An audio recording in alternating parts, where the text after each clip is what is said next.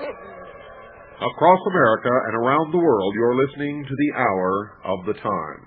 This is the only hour that ever was or ever will be. This is the most important hour in your entire life. For, ladies and gentlemen, during this hour, you will decide your future and thus our collective futures. I'm your host, William Cooper, and tonight, ladies and gentlemen, we have on the other end of this telephone, waiting on hold, a guest that is going to put the doubt away from your mind about something that you've wondered about since February the 28th, 1993.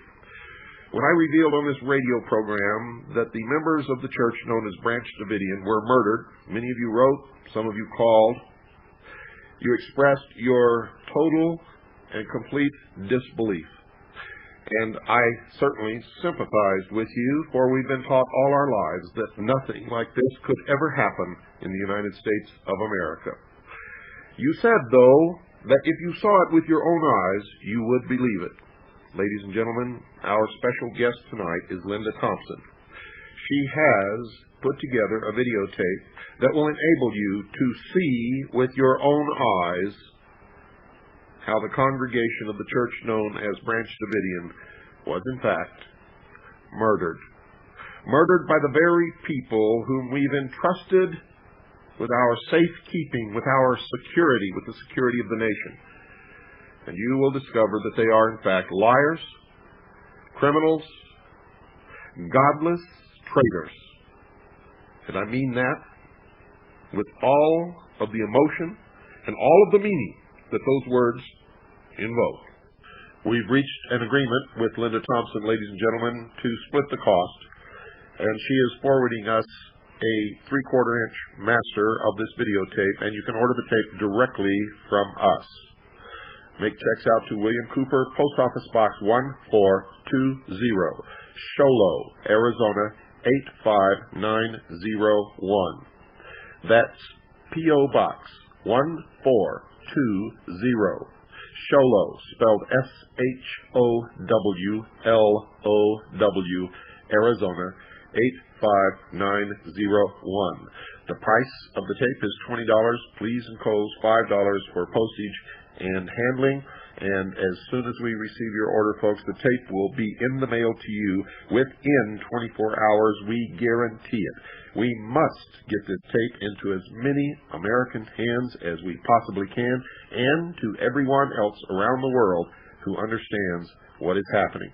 And especially if you understand, those of you not living in this country, that your freedom hinges on our efforts to remain free, then you need to see this video also. Don't go away, folks, for tonight on the Hour of the Time, we're going to light our own fire. Ladies and gentlemen, I'd like for you to welcome to the Hour of the Time, Linda Thompson. Linda, in my estimation, is a real American hero. She's put herself in harm's way by making this video that we talked about last Friday night on this program on WACO, Texas. And I've invited her on this show to tell us how she got where she is, why she made this video, what it shows in this video, and what she hopes to accomplish by this. And if we don't get everything discussed during this hour, the Hour of the Time, we'll bring her back tomorrow night and the night after, as long as it takes. And some point along here, we want to get into discussing a legal, constitutional militia of the people, but we don't want to do that until we've covered all the other bases. Linda, would you please give us some of your background? Tell us who you are, where you came from, what your education is, and how you got to the point where you're at right now talking to me on this radio show. Sure. I'm an attorney. I went to Indiana University Law School, and before that I had, and I went pretty much late in life. I was in my early 30s when I went to law school. Before that, I had been a homemaker, stayed at home with my children when they were young. I had been a janitor, and I'd been a secretary and a word processing supervisor. And other than that, let's see, I'd been in the Army. I was in the Army from 74 to 78. And to get to this point now, when I graduated law school, I immediately began getting cases that were pretty much high-profile cases, it was a fluke, but the cases invariably were ones that had a lot of interest from the public, and that brought more and more people to me that began to see me as a fighter for the underdog, so to speak. And in the process of taking those kinds of cases, I began to see that our courts were not what they were supposed to be, that attorneys are supposed to play by these set of rules, and the rules change daily, that the courts are pretty much writing the rules as they go along, and they're not following the Constitution at all. And I also discovered that it takes a lot of work to determine that our courts aren't operating constitutionally, because you first have to have a good understanding of the Constitution, which isn't taught in law school. It isn't taught in our public school system either. Now, when I was a boy, it used to be taught in school, and in fact, the states used to teach their state history and have courses and teach the Constitution, and specifically in high school. But they don't do that anymore, and CAGI, the Citizens Agency for Joint Intelligence, did investigate the required reading list for 16 major law schools in the United States, and we found that the Constitution is not on their required reading list. Yeah. And what little bit they do teach, there is a constitutional law class, for instance, at IU, but they concentrate on 2 or 3 specific points of the Constitution without ever getting into the history of the Constitution or the meaning of any of the various articles of the Constitution or most of the amendments to the Constitution. So you come out of there with absolutely no grasp of the significance of the Constitution to our law in this country. But anyway, what really got me started was Randy Weaver's situation, because my husband and I had started an electronic news network in response to the cases I was having, where people would be beaten up by federal agents or police or have their houses seized, or different horrible things were happening to people all over the country. And it was almost like a steamroller. It was impossible to stop. I would get these kinds of cases and just wring my hands, because you would know that the feds could do these kinds of things to people and get away with it. And the public wasn't screaming about it. In fact, more laws were being passed that were even worse than the ones we were dealing with.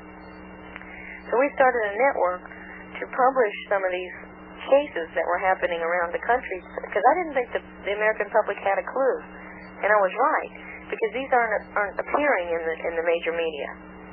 And Randy Weaver's story is a real good example, because very few people even heard about him when this was going on, and yet in his case, the governor declared martial law. They had tanks in the yard. They had ATF agents keeping neighbors away with machine guns. They did a lot of things. They did almost everything to Weaver that they did in WACO, and there was not a big bunch of publicity going along with it. And what you did see was white supremacists holed up in mountain cabins, keeping feds at bay, or murdering feds, that kind of thing. Complete disinformation. And even though an awful lot of people showed up in support of Randy Weaver, the only ones that the news media portrayed were the small group of skinheads, and invariably within this group of skinheads, both rights could be found. But go ahead with your progressive... it was the thing that astonished me was these are... I called up, I talked to the local police there, I talked to Chuck Sandlin, who was a guy who went up there. I talked to some of the neighbors, and I was getting all this information that was completely different than what the news was reporting. I mean, the neighbors weren't all racist, they weren't all skinheads, they weren't all crazy people, and they'd been kicked out of their houses. And most of the people were holding back, thinking, well, we don't have the whole story here, this is a fluke, something's not right, it doesn't make sense that it's, that the feds would do this kind of thing to somebody. Well, now that the trial's over, we know that they did do that. They did everything Randy Weaver said they did and more. And they did it with a vengeance. Not only did it, but lied about everything, and intentionally during the trial lied to the jury and to the judge. Yeah. But their lies, fortunately, were so blatant and so easily proven to be lies that the resultant verdict was certainly in the favor of Randy Weaver, and of course that's a great reflection on the intelligence of the jury, who somewhere along the line learned something about what a jury should be, or else they would have obeyed the judge's instructions and brought in guilty verdicts on all of the charges. Yeah, and the jury there, I'm so proud that our jury system worked in that particular case, and that Gary Spence did the excellent job he did because he did everything on direct examination, not on cross. And that is the hallmark of a masterful attorney. He's one of the last true heroes left. But in any event, I had made a vow. I knew what the truth was, well before there was ever a trial, and a lot of people knew what the truth was before there was ever a trial. And I had said that if this ever happens again, I'm not going to stand by and do nothing. Because being an attorney and having gotten a lot of media attention with some of my cases, I knew that I could bring media and focus on the issue if it came up again. One of the things I thought was a problem with Weaver's case was he didn't get any media. Well, I was wrong, because WACO got a ton of media, but in the WACO case, the media not only was reporting lies, they were helping cover up the truth. And in many instances, the media was responsible for some of the lies. Yeah. In other words, when we monitor all of the press conferences and the official news releases, the press sometimes added things that did not exist even in those press conferences and news releases, even as bad as they were and as many lies as they perpetrated. The media was adding lie up on top of lie on top of those lies. There was a concerted campaign. The Waco Tribune-Herald came out with articles about David Koresh and the Branch Davidians before the initial assault. And that whole thing was full of nothing but lies and innuendo and insinuations. It's the kind of stuff you'd expect to see in the National Enquirer or the Sun or the Globe. It wasn't something that should have ever even been attempted in a newspaper of any kind of, that claimed any credibility anyway.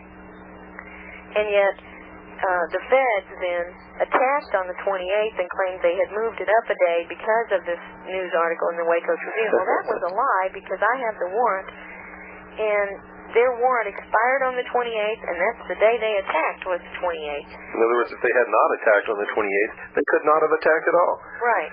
And I believe that this media blitz that occurred ahead of time was part and parcel. I believe they planned that they wanted the Branch Davidians to have prior notice. In fact, I've got a news release where Sharon Wheeler with the ATF is quoted as having called the press herself, to tell them. Mm-hmm. And so that I believe that this was organized in advance, that they wanted the Branch Davidians to know they were coming, and they wanted them to fight back, and they intended for the ATF to go in their usual thug and goon manner, get in there, assault them, the Branch Davidians would fight back, there'd be a big massacre, and they could kill them all right then. Well, we know that was their intent to begin with. But it didn't happen because the Branch Davidians didn't fight back enough. They hardly fought back at all. That's right, and we're going to get into that because that's what your video shows very clearly. That's what all of the videotape that we have shows. And we were in the process of putting together our own video, and we've just put all of that on the shelf because you beat us to it, and you did a wonderful job, and we decided it's more important that the people get a video, any video, no matter who made it, showing what really happened into their hands, rather than wait for us to make one. But the point I want to make is that all of this had to be planned beforehand because they confessed themselves that they had been rehearsing for months.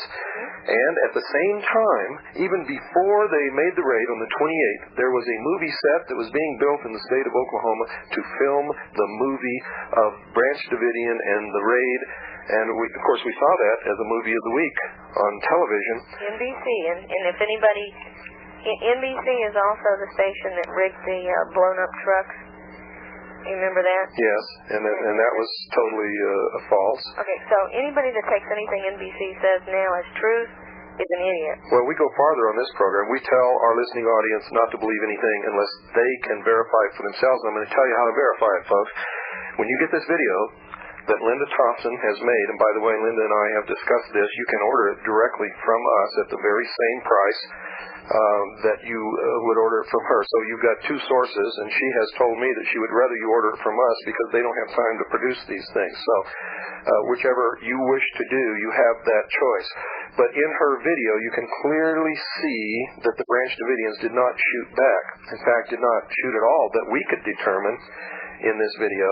And but in the NBC movie, it shows that as soon as the federal officers approached the building all of a sudden holes started appearing in the plywood walls of the building as the Branch Davidians were firing with powerful weapons through their own walls, killing federal officers. All this was a lie. And in the real video footage of the real attack on the real Branch Davidian church, you can see this for yourself. And that's what we want you to do.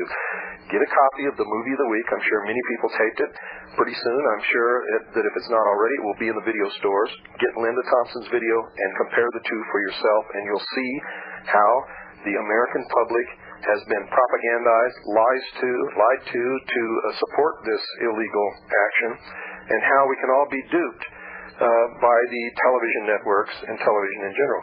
Now, you know, if an entire network is perpetrating a lie in this instance, that you'd better be very careful about anything you believe from any news source. I got one little correction so that we're not incredible ourselves.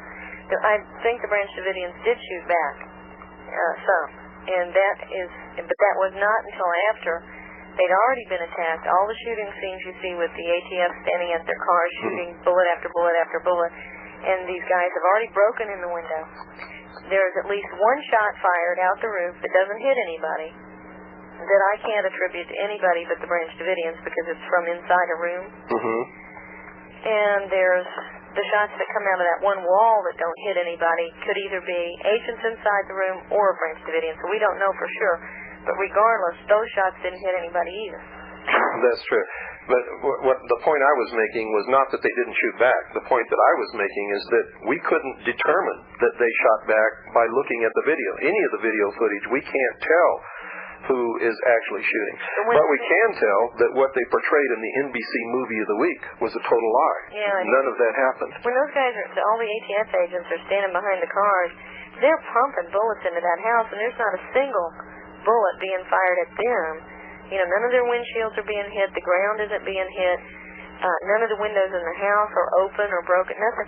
There's no indication at all that the Branch Davidians are shooting back at that point. That's true. They're being fired upon heavily, and they're not firing back. And then the 911 tapes substantiate that. Well, let's continue where you left off, Linda. And why did you go? Why and when did you go to WACO? Well, I went to WACO the first time in March, about the 19th, and I was trying to get down there sooner, but I didn't have the money. And I went because at that point they had not allowed any attorney into the Branch Davidian house with them, and they were all surrounded at that point by tanks and barbed wire and armed federal agents, and this was an atrocity. And there's no shortage of attorneys in Texas, and I was not hearing any of the attorneys screaming about how illegal this was. I wasn't seeing anybody doing anything.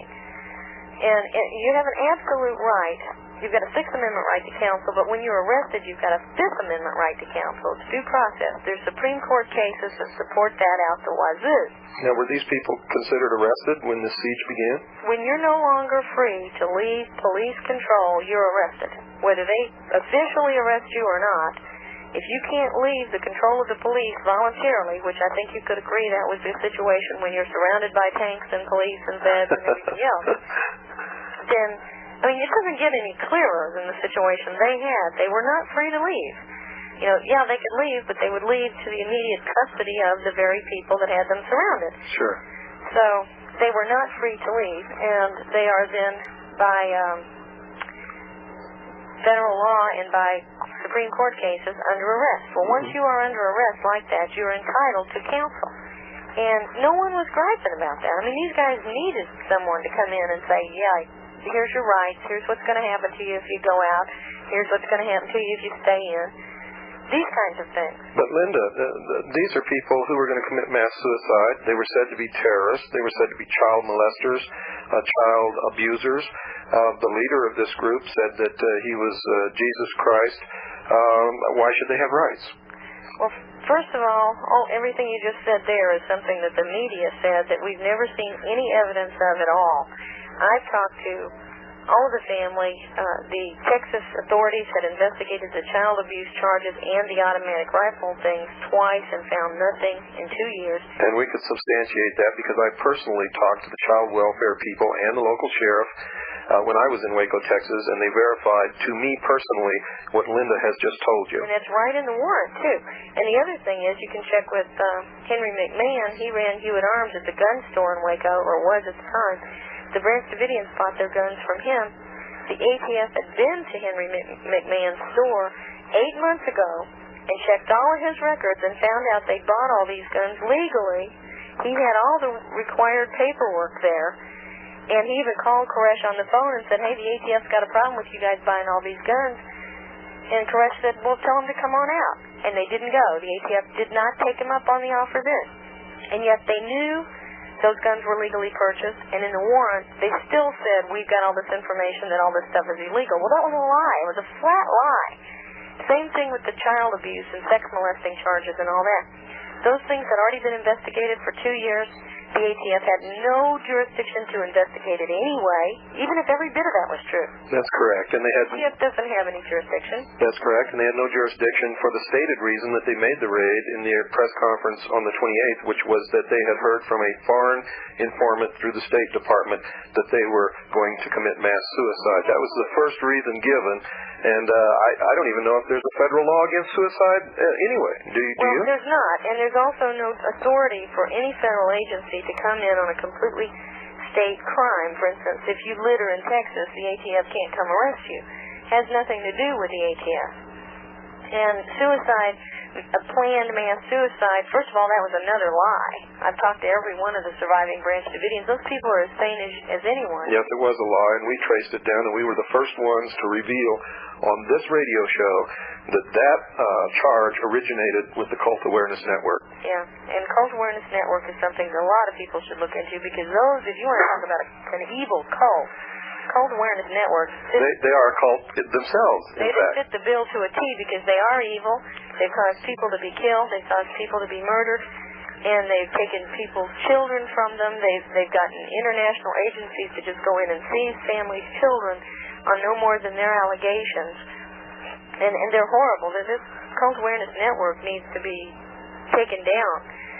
There's a lot more to all this than what meets the eye. Absolutely. On the board of directors and at the highest echelon of the Cult Awareness Network are people who participated in secret mind control operations such as MKUltra with the Central Intelligence Agency.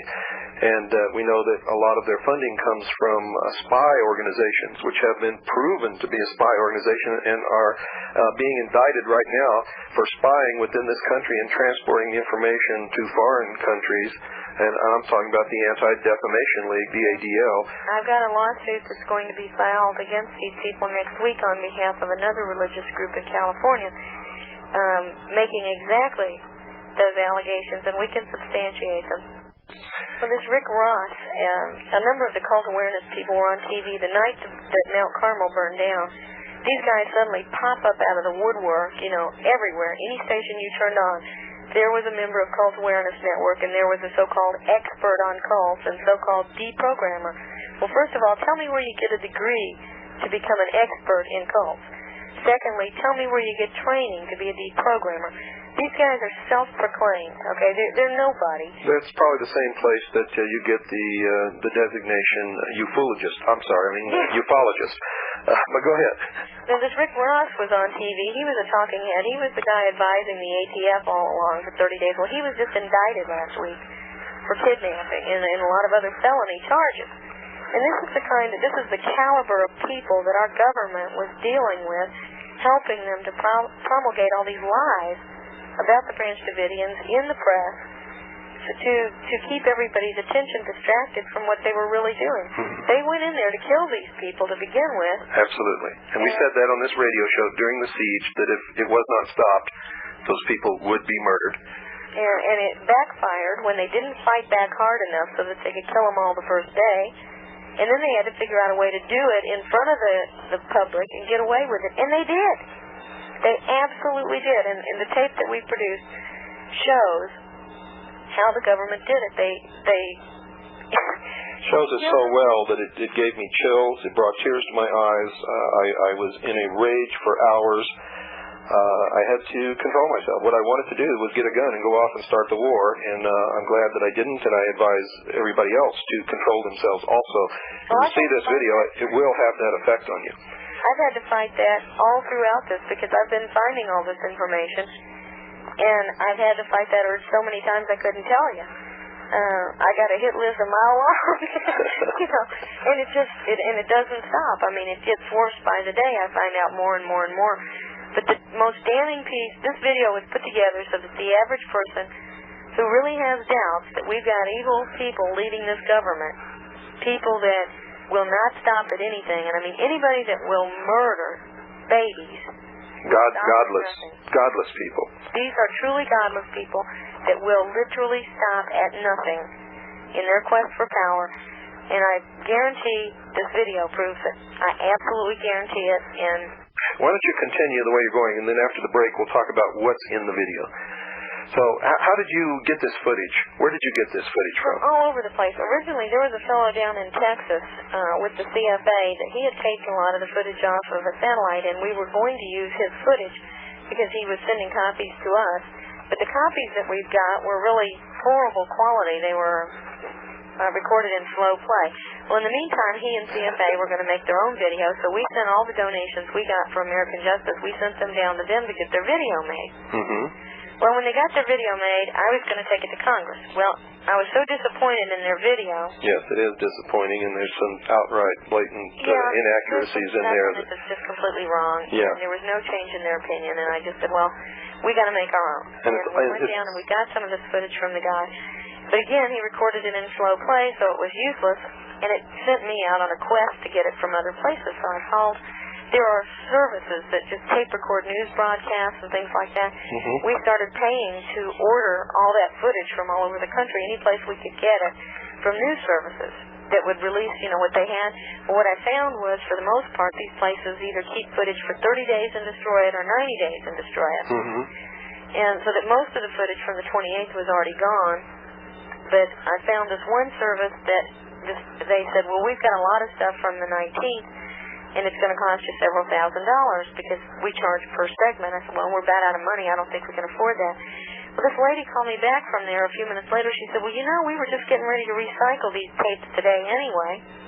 So if you'll just pay me the cost of the tapes, I'll send you my originals. And I said, sure. Well, this fire footage was on those tapes. Folks, it's time to take our break. Don't go away. We'll be right back after this very short pause. Now, if that wasn't God's hand, I don't know. I don't know what was, because we didn't get that footage anywhere else. And yet, since we've put the tape out, we've had several people contact us and say, yeah, I saw this on TV the day of the fire, and I couldn't believe it. That's right. Nobody said anything. We have most of the footage here ourselves. CAGI members were taping it, and they know better than to tape it on slow. And we were in the process of writing scripts and getting ready to edit. There is one clip of film that we did not have, and that was the clip of the film of the agent on top of the roof, who apparently had just emerged from one of the windows and was sitting on the edge of the roof and jumped down and removed a hood off of his head and then calmly walked away, which is just a staggering piece of footage. Not to mention, the rest of the whole film is staggering, but you certainly did a wonderful job, and the clarity and the quality of the videotape is very good. Now, do you guys have the fire footage too? We have the fire footage too. Oh, praise the Lord! This is great, because we need to find that footage from as many places as possible, because the only place that showed it on national TV, or wasn't even national, it was up in Chicago. They were going to show it 3 nights in a row, and they showed it one night, and then the second day they called the FBI for their comments. And guess what the FBI's first comment was? You remember the old swamp gas from the 60s? Yes. It's the swamp gas? That's what it reminded me of. But their comment was, that wasn't fire, it was a glare from the gas, which is absolute baloney. I mean, you can see it plainly. No, this is no glare. Anybody who's been in the military, I've been in the military, I've seen tanks with flamethrowers. This is a tank with a flamethrower.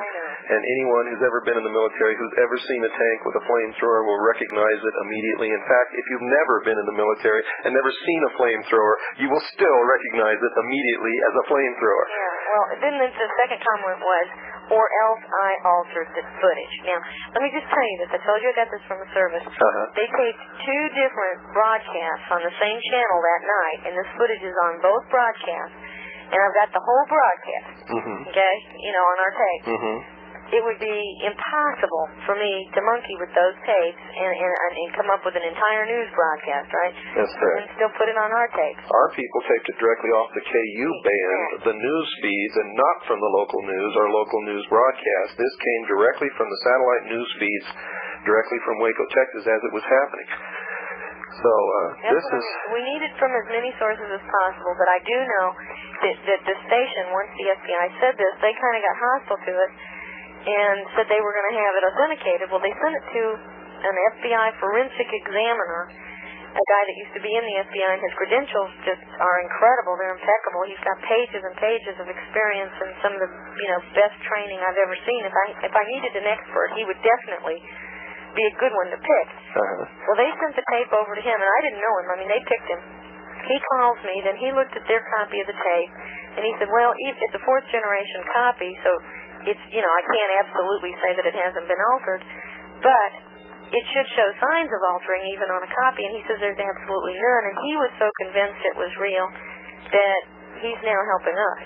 He sent me all kinds of information from inside the feds, and things like that. So fantastic. But what you should get him to do, you should bring him in to examine the original and have him write an affidavit as to its authenticity before he changes his mind. Okay, well, he won't. But the problem is money. Okay? We've heard that before. All right.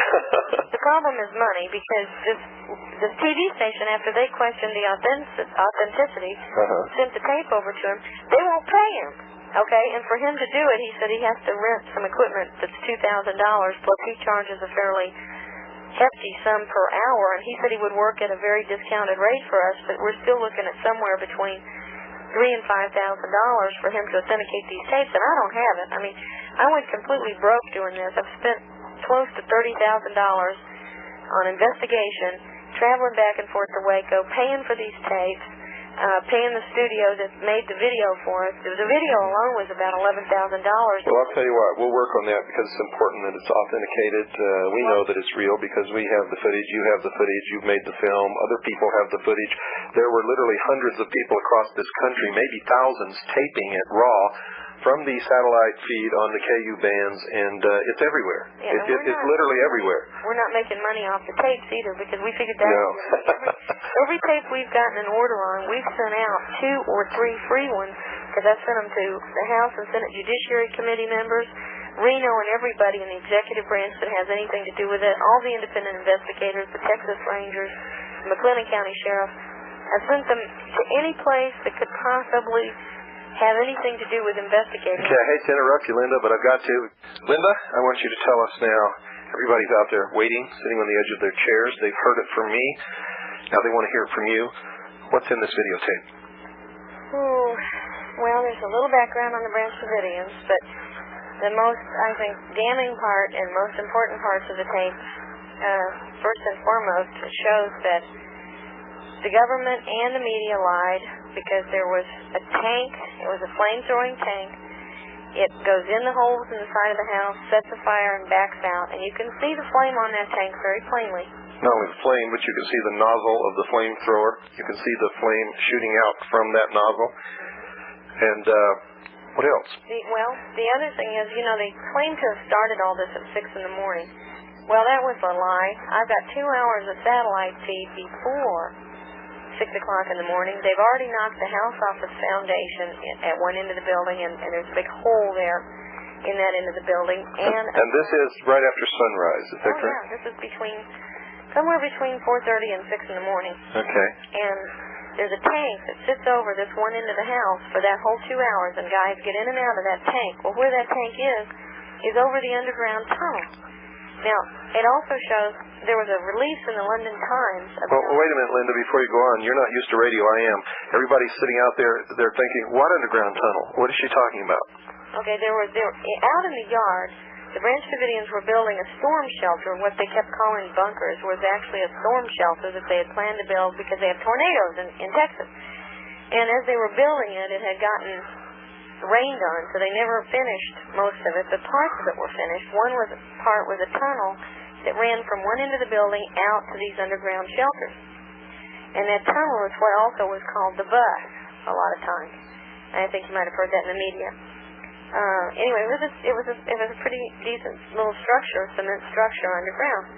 Well, this tank is sitting over that for 2 hours in the morning. And there was a trap door in the end of the building that led to that underground tunnel. The very first place that any smoke or gas or anything is seen is actually seen coming up out of the ground before 6 o'clock in the morning out of that tunnel. And it was quite a bit of smoke. There's a lot of it. And the media never even mentioned it, okay? And then the very first place that the tank hits is right there over that trap door. They go in and just literally collapse the trap door or the house over that trap door so that anybody that was in that underground tunnel, when it's on fire or smoking or whatever it's doing, they're not going to get out. They're going to die. But what they were doing was making sure that if anybody was in there, they were going to be dead, and they weren't going to get out. And that's why they attacked that end of the building first. And it goes to motive. I think it very strongly proves, they intended to kill everybody. They started with the tunnel first. They gassed it. They shot incendiaries down in it, and they collapsed the trap door on it so nobody could get out or in. Okay, but the point I'm trying to make is the release to the news media after the church had been burned and the building had collapsed and everything was that most of the bodies that they found were in what they called the bunker. Yeah. And they were not talking about the concrete house that stood up above the rubble. They wanted us to believe that, but that's not really where most of the bodies were found at all. Yeah, and you can see in the footage where they're taking some of the bodies out, and they were not where they're claiming. Right. That was the point I was trying to make. Go ahead, Linda. And then after they collapsed this whole into the building down on the trap doors, there's tanks that go and bash. Basically, if you're looking at the front of the house, there's 3 holes that were made in the front of that house. But what they didn't let you know was that it was made by more than one tank. They had 2 or 3 different tanks hit the same hole. And so that by the time the live footage while the live footage was rolling, a tank would hit a hole, and then all of a sudden they'd cut away to some stupid interview at the hospital with somebody standing there saying, well, nothing's happened here yet. Then they'd cut back, and you'd see a tank backing out of the hole, but what you didn't realize was it was a different tank. That's correct, yes. And so there was actually 2 and 3 different tanks hit each one of these holes, and we had to go through a lot of footage to figure that out.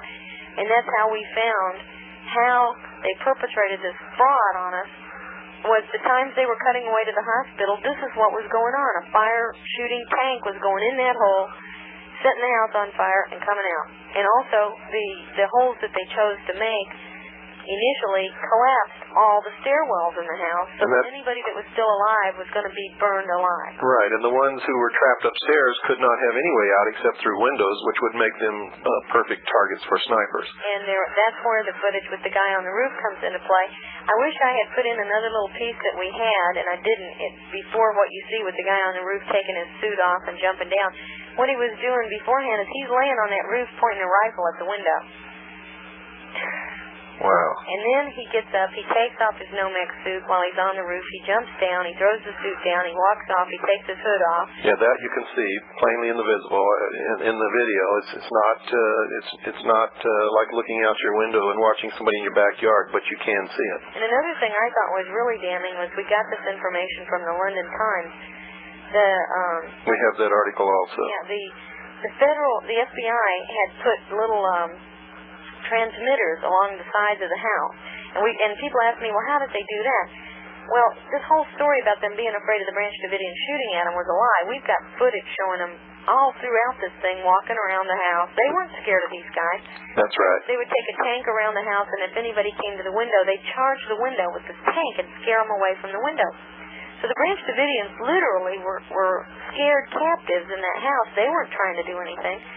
So the FBI put these little fiber optic transmitters all along the outside of the house and in the air vents that had little tiny fiber optic cameras, just like they use for arthroscopic surgery, that they could see through the walls, into the walls of the house with a little probe. It was attached to a transmitter that transmitted the signal to a remote television. The FBI could see and hear everything these guys did all the time. They knew where those people were in that building. They also had British Secret Service sent a plane over to thermal image the house to tell them by body heat where those people were. Well, let's clarify that. It wasn't British Secret Service. It was British Special Air Services, which is an equivalent organization to, which would be equivalent to something like the Central Intelligence Agency. It's not MI6, it's not MI5, but it is even a more secret, more clandestine secret organization that actually came out of World War II and during that time was known as the Special Air Services. And why that is also significant is, with the footage of the guy jumping off the roof and walking away, there's a Branch Davidian who is not a Branch Davidian. He's British, and I believe he is a British SAS agent who is trying to provide a cover story for that, saying, oh, it was me. And when I interviewed him, his story was so completely rehearsed. He said, well, I was on the roof, I rolled over a couple of times, I jumped down, I did this, I did that. I mean, I'm an attorney, I recognize a rehearsed witness when I see one. Well, not only that, what happened with this guy that came off the roof was not, I repeat, a Branch Davidian, and was not consistent with anything that they have done when a Branch Davidian has ever emerged from that building. Absolutely, but what's interesting is they didn't realize how much of this was caught on camera. This guy's story was consistent with what was shown live, but it wasn't consistent with all this other footage that you see in my video, because the camera that was live cut away. When it would show the guy on the roof, as soon as they would see him, he would cut away. So there was an agent running this main camera that all the stations were using. And as one guy pointed out, you know, the stations are usually very competitive. They'll sell their own grandmother to get a story. And yet they were all using the same camera, the same camera angle that day. I thought it was really interesting, and that began to be a way that we could tell something happened. If the camera moved away, I went looking for footage for what it moved away from, because invariably it was something the government was up to. Sure. And that's how we got this footage, showing the guy jumping off and walking away. You know, up until Desert Storm, the media had up until that time that we could tell. I mean, if they really wanted to go and take footage or do something, they could. And Desert Storm was the first time that we could really perceive the complete control over the media that they had there. And the second time was even more control than anything we've ever seen in this country before, and that was Waco, Texas. Unbelievable control over the media, to the point where if you ask a question that they did not want you to ask, you were removed from the press conference. Absolutely. You were barred from the press conference, and in 2 cases you were arrested. That's correct. Just for asking a question. Yeah. We weren't allowed in the press conferences at all, and I have press credentials, and they wouldn't let me in, period. And that was why they staged that, they stopped us and seized our credentials at a roadblock. Because they didn't want me to come in. Well, one of our people lost his press credentials also, and the rest of us, they did not bother, mainly because they didn't know who we were, and we knew better than to ask those questions if we wanted to stay. And it wasn't the fact that the questions needed to be asked or didn't need to be asked. We needed to be there to do the investigations that we needed to do to bring you these broadcasts that we're bringing. It is to the very, very complete and utter shame of the established media that they were the cowards that they were and would not ask the questions that needed to be asked, nor would they report what the questions were that were asked that got these other people thrown out of the press conference. Yeah. Isn't that incredible? Well, that to me was as scary as anything, is that our media, now, it was so completely controlled, and they're not only controlled while it was going on, they're controlled now because they had this footage, same as I do, same as you do. That's right. They had the footage, and they didn't show it to the American public. And then when I sent them this videotape with the footage in it, free, and called it to their attention just in case they missed it, because there was a lot of footage. I gave them the benefit of the doubt, figuring, well, the reporters were not where the cameras were the day this was going on. They could not see what the cameras were seeing. So I thought, well, maybe they just didn't see it. I sent it to them. They still won't show it. They still will not broadcast this on TV. And then the one place... They won't even broadcast it with a disclaimer, will they? No, and then one place in Chicago that did show it, they shut down broadcasting it after the second night with their contact with the FBI. Then my local station here, and these media guys here in Indianapolis, they know me. They've done a lot of stories on cases I've had. They know I'm not some kind of fruitcake. All the stories up until now have always been very positive. The media's been very kind to me. And all of a sudden, I get this guy that's really hot to do this story, and we had it set up. He comes out to run, to see the footage, and says the producer cut him off at the knees. Linda, that has happened to me on almost everything I've ever tried to do with the media. Well, but see, I've got a working history with these guys. These are guys that know me. They know I'm not a flake. Yeah, but you were working with them on things that were not of the nature that we're talking about now. I've always been working with this kind of stuff that we're talking about now, and that's why I have never had any success. But this is the thing that was so shocking, because he told me, that the producer said, no story. We've been told by the powers that be not to do a story. I had a journalist from the Star News come over just for the purpose of telling me that there was at least one editor and one journalist there that has been there a real long time. The journalist is being paid and the editor is cooperating. They have been told to trash me in the paper. Well, I completely understand that. That's happened to me. The unfortunate thing is that most of the sheeple out there will read the trashing of Linda Thompson and will believe the established media rather than investigate for themselves. I fight that battle constantly. I've been trashed over and over again to the point where I don't even pay any attention to it anymore. I just put my sight on the goal that I have, and I know the job that I have to do, and I just do that job no matter what. This is the thing that amazed me, though. When I went down to WACO, I'm nobody. I'm just an attorney from Indiana that poked my nose into this stuff. And the reaction I got from the FBI was almost like an hysterical knee-jerk reaction. They immediately set about setting up situations where they could discredit me. This is an elaborate amount of things to do for somebody that's just nobody out of Indiana. They could have just ignored me, and it would have been more effective. Well, and the very fact that they went to all this trouble to try to discredit me raised my eyebrows. It's like, well, gee, why are they so worried about me? I'll tell you why, Linda. It's very clear, and it's even written in their plan, which I've published in my book. They state very clearly that the biggest danger to their plan are individual people who can think and act with their own initiative and have no fear.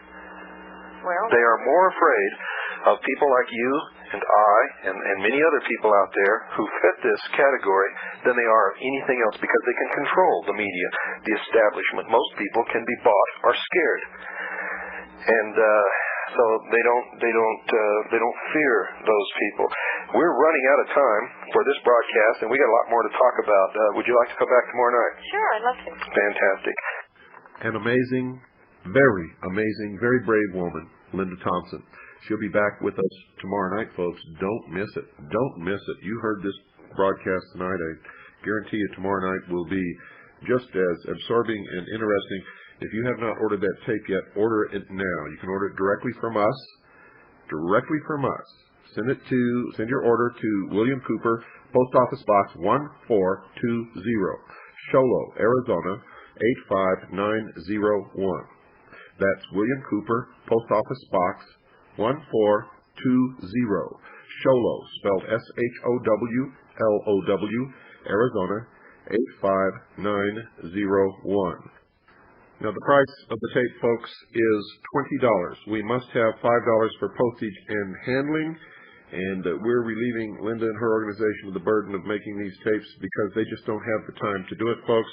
We are splitting this down the middle, cost and whatever is left over after cost, between us and her organization, and it will help both of our organizations. So please, if you have not ordered this tape, you must order it. You must see this tape. You must show it to everyone you know. You must make copies and get it out to everybody in the world if you possibly can. So send $25 to me and do it right now. Good night, folks, and God bless you all.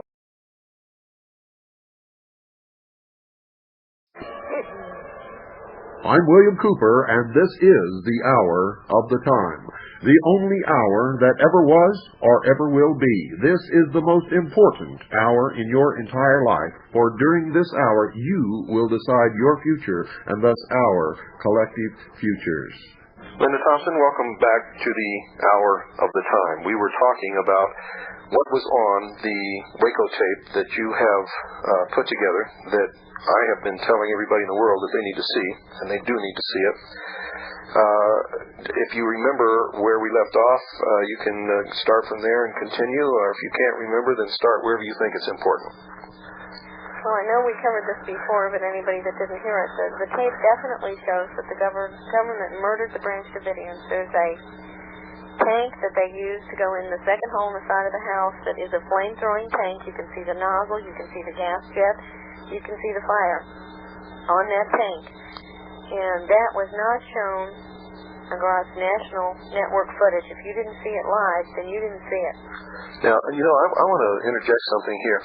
I can remember sitting in front of the television set watching this happen, and I remember seeing that footage on the television set live as it was happening, and myself and many other people, because it was so fleeting at that particular point, and they didn't show it as well as the footage that we now have. We thought that was the origin of the fire, and it was even discussed on the local news and in the print media that people saw the fire start just in front of the tank as it came out of the hole in the building. That's why they had to come up with this turned-over lantern theory. That's right. In reality, what they were seeing was an actual flamethrower on this tank shooting flames into the building. Yeah, they came up with several seat of the pants lies during all this because the camera accidentally caught the agent on the roof, and that's why you heard the initial story about, there were 2 Branch Davidians on the roof setting the fire. Well, think about that for a second. It was stupid to begin with, because why would the Branch Davidians need to go on the roof? That's correct. They dropped that story like a hot rock, and then the next day they're saying, well, we got a guy that admits that they set the fire. And, of course, they've never produced him. And I've talked to just all but 2 of the Branch Davidians that lived, I think, and none of them admit setting the fire. In fact, they all absolutely say, no, none of us would have done that, and there was no plan for suicide, and we certainly wouldn't have set ourselves on fire. So that is just absolutely bogus. And then they came up with that to cover what they were doing, and then they come up with this lantern story, the tank turned over the lantern. Well, we know better than that because this, I don't know whether you know it or not, but the Hour of the Time is the only radio show in the entire world that managed to get an interview with one of the Branch Davidians who had been inside that house during the siege. We held an hour-long interview with Rita Riddle, and off the air she told me personally, and I have it on tape around here, I taped every word that she said. She said that they didn't have any fuel inside the house. They kept their fuel in barrels outside, as any sane group of people does, and that the tanks during the first 2 or 3 days ran over their fuel barrels, and all the fuel went into the ground, and the only fuel that they had inside the house was fuel that they already had inside the lanterns and a couple of little stoves that they had. They didn't have any large containers of fuel. Right. And I found it very interesting that they said that the Branch Davidians spread fuel all over the place and started this fire, which obviously, as anyone can tell who's ever had any experience with fire, was an oil fire, a petroleum fire, a petroleum-based product, based upon the signature of the color of the flames, which were a deep red crimson color, and the black smoke, very black smoke. The dense, voluminous black smoke that just gives the whole thing away. And of course, when you see this tank with a flamethrower on the front, realize that the flamethrower actually shoots out a petroleum jelly known as napalm. Then you can understand part of the reason, at least, for the dense black smoke. Yep. Go ahead, Linda. I might add that both last night and tonight you're doing a wonderful job, and you certainly know how to express yourself, and you certainly know what you're talking about. Well, the 3 different versions we heard from the feds right after this, or while it was going on and afterwards, were to cover the fact that 3 of the things they did were accidentally caught by the camera. But one thing that I noticed watching all the film footage we have, which is from a lot of different sources, was that all 3 of the stations were using the same camera feed, which is real weird to begin with because they're usually very competitive, and they would not use the same camera. And every time something that the government did would come on the camera would cut away. And you've got to realize this cameraman is about 2 or 3 miles from the actual house that it's filming. And when you look through a camera viewer, you don't initially see what the camera's seeing. So there would just be maybe a half a second or a second as that camera was coming into focus for the cameraman, that the camera's broadcasting a very clear image, but the cameraman can't see it. And then when he could see it, he'd cut away. And that became like my, it was almost like a flag for me. When the camera cuts away, I'm going to find something the feds did wrong. If I can go find that footage from some other camera angle. And sure enough, that's the truth. That's every time they did that, there was something happening. And this guy on the roof is another example because he was laying up on the roof pointing a gun at the window when he was initially caught by the cameraman.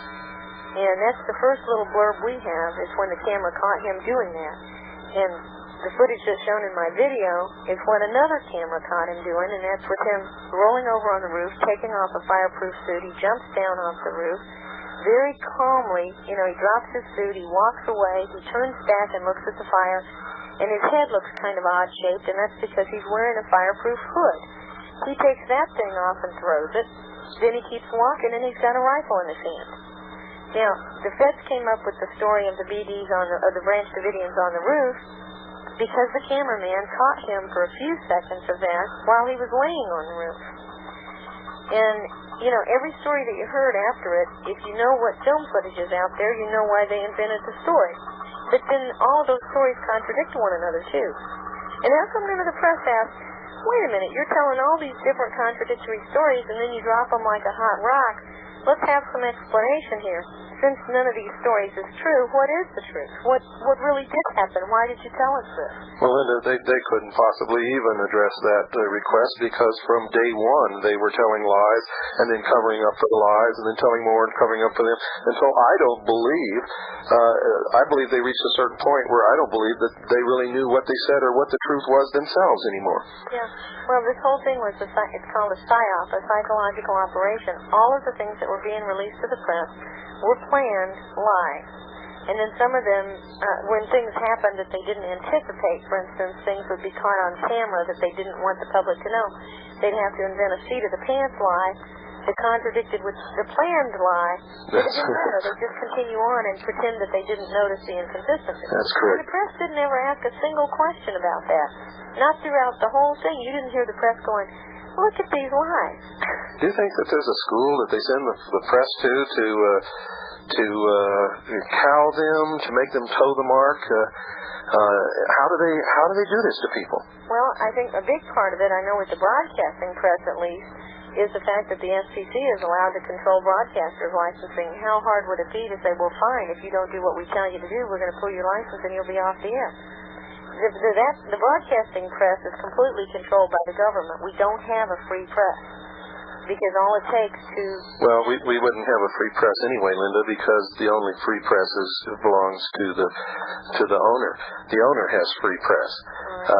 This concept that whoever owns the press is going to be totally objective and give out the truth all the time is crap. It's just not true.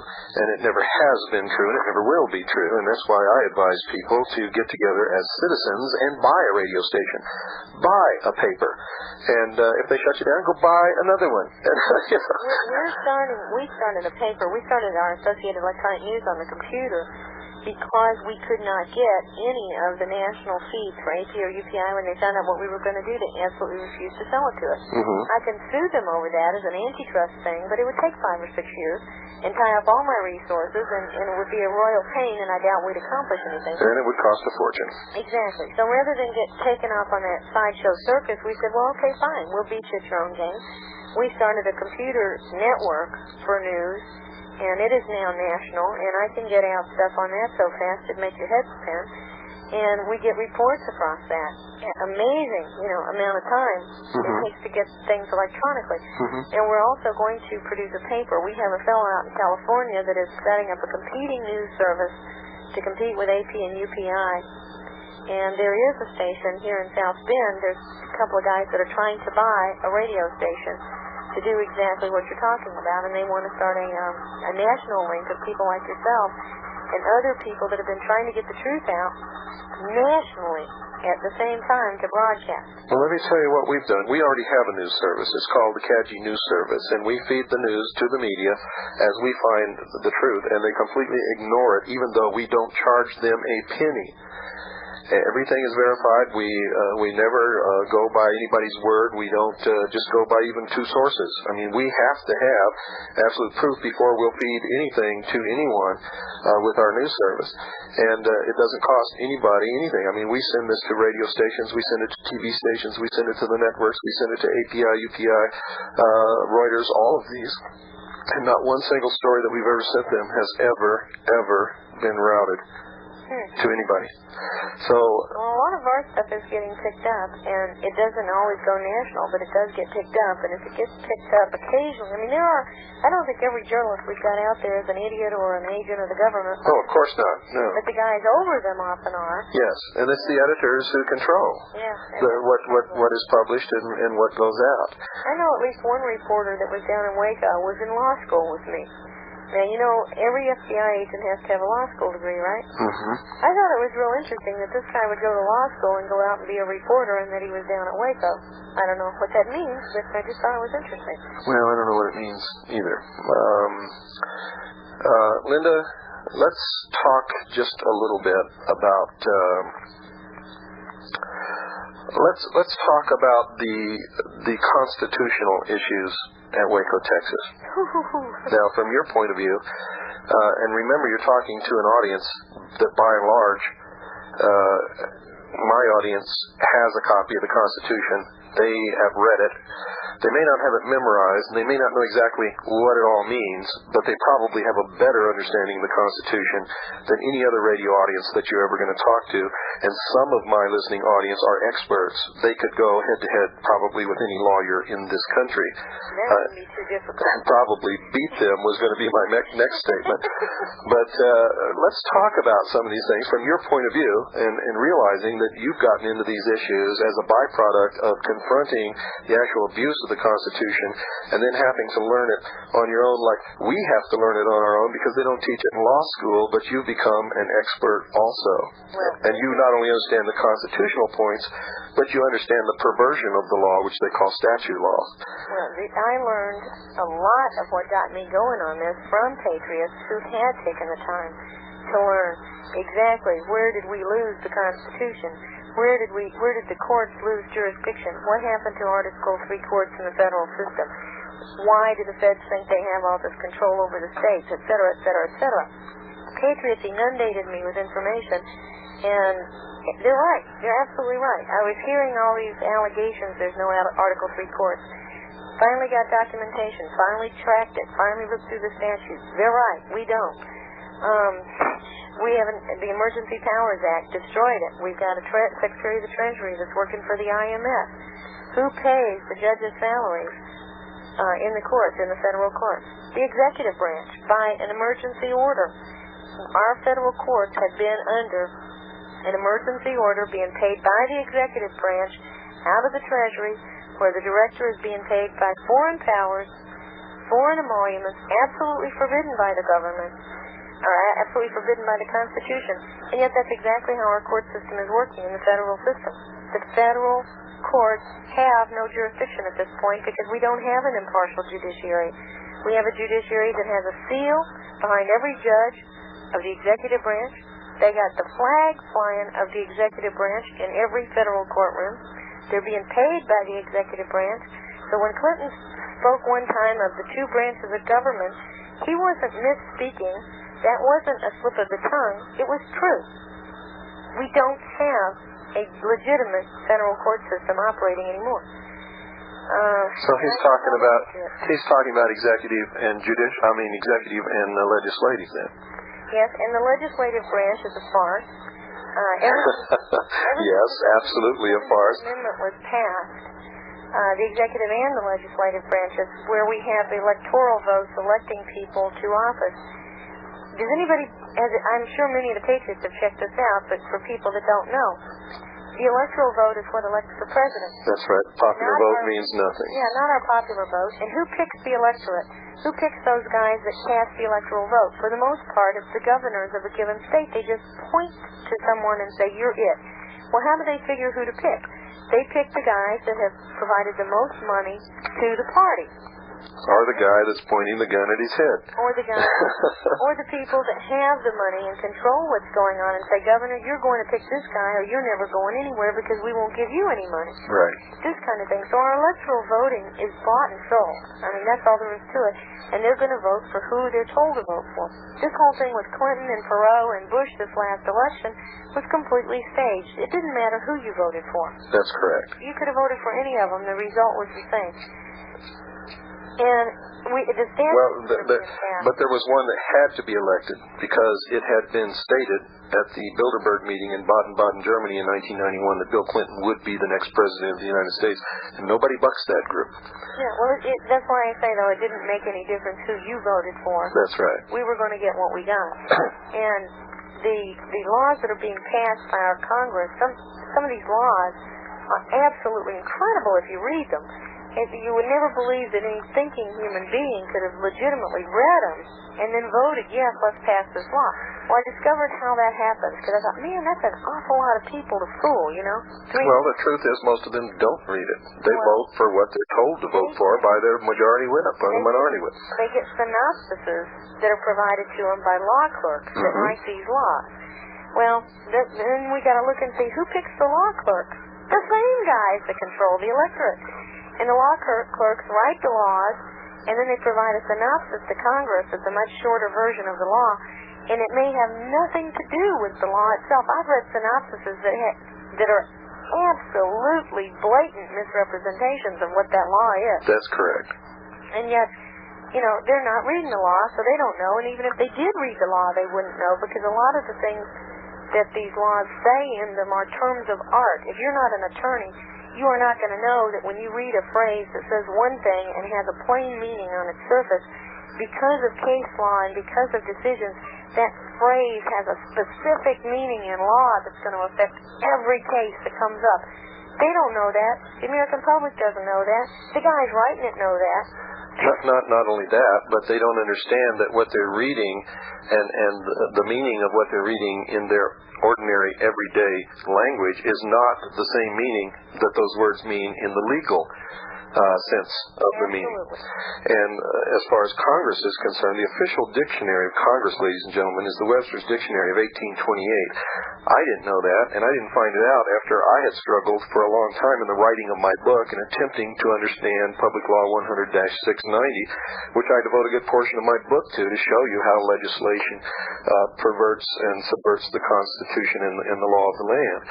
And when I found that out and began to use Black's Law Dictionary, Webster's Dictionary of 1828, and began to understand that the words that I thought had meaning in one way didn't mean that at all, but meant something entirely different, then I began to understand what I was reading. And you're going to have the same problems, all of you, and it's even difficult. I hope I'm not overstating it, but it's even difficult for lawyers sometimes to get at the real meaning of a piece of legislation that may consist of 200 pages of fine print and all kinds of deceptive language. Is that correct, Linda? Well, those kinds of things that you're speaking of, they're called terms of art. They're taking, what they do is they'll take a phrase out of a particularly important case, say, by the Supreme Court, where the court used a particular phrase to mean a particular thing, and so from that point on, that phrase means that particular thing. And if it appears in a law, if you weren't familiar with the case and you just read that phrase and don't know its meaning from that case, you aren't going to know what it means in the body of the law that they just wrote. So now you're talking even different from words now. Now you're talking phrases. Exactly. And so that is why if you're not familiar with the cases they snatched this out of and then put it into the law, well, you read it and it looks like it means one thing and it might mean something completely different. Completely different. And you're bound by it because the Supreme Court said it. They quoted it in there. They don't tell you it's a quote, but that's what it is. And it's like a buzzword. It's like a key phrase that if it gets to the Supreme Court, the Supreme Court knows what it means. That's exactly what's happened to us. The guys writing this know this. It's all the people reading it don't know it. So they've intentionally set out to to deceive us. Yeah. This is no accident. The deceit is intentional. The manipulation is intentional. The trend toward the destruction of the Constitution, the Bill of Rights, and the sovereignty of this nation is intentional, and that means that it's treason. Yes, absolutely. We're talking about treason. We're talking about traitors. We're talking about criminals. We're talking about despicable people who masquerade as Americans and, in fact, are subversives. Well, that's exactly what we're talking about, and we're talking about murderers that would stop at nothing. People that have literally, in Waco, murdered innocent little babies without a thought. Well, I hate to say this, but I hate that when people do that. Those were people in there. I don't care how old they were, whether they were 100 years old or they were 2 years old. And I noticed the press singles out. They feel sorry for the 27 children that died. I feel sorry for all of those people that died. They were all murdered, every one of them, child or not child, 100 years old or 2 years old. They all had rights. They were all entitled to the same protection under the law, and none of them got it. I agree with you, but the point I want to make with the babies thing is you can have anger, and you can understand anger, maybe you can understand revenge, maybe you can understand things that are directed at adults.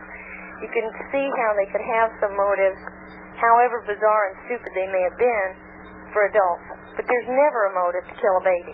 Never. Well, you're absolutely right, but in a way that's kind of falling into the political correctness that helped convict them by using the fact that they were supposedly molesting and abusing children, when in fact that they were not. The children have been used in this from the beginning. Yeah, but we weren't doing any of that.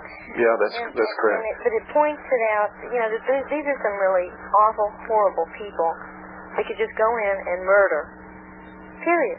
Just go in and murder 100 people, 96 people, for no reason, and they planned to do it from the beginning. This wasn't an afterthought. This wasn't something they thought up along the way.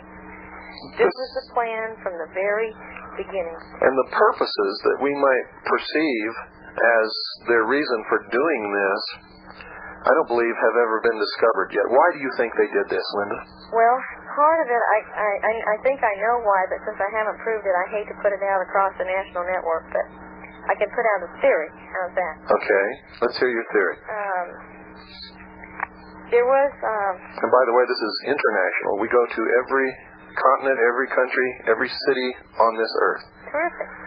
Now, keep in mind this is theory at this point and conjecture, but nothing else makes much sense. First of all, I keep finding all this international involvement with WACO. We have the British SAS flying a plane over.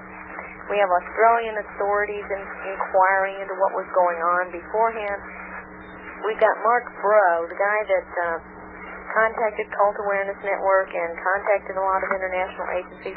Well, look at Mark Bro. He traveled from Hawaii to California to Texas and back to Hawaii and out to Australia with no visible means of support for 2.5 years. And he was putting pressure on a lady that he had brought to meet David Koresh to leave. Okay? When Mark Bro was a self-proclaimed prophet that joined the Branch Davidians in 87, he introduced a lady named Sherry Jewell to David Koresh. Mark Bro and Sherry are both computer programmers. Mark Bro did all of this international traveling with no visible means of support. So who was funding him? And why did he introduce Sherry Jewell to David Koresh? All right, they live in Mount Carmel for a while. Mark Bro gets kicked out, and as soon as he gets kicked out, he starts this 2.5-year campaign to slander them. I mean, just he's the one that spread all the stuff about child molesting and all that. Not just him. He had help from a journalist named Carl Stern, whose byline appeared with most of the stories that were spreading these same lies. And it's not coincidence, ladies and gentlemen, that as soon as WACO was over, Carl Stern became the public relations director for guess who? The ATF. Isn't that amazing? Isn't that amazing? Rewards and punishments. Yeah. Well, in any event, here's all of this background stuff, and then once Bro gets kicked out, what does he do? He contacts Sherry Jewell's ex-husband and volunteers to testify against her in a custody battle over the Jewell's child, Sherry. And Mark Bro travels to Michigan to testify against Sherry. He was using this to blackmail her. If you don't leave there, you're going to lose your daughter. And I'm really interested in why he was so concerned that she leaves, because he was already married by this time. saying that he was in love with her and so forth, that doesn't jive, okay? It doesn't fit the picture. It's time for our break, folks. Don't go away. Take a deep breath. We'll be right back after this very short pause. No, it doesn't. And so there's some angles there. Now, let me tell you a little interesting story about Mark Bro. When I was in Hawaii, I did a lecture tour on all the islands in Hawaii. When I was there, Mark Bro came to one of my workshops and introduced himself and asked me some very strange questions. And I still don't know why he was asking the questions that he did or why he was trying to impress upon me that he was so important. But I completely ignored this person, and the reason I ignored him was he, number one, could not look me in the eye at any time, and anyone who can't look me in the eye, I get funny feelings from those kinds of people and don't even like to be around them. Number two, he impressed me as being mentally unstable. He impressed me very clearly as having something mentally wrong with him. Now, I don't know if he does or not, but that was the personal impression that I received, and I never saw him again, nor have I ever heard from him. And I didn't know that this was the same person until I actually saw his photograph having to do with the jewel case connected to WACO. And then all of a sudden I realized this is the same Mark Bro that I met in Hawaii. So go ahead. Kind of interesting. Yes, very interesting. All right, now, one of the things I'm working on, I don't know if you know anything about the Inslaw case, but I believe that this ties to that, and 63 people that have investigated the Inslaw case have been murdered. Now, Inslaw started back in '83. Inslaw was a computer software writing company, and they sold a program to the Justice Department of our government for $10 million. That program would let all of the files in Justice Department and the police departments and so forth be interactive. It was a relational database that could do things none of the databases they'd had before could do. It was a truly innovative way of manipulating data. At the time, Ed Meese and his friend Earl Bryan had a competing computer company, and they tried to get Inslaw to sell out to them, and Inslaw wouldn't do it. So instead, Earl Bryan took copies of the software. The program is called Promise, Inslaw's software, and sold it all over the world to like Saudi Arabia and places like that for millions of dollars. And they also got the Justice Department to default on paying Inslaw, so Inslaw was forced into bankruptcy. Well, in the bankruptcy judge ruled that yes, Inslaw had been defrauded by the Justice Department, and that judge was replaced by one of the attorneys that had helped defraud him. Right? Then it gets up to the Court of Appeals, and the Court of Appeals said, yes, the Department of Justice has defrauded these people, but you sued in the wrong court. You can't sue in bankruptcy court, that's true. Then Jack Brooks and the Judiciary Committee investigated all this and determined, yes, all these horrible things had happened. These copies of the software had been sold all over the world and so forth. Well, in the meantime, Earl Bryan gets the software to Wackenhut. Wackenhut is supposed to be a private security guard company that guards American installations all over the world, but their board of directors is all ex-CIA and all ex-FBI. Their second largest stockholder is Rothschild, and I've pulled a financial disclosure report on them, so I know this is all true. Their second largest stockholder is Rothschild. Their first largest stockholder is Wackenhut himself. The rest of the stockholders read like a who's who of all the banks and insurance companies that own stock in the Federal Reserve. Yeah, we've done extensive investigation both in the Inslaw case and Wackenhut. And for any of you who want to check this out, you can get the financial statement and the complete list of stockholders off of any financial database that's open to the public, including the Dow Jones, including CompuServe. You can get it for free off my BBS. Or you can get it for free off of Linda's BBS. And why don't you give that number out if you want to? I don't know if you really want to. 317-881-2743, and it's in a file called WACKNHUT.ZIP. And if you're not computer fluent, that means it's compressed, the zip ending. You need a program that will open it. Okay, why don't you give that number out one more time?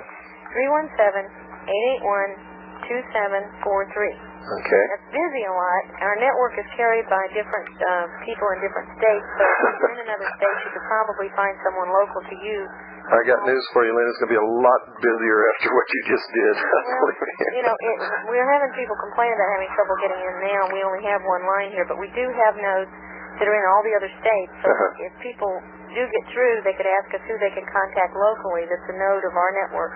Or if they have a VBS system, they can become a node of our network and get the stuff automatically. Anyway, back to Wackenhut.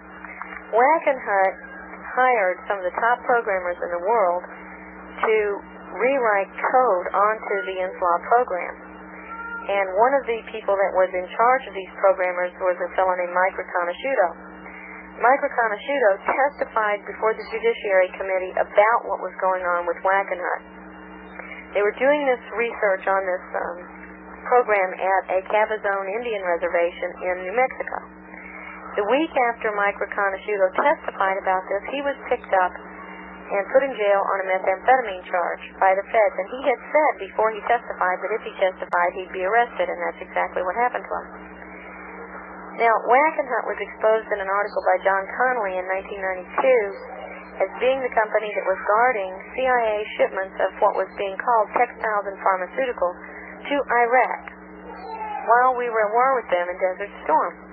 The Friday before the Branch Davidians burned down, Janet Reno announced that she was not going to prosecute the shipment of textiles and pharmaceuticals to Iraq. And yet this is exactly who she was talking about. She was talking about Wackenhut and the CIA running bomb-making supplies to Iraq while we were at war with them.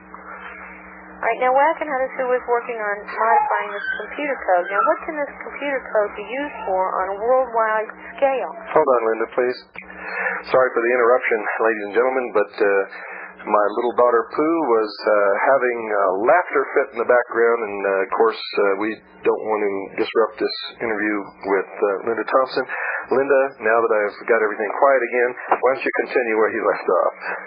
Okay, why this is significant with Wackenhut and this computer program is what could a program like this be used to do? We know that it was sold all over the world. What were they modifying the program for? Were they modifying it so they could get in all of the codes that were sold all over the world, or were they modifying it to make it interactive all over the world? Now, here again is some more speculation, but if anyone is paying attention, we know that they're now using little computer chips in dogs to track them. Now, these have to be scanned by a scanner from 6 inches away, but we also know that all of the cars that have been put out in 93 have a barcode where the VIN number is, and only 3 weeks ago it was announced that toll booths are able to scan these barcodes as cars drive through from a distance. So the technology is there to scan barcodes and to obtain information by scanner from a distance from a moving object. And they're already using this in the commercial trucking industry, and if you travel the highways very much, you'll come to places where you'll see a sign, Vehicle Identification System in operation at this point. Right. And if you go by and if you have a radar detector on, your radar detector will go off and it will beep about 3 times, and that is the system querying your automobile. Now, as far as I know, they're only using this on major trucking firms, and they've only installed this on some trucks, not all. But they have the codes on cars too now, and the thing is, these little pellets in dogs' ears and so forth are being used pretty much all over now to identify dogs and track them from a distance. I have been told but have not confirmed that they're being offered to some poor mothers to put in their children as a way to supposedly help track their kid if their child is abducted. Yes, and we've heard that. We've talked to some of these welfare mothers. We have been told by them that the offer was that it would be much easier, that the welfare system would go much easier for them, and that they would have less trouble if they would submit to this test program. And none of the people we've talked to will admit to having actually taken the chip. So it's not a quantum leap in logic to assume that we do have the technology to implant a chip in a human being that can be scanned from a distance. It's also not a quantum leap in logic to assume the satellites that can read newspaper print, on a newspaper you're holding in your hand, could read chips implanted in human beings. It's also not a quantum leap in logic when you look at the bills that are presently pending in Congress that will require parents to get their children shot or face felony penalties, and which provide a mechanism to track the parents who don't get their children shot, and another bill that's pending that requires all Americans to get flu shots, to wonder how long is it going to be before we all get flu shot 666 with this little pellet in it. Well, I hate to equate it with 666 because then you're getting into something that cannot be proved or disproved, but I can tell you this, through our investigation, that's exactly what is intended. The entire PET implant program was set up as the test vehicle in order to do this. We know that in 1989, Dan Rather said on the 6 o'clock news, I was watching it, we have videotapes of this, Dan Rather said that the PET implant program is so successful that some authorities are recommending that you have your children implanted to keep them from disappearing into the milk carton kids syndrome. So calling it flu shot 666 for those who believe in biblical prophecy, whether you do or not, it's still a very scary thing to envision that we can all be tracked from a central computer with a chip in our hand or wherever they put it, and the technology is there. And I'm speculating here, but Wackenhut does control private prisons all around the country that have been built under the auspices of FEMA. Not only in this country, Linda, but we have found that they are the major contractors for many prisons in foreign countries also. Okay. They are perfecting the method that I believe will be used in the labor camps of the future. They also control Unicor, which is the slave labor that prisoners work under right now in prisons. They also own a number of food service supplies, refrigerated food service supplies to prisons. Now, right outside my office, there is an Amtrak station that's never been used for boarding or loading passengers. It's a dead train station where they repaired broken trains. It's had an enormous amount of money put into it in the last couple of years, and it was supposed to be closing 2 months ago, and it was bailed out with $10 million to keep it open 2 more months. Now, when you realize that it's been projected to close for 6 months before this date, in the meantime, they've put in fencing everywhere, 3 layers deep, up along the railroad tracks. The top of it has barbed wire that faces in. There's 4 helicopter windsocks out there with no explanation for why they would even need them. The fencing is cordoned off into areas marked red zone and blue zone and green zone, and they've put in these huge gas furnaces that look like the kind of furnace you have at your house, but much, much bigger. Gas pipelines all up and down the whole place into warehouse buildings that were never heated. We've talked to people that used to work there. These buildings were never heated while the buildings were used. Now that they're warehouses, they've suddenly installed, what looks like hundreds of thousands of dollars in huge furnaces and new gas pipelines. Then on top of that, in front of some of these warehouse buildings, they've installed turnstiles like you'd see at a zoo or someplace that a lot of people are going to go in and out of with the fingers all the way up, and prison bars around the turnstiles so that there's no way to get in or out except through the turnstiles, and the turnstiles have sensors on them, electronic sensors. Now, I filmed this on videotape, and I'm trying to make a short little quick videotape to get out to people that don't believe me. And the other thing that they did within the last time that I was out there, within the week, in the preceding week, they put up little numbered blocks along the train tracks on the fence that are people signs. Okay, like you'd see for parking spaces, only they're not parking space signs; they're people signs. Now, they're not expecting a ton of people in this place because even fully manned, they have 250 employees for 3 shifts. That's roughly 82 people a shift. It's not. They don't need any of this for security out there. It's a dead train station with a lot of beat-up train pieces. Linda, let me stop you right there because I'm telling you right now, this is awfully scary what you're saying, and somebody is going to want some proof of what you're saying. Can you give it to them? How can they get it? Well, right now, this minute, the only way they could get it is come over. We made some still photographs and got a few copies of that made, but I also did go out and videotape the whole thing. And I've just simply I have never operated a video camera before, and when I filmed this, I laid the camera down on the seat and I filmed my leg part of the time. And I got to find somebody that can cut out that piece where I filmed my leg. But other than that, we've got a videotape we can copy, and people can see this for themselves. Have you done anything to safeguard this videotape or those photographs? Sure. We got them in different places. Different people have seen them. But we've been taking tours out there. We've been taking groups of people from around here out there to see this themselves. I mean, you can see it from the streets. You can walk around. Where is this at? It's on 202 Garstang Street off of Emerson Avenue in Beech Grove. If you go to Beech Grove, Indianapolis, which is just southeast of downtown Indianapolis, and you can get to it right off Interstate 465. You get off at the Emerson Avenue, Beech Grove exit off 465. You go north about a mile and a half, Garstang Street's on your right. And you'll see Amtrak trains ahead of you on your right, too. I mean, it's kind of hard to miss. It's not at a traffic light, but the traffic light just north of it is Main Street to Beech Grove, so if you get there, you've gone too far. The traffic light just south of it is at a Kroger store.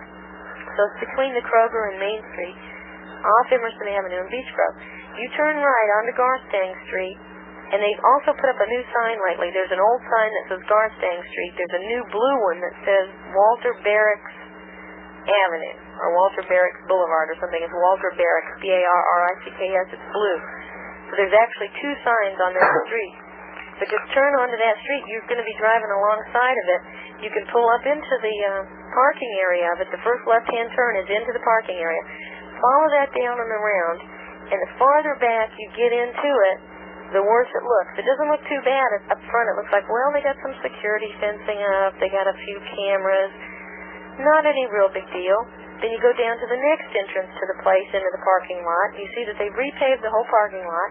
They got a little guard shack there that's got a set of turnstiles inside of it. The only way to get to it is to walk through these turnstiles, and you come out into a fenced-in area that loads right up at the railroad track. And that's where it says Red Zone in big letters on a sign. And then there's these little numbered compartments, little numbered signs on the fence. And it's not a parking area because you can't get in there and park. And then you go on a little further down and go into the next entrance up into the left, and you will, at the end of that, you're going to see a big, huge fenced-in area right up along the railroad tracks, a big warehouse building with another set of these turnstiles in front of it. That's where you can see the gas pipes and so forth that have been run to all these warehouses, and they even say natural gas right on them, and these huge furnaces. Now, we had a guy fly over and take aerial photographs of this place, and these furnaces are everywhere. And one of the buildings has got solar panels. I don't know what that means, but these furnaces have been installed at all these buildings. Now, keep in mind, this is a place that was supposed to... I've got to interrupt you now, and what you're describing is terrifying if it means, and you haven't said anything about what it means, and I haven't either, but my mind can picture what you're saying, and what you're describing is terrifying. I would like any CAGI members anywhere in the area to get there, get videotape, get photographs, ask questions. Let's find out what this is, because it may not be what the implication is. We don't know. But I haven't gotten any good explanation for this from anybody. We asked people that work at Amtrak. They said they don't know. Yeah, well, personally, I think that what you're implying is probably exactly right, but we still have to substantiate it. And the only official answer from Amtrak is, well, it's extra security. Extra security for what? 250 employees that were supposed to have been laid off for a bunch of beat-up train pieces? Well, that's what we have to find out. In a low-crime area? We don't have any crime out there. This makes no sense. Well, for those of us who know what's coming, it makes an awful lot of sense, but we still have to verify that what you're describing is in fact what it is and what it's meant to be. And they're still putting up new fencing out there. And another thing, there's a helicopter ball on the electrical wires, to indicate an unusual helicopter landing, and the 4 helicopter windsocks. Now, we couldn't find any helicopters out there because one day I got in and we were able to get in the whole thing. They had left the front gate open, and we went in, and that's where we got our still pictures, was when we were going in to the part that we usually can't get to. Yeah, Linda, I hate to interrupt, but the reason I was originally interrupting was just to get that in because we're out of time. And we've got to go, but we'll talk off the air and decide whether or not you should come back for another episode of the Hour of the Time. And, you sure have helped clarify a lot of things. You've certainly verified an awful lot of things that I've been warning people about, and you did a wonderful job in Waco, Texas, and we've got to go now. Folks, that's it for tonight. Anyway, don't forget to listen to the Hour of the Time again tomorrow night. Good night, and God bless each and every single one of you.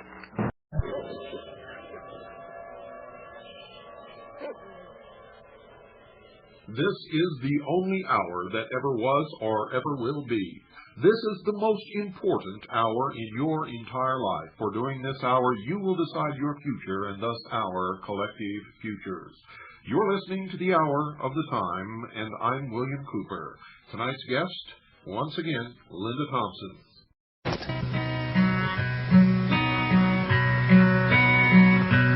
Just in case you don't remember, let me jog your memory.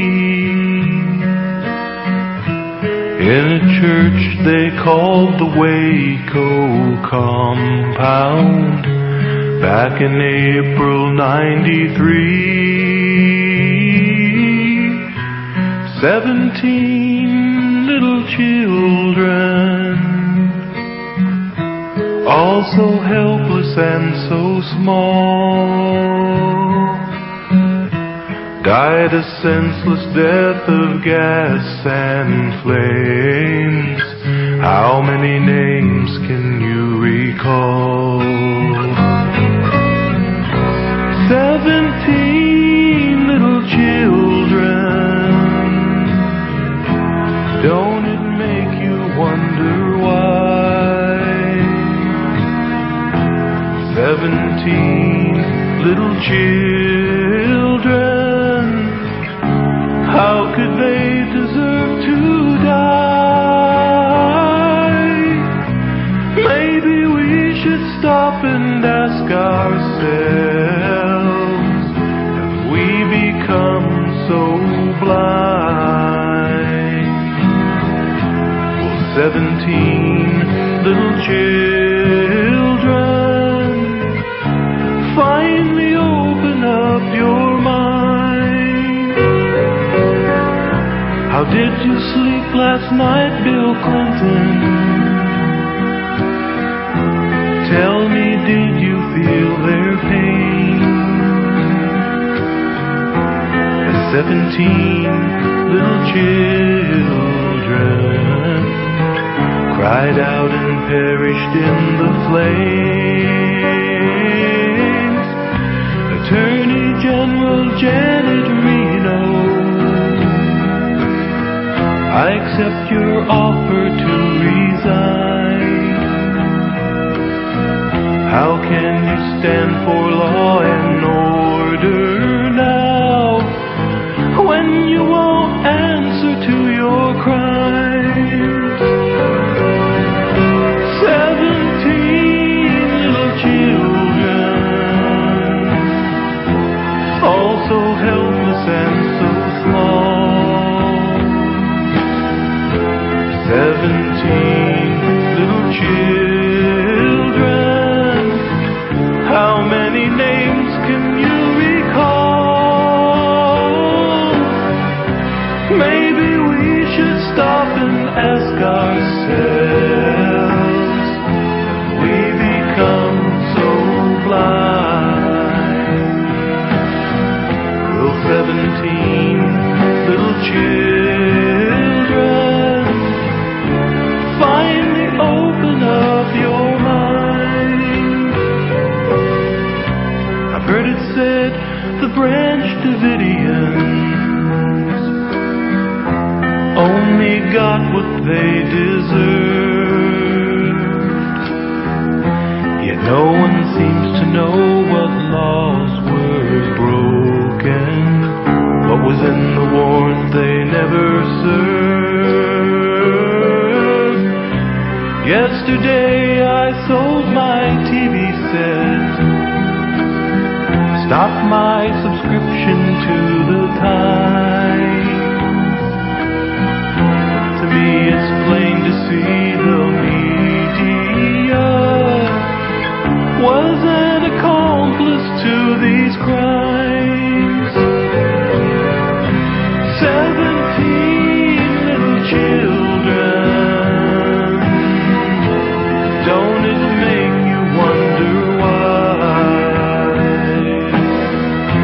17 little children, how could they deserve to die?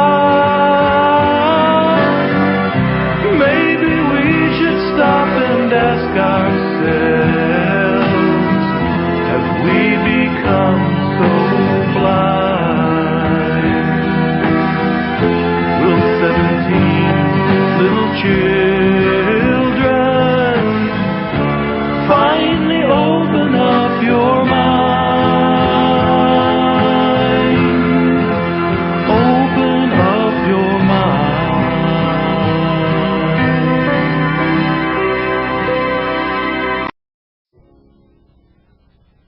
Ladies and gentlemen, 17 children beneath the age of 13 years old died in the Waco massacre, were murdered, burned alive. These are their names. The first one's name is unknown. Chenille, 1 year. Dayland, 4 years. Pages, 2 years. Bobby, 1 year. Cyrus, 8 years. Star, 6 years. Serenity, 4 years. Chica and Little One, twins, 1 year old. Crystal, 2 years. Isaiah, 4 years. Joseph, 7 years. Startle, 1 year. Hollywood, 2 years. Mayana, 2 years. And Melissa, 3 years. Aside from the 17 children beneath the age of 13 years old, there were 2 pregnant mothers who were also burned alive. And those 2 mothers were Aisha Summers and Nicole Little, 2 unborn, unnamed children, were living within their womb. Now, folks, I'm not known for my political correctness, but I want you to understand the enormity of the crime that was perpetrated in Waco, Texas. And that's why I asked Carl Klang personally to write a song about what happened in Waco, Texas. And the song that you heard was written and performed by Carl Klang and will be made available at a later date, but not right now. And the reason that I read these names off to you was to bring it home to you what really happened down there. Now bear in mind that all of those who died in Waco, Texas, in the church known as Branch Davidian, were entitled to equal right under the law and to be judged by a jury of their peers. None of them had committed any crimes whatsoever. This was, in fact, a battle in the war, a spiritual war between good and evil.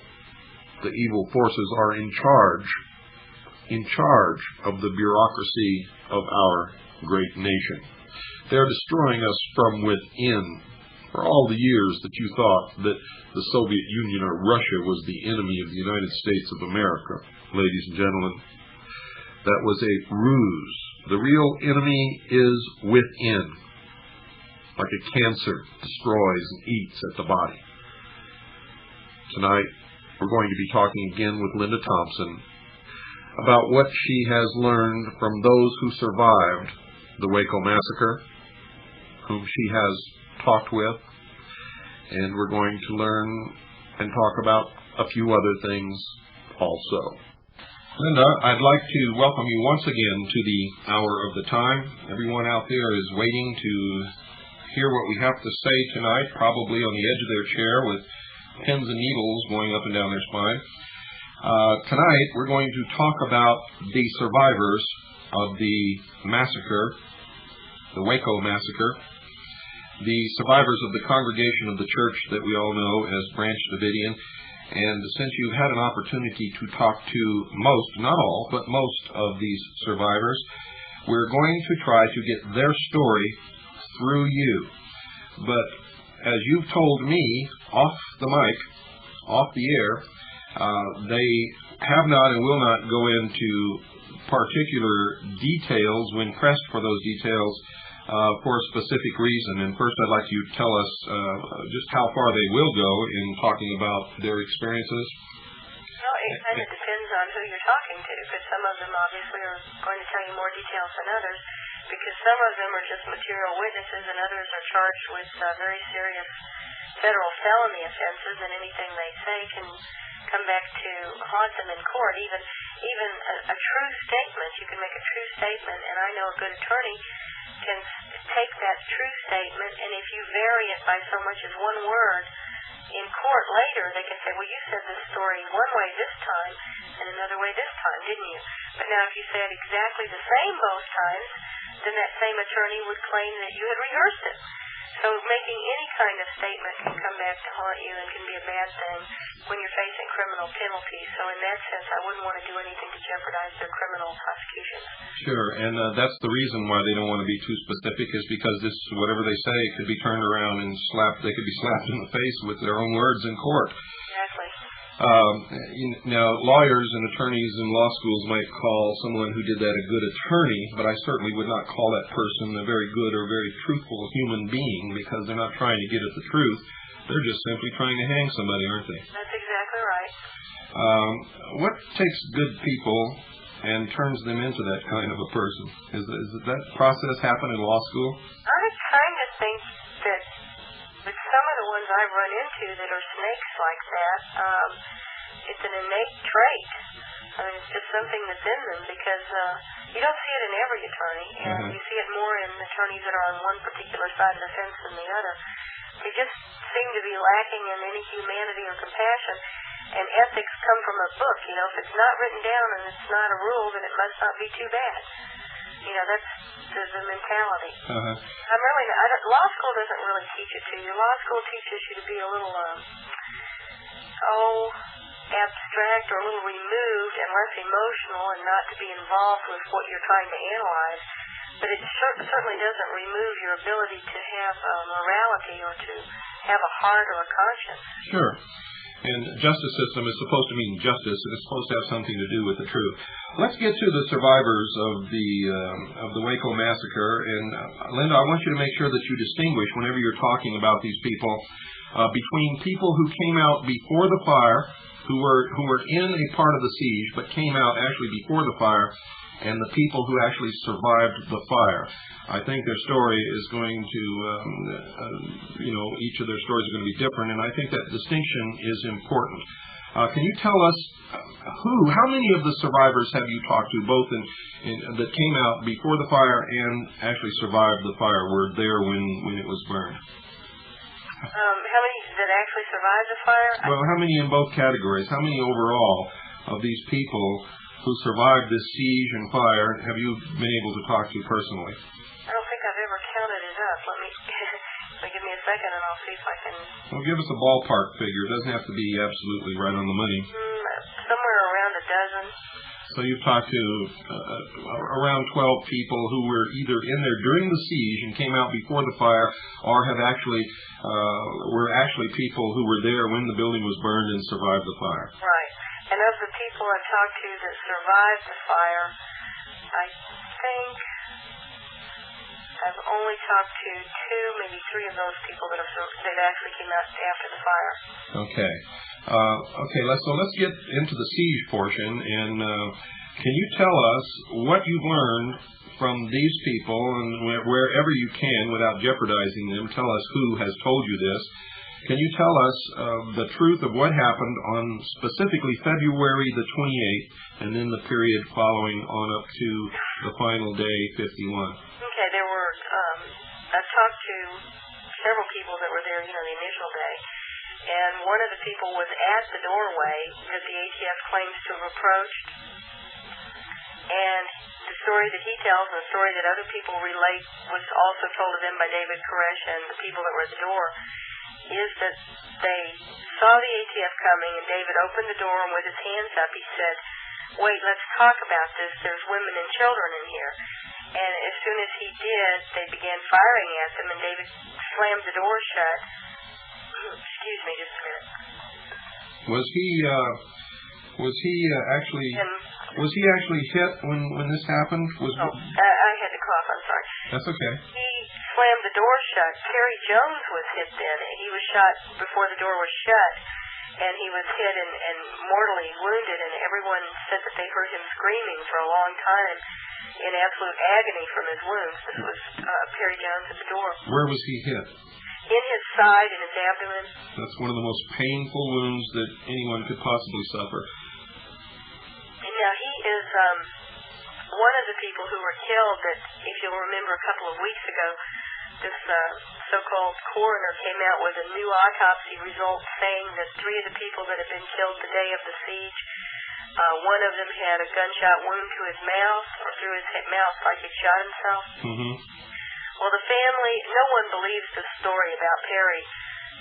None of the Branch Davidians, none of the family, nobody believes that. And so they're saying that he was shot in the head on the 28th? Yeah, through his mouth. And the interesting thing is that a man I'm in contact with called the coroner after the story came out. He called Perwani's office, and Perwani told him, well, actually he needed to check with the local guy, the local coroner in WACO. I think his name is Collier. And the man did call him and learned that not only had he not examined the body at all he had done was put a tag on it. So I don't know where this story with the bullet wound to the head came from, but both of the coroners are denying having made that examination or that finding. So the coroner absolutely denies that there was any bullet hole in his head? No, he denies that he was the one that said that or did the examination. Well, what do they say about a bullet wound through the mouth to the head? They each point a finger at the other and say the other one examined the body and they don't know. So, in other words... somebody's concocted this story or they have the wrong body. Well, it sounds to me that even if the story was concocted or not, that the coroners are playing CYA or cover your ass with each other and will not own up to what really happened. Is that correct? Right. And the other interesting thing is the same coroner that the friend I'm relating talked to said that the body was well preserved. Now you've got to realize this is a body that they buried underground that was underground for 2 months in pretty warm weather. Uh-huh. How could that body be well preserved? Well, I don't know. You're asking the wrong person because I'm not an expert in any of that, but your point is well taken. We think they've probably got the wrong body, or, somebody's not being very, very straight on this whole story. Well, anyway, back to the day of the door. Well, to me, if the coroners won't come out and straighten this out and state exactly whose body it is and what shape was it in, and whether or not there was a bullet wound through the house, through the mouth, and who reported this, then they're just a couple of cowards who are not being truthful with the American public, and they're just covering for their own career, thinking that if they tell the truth, something's going to happen to them. Is that correct? Well, this Perwani was picked for his incompetence, I believe, because he's been sued a number of times, once for leaving a body on the table for an hour and a half before realizing the person was still alive. Another time he lost the larynx of a woman in an investigation of a strangulation, and the larynx is a key piece of evidence because if you're strangled, the larynx is in your throat and that should be crushed. Well, he lost the larynx and said she died of natural causes until the family kicked up a stink about it. These are all stories that were run in Texas papers while I was down there. I have copies of those papers with those stories in them that we picked up while we were in WACO. So the best I can tell, there's been at least 6 of these types of charges, and another one was a little baby that drowned in the bathtub who ostensibly shouldn't have any marks on his body at all. The autopsy was done so poorly the family had to have a closed casket funeral. Now, this is the fellow that they picked to do the autopsies on one of the most serious crimes in the history of this country. And then the other fellows that are coroners for the local county, coroners do not have to be doctors or anything else. They're just elected officials. So what do they know? They don't know what they're looking at. They probably don't even know the body parts. So, we've got the blind leading the blind on these autopsies. But anyway, back to the first day, everyone that I have talked to has said pretty much the exact same thing, that David opened the door, had his hands up, and said, let's talk about this. The ATF began firing and throwing the concussion grenades and so forth. Perry Jones was hit. Perry Jones screamed and was in agony. You could hear him apparently throughout the house, and that was a huge house. And David was later hit as he was going upstairs through to the tower. He got caught in the crossfire in a shot by the ATF shooting through the walls from outside, and he was hit in the side. And Let me think who else was shot. I can't remember who else they said was shot in that initial round, but at that point, none of the Branch Davidians were shooting. But now, at that point, they had every reason in the world and every legal right to return fire. Absolutely, and there's actually a Texas code or a Texas law that you can shoot even a police officer if the police officer uses unreasonable force in making an arrest against you. Now, ATFs are not police officers, which is another thing for people to remember. They're not police officers. They're actually tax enforcement agents. And it doesn't really matter because the unwritten law of honorable men and ethics says that if you raise your hands and say, wait, let's talk about this, there's women and children in here, and you're fired upon, that you have a right to defend yourself at that point no matter what anybody says. Absolutely. You've got a right of self-defense, but what makes it stronger in Texas is they've got Texas Penal Code, subchapter C, Article 9.31. The use of force to resist an arrest or search is justified if, before the actor offers any resistance, the peace officer uses or attempts to use more force than necessary greater force than necessary to make the arrest, and when and to the degree the actor reasonably believes the force is immediately necessary to protect himself against the peace officer's use or attempted use of greater force than necessary.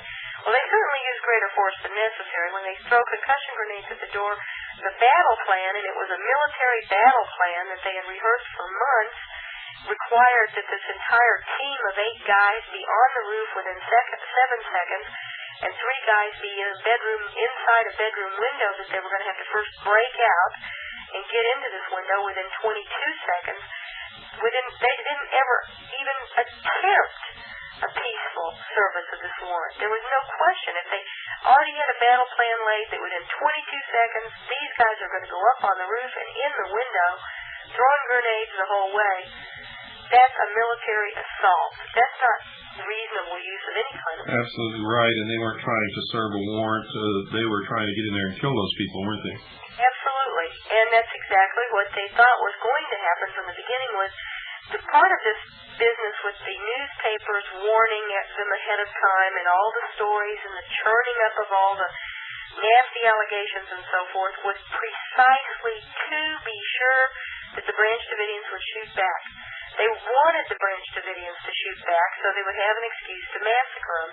And the screw-up was not that they were waiting and ready for them. The screw-up was that the guys didn't shoot back like they expected them to. They expected them to shoot back and then they'd be able to slaughter them all. But they didn't. And then what I have learned is that after the guys got in the upstairs bedroom, the ATF agents, they threw grenades that made explosion sounds. The people downstairs heard that, and David sent one of the fellows to get some guns. But he had even told them, don't shoot at anybody, don't shoot to kill anybody. Shoot at their feet. And one guy did get a gun and was coming through the hallway, and it happened to be the hallway where some of these agents were. He is the person that shoots out the wall on our videotape that you can see the bullets coming out the wall. And obviously none of those bullets hits anybody, except the one that catches the guy on the back of the helmet. He's not even hurt by that shot. But none of the other bullets hits anybody. Well, we don't know that. If he was really the one that was shooting, we don't really even know that either. But if he was the one that was shooting, and if he did hit somebody, those bullets may have been stopped and may not have come out the wall. But you can see them coming out the wall. They aren't hitting anyone, as they come out the wall. There's no one there to hit. And those are the only bullets in any of the footage that I found that... Well, wait a minute now, Linda. We know that 3 agents went in that room. How do we know there was no one to hit? The direction from where he's shooting. If you look, he's shooting on the far left of the room, out the wall. But we don't know where the agents are. We can't see them in that room. Are you suggesting that they would have come through the agents first? There's no blood coming out with the bullets. Well, I have no idea, but I fought in a war in Vietnam, and it doesn't necessarily have to be any blood coming out the wall with the bullets. And if the bullets indeed hit someone first, they may not have even gone through that person and come out the wall. Depends upon what type of weapon this guy was firing and what kind of rounds he was firing. Okay, you can hear a corresponding shot for each hole. That's correct. And based upon that, it would be a good summation to presume that no one is hit by them. Now we're doing good radio, because that's what I was trying to get you to say, because I don't want anybody out there criticizing what we're putting out here. All right, how's that? That's good. We've had it a while, and we've basically come to the conclusion. In other words, for every sound of every shot that's fired, we can see a corresponding hole in that wall. Right. That's exactly what I was trying to get at. And he seems to be trying to scare them, whoever's outside, while at the same time not trying to hit them. Anyway, and those are the only, of all the footage that we've got, that's the only indication we have that anyone was shooting back at them. As that agent rolls off the roof, or rolls over on the roof and then goes down the ladder, you do see a shot come up out of the roof. Well, I've examined that tape. It doesn't necessarily come out of the roof from below. It could have been fired from outside at a diagonal and hit the tile and caused it to fly up like that. We don't know from which way the bullet came, but a bullet comes from somewhere and knocks a tile off the roof. Yeah. And then there is another bullet that comes from almost directly overhead, which has to be coming from one of the helicopters. It goes through the roof ledge and then down to the bottom edge of the house. That's correct. And that could have been the source for the first bullet that knocked the tile off the roof. We don't know that. Now, an interesting thing is that some of the vehicles that were out there that the ATF was shooting from behind in the, in our video, you can see the agents all behind cars shooting randomly everything that they've got.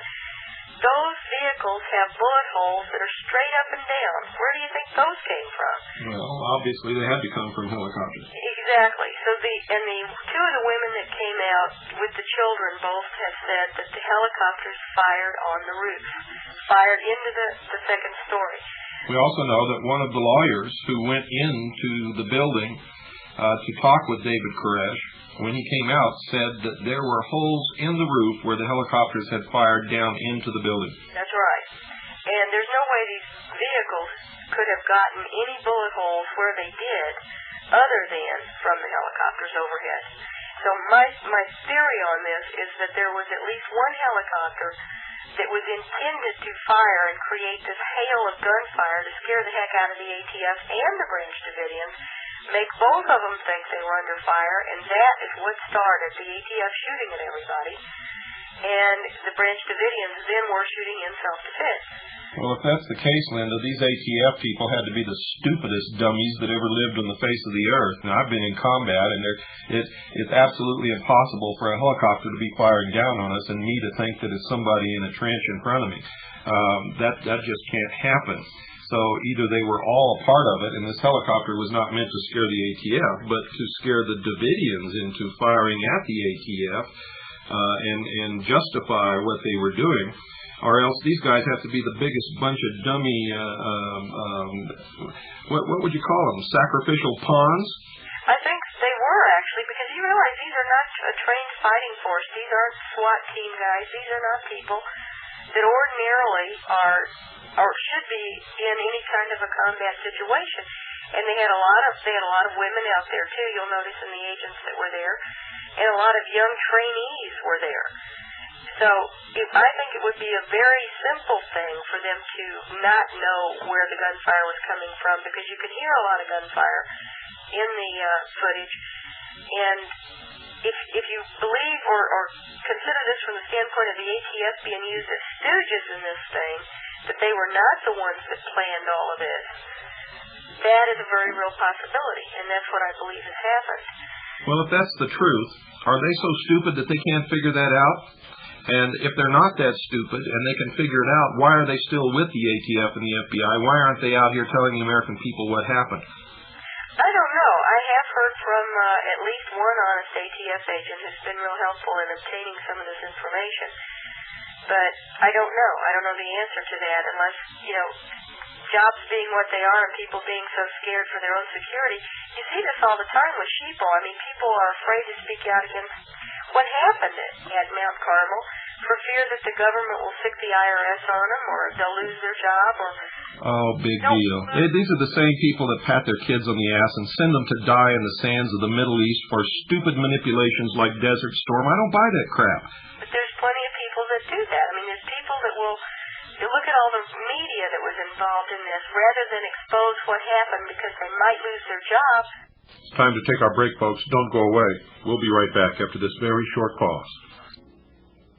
Talking to a lot of people here. Well, if that's really the truth, then there's not much hope for this country, is there? I think there's a lot of hope for the country. I've heard from... Well, how can that be when the people who are the big, tough law enforcement people are scared to stand up and tell the truth when they know that the Constitution and the Bill of Rights are being flushed down the toilet? Well, I think patriots are going to have to come forward and insist on honest government. We just haven't done it. We've been on our duffs watching TV too long. Let me guarantee you that out of every 100 big, tough patriots who swear that they will stand up and defend the Constitution, when the time comes to really do it, you'll be lucky if between 5 and 7 of that 100 actually show up. Well, I hope it's not that dismal, because I certainly hear from a lot of them, and the people that have seen this tape, a lot of people say, well, that's it. That's the last straw. I'm not going to be a sheep anymore. I'm going to stand up. I'm going to do something, because we have murderers and thieves leading this government. We literally do. That's correct. But we have to go back to the Revolutionary War that founded this country and actually separated us from King George and established the United States of America. When it came time to fight, now understand this, less than 5% of all the people who lived in the colonies actually picked up a gun and went to fight.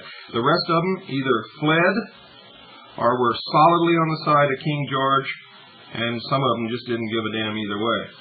But only less than 5% of the people who made up the colonies who were eligible to fight actually picked up a gun and went and fought against the king.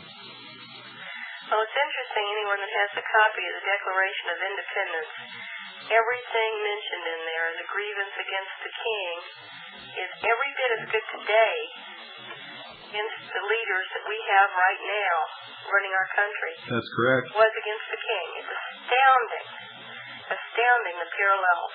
That's right. Incidentally, the family histories of many of the very wealthy people who are leading this country now, either in the Senate or in the House of Representatives or in the executive or judicial branch of the government, and even ones who aren't, who are the heads of states, individual states, if you trace their family history, you'll find that most of them, their family was not part of the ones who fought against King George, but actually supported King George. Were you aware of that? No, I wasn't. The Bush family is one of those. Bush? Yeah, absolutely. Bush family? Bush. Oh, yeah, I know this about the Bush connection because he's a cousin to the Queen. Uh-huh.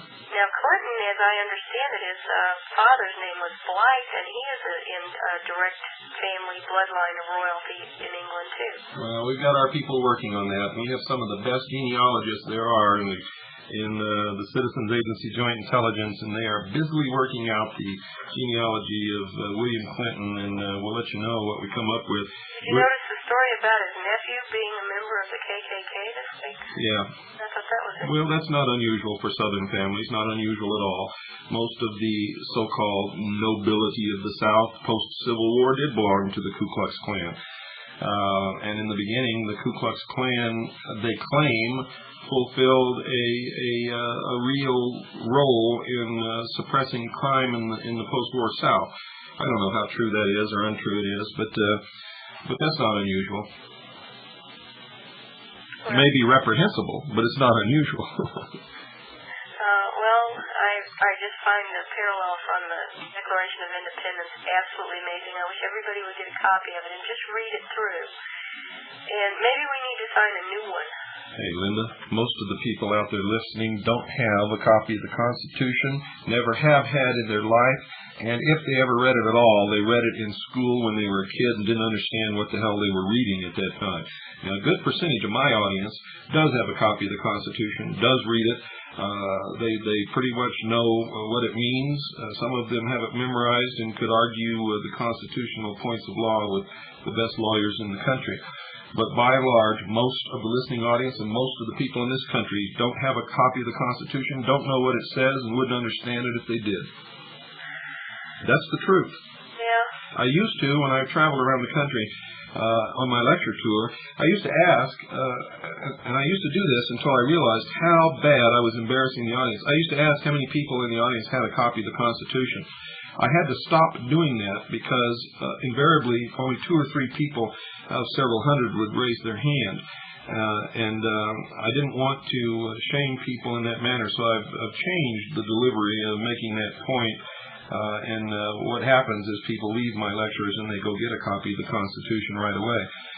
One of the CAGI members, Carolyn, down in Port Isabel, Texas, set out one day to try to find out how a citizen living in Port Isabel, Texas, would go about getting a copy of the Constitution. And what she discovered was there was not a copy of the Constitution in the entire town, including the library. Oh, that is amazing. That is amazing. She finally found one in the office of the local editor of the paper. All right, this booklet that we're publishing, I hope at the end of this week, at the most 2 weeks, it depends on the printing schedule, it's got the Constitution of every state, the militia law of every state. Oh, let's save that, Linda. We don't want to get into that. That's for tomorrow night. Let's go back to the survivors of the WACO massacre. All right. And what happened after that first day? After the first day, some of the children came out with the 2 older women. Mm-hmm. Initially, these 2 older women, and they're in their late 50s and 60s, were both charged with conspiracy to commit murder. And one of them is legally blind and the other one's handicapped. Mm-hmm. And that was such a faux pas, the government finally dropped the charges against them, but then didn't allow them to leave. I mean, they were still in prison. Who were these 2? Pardon me? Who were these 2? Annetta Richards and Catherine Matheson. Okay. And Annetta has got big, thick glass, so she can barely see, in front of her. And they're both very soft-spoken, very nice elderly women. Mm-hmm.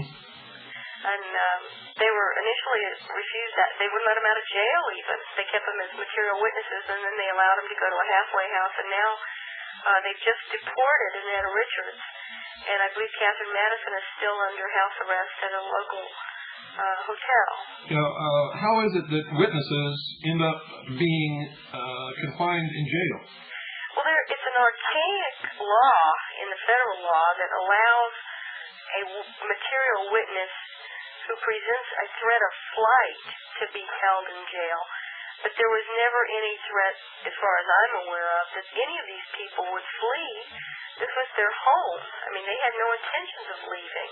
So we've got people who didn't do anything, didn't commit any crime, aren't charged with any crime, and they're being held as material witness, and they're serving time in jail. That's right. And Bill Johnstone, the U.S. attorney down there, is the person pushing that point always. And he has gone to some bizarre lengths to get people kept in jail without bond, including the material witnesses. I know that I looked at several, I've gotten the files on all of these cases while I've been down there, and I got copies of the indictments and warrants and so forth, but read through the files. And on the bond hearings for most of these people, he had no reason, nothing that he could offer to keep them in jail. And so he would offer things like a copy of a newspaper article about Paul Satta, a copy of our announcement for the militia assembly in Waco, and a claim that since some of these people were foreign nationals, they'd leave the country.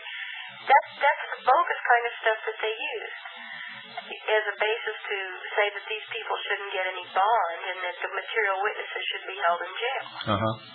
Now, why is it that the people stayed in there and didn't come out? There were a lot of offers and deals made that if they would come out, the only one that would be taken into custody would be David Koresh, and that he would be given all of his rights, and the rest of them would be let go, and still nobody came out. Why did the people say that they stayed in there? Well, you just pointed out part of the problem with that. First of all, everybody that came out was arrested. And they were kept from communicating with the people inside the house, but the people inside the house would hear over radio broadcasts that they had been arrested and kept from talking to the press, and the children were put in foster homes and kept from talking to anyone. So they had no idea what was happening to these people other than what they could hear on news broadcasts, and none of it was good. Well, this is the point that I wanted to bring out, because these are the points that Rita Riddle made when we interviewed her after she came out on March the 21st, we interviewed her before the fire, and she made the same claims. I wanted you to say this so I didn't put words in your mouth. But the others confirmed this, that they were promised that they would not be arrested and go to jail if they came out, and that's exactly what happened to them, isn't it? Exactly, and not only that, they've shipped several of them off to different parts of the country. You know, and then when they do that, they take all of their property, including their phone numbers and things that they have to contact people outside. The only way they can contact anyone outside is if they can get to a phone.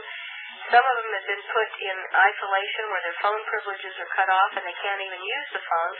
And then when they were moved, even if they could use the phone, they didn't have access to their phone numbers, and you can't dial information from a jail because you have to collect calls everywhere that you call. So basically they're held as political prisoners with no way of communicating with the outside world. Right. So the people who were in the church, Branch Davidian, had no reason at that point. In fact, they had every reason in the world not to trust what the FBI and the ATF promised them, because on every promise that they made, it turned out to be a lie. Absolutely. And another thing that happened, and I remember this was a very big issue on our network, but it was not made a big issue in the press, and I was absolutely appalled that it wasn't. The FBI out one side of its mouth is saying, well, we've made every opportunity available to these people to come out, and yet on at least two occasions, Bob Ricks had said that someone had transgressed or done something that the FBI didn't like, and that anybody that tried to come out a window or a door would be considered a threat to the agents outside, and they'd be shot. And they actually shot at Steve Snyder. Yeah, they didn't shoot that agent that jumped off the roof that they claimed was a Branch Davidian during the fire, did they? No. And this is the kind of thing, you know, I think that the story that was being presented to the public was a completely different story than what was being given to the Branch Davidians. Hey, Linda, I don't see how these guys can live with themselves. I don't see how they can get up in the morning and look themselves in the mirror. They're the most despicable group of liars and traitors and thieves and every other thing that you can think of that I've ever heard of in my entire life. And where do they find these people? Where do they find these people anyway? That was what I was saying when we saw this happening live on TV. Before I even knew everything that we know now from the tape footage of the tank with the setting the fire and so forth, you could see when they were bashing that house, they weren't ventilating it to put in any tear gas. I mean, they weren't making small holes to inject tear gas. They were bashing enormous holes time and time again. They used 2 and 3 tanks on the same hole. Yeah. They were destroying stairwells inside. They were demolishing the building. And I said, where did they get the guy that's driving that tank? Well, we know that a good percentage of the agents of the FBI, the ATF, the Central Intelligence Agency, and other agencies of the United States government recruited from Brigham Young University in Salt Lake City, Utah. We know that for a fact. Let's go to the day that the fire occurred. What do these people say about what really happened on that day? Well, it's kind of interesting. It depends on, as I said, I've only talked to a couple of the people that were there, and the stories are inconsistent. One of the people that I've talked to, and I really don't want to name him on the air, and I'll tell you. That's okay. You'll know why in a minute. I very strongly believe he's a British Secret Service agent, and there's actually 2 people that are British Secret Service agents, and they claim to have survived the fire, and they claim they're also providing some cover stories for some of the things that we can prove the government did, such as, you know, these claims that the Branch Davidians were on the roof setting the fire. The reason the government made that, it was a seat of the pants, cover your butt kind of thing, because one of their agents had been accidentally photographed on the roof. Yeah. And then you'll remember they immediately changed the story and said, oh, somebody coming out said one of the Branch Davidians set the fire inside.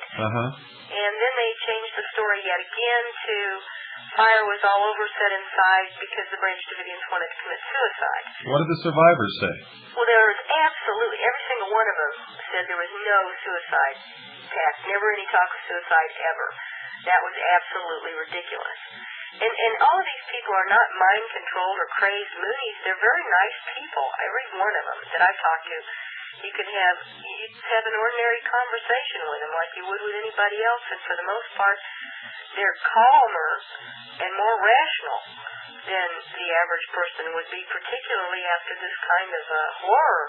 I mean, all of these people lost, if they didn't lose family members, they lost friends, but most of them lost children or a husband or a wife or, you know, a brother or sister, someone in the fire. Yeah, but what did they say about what happened on that day?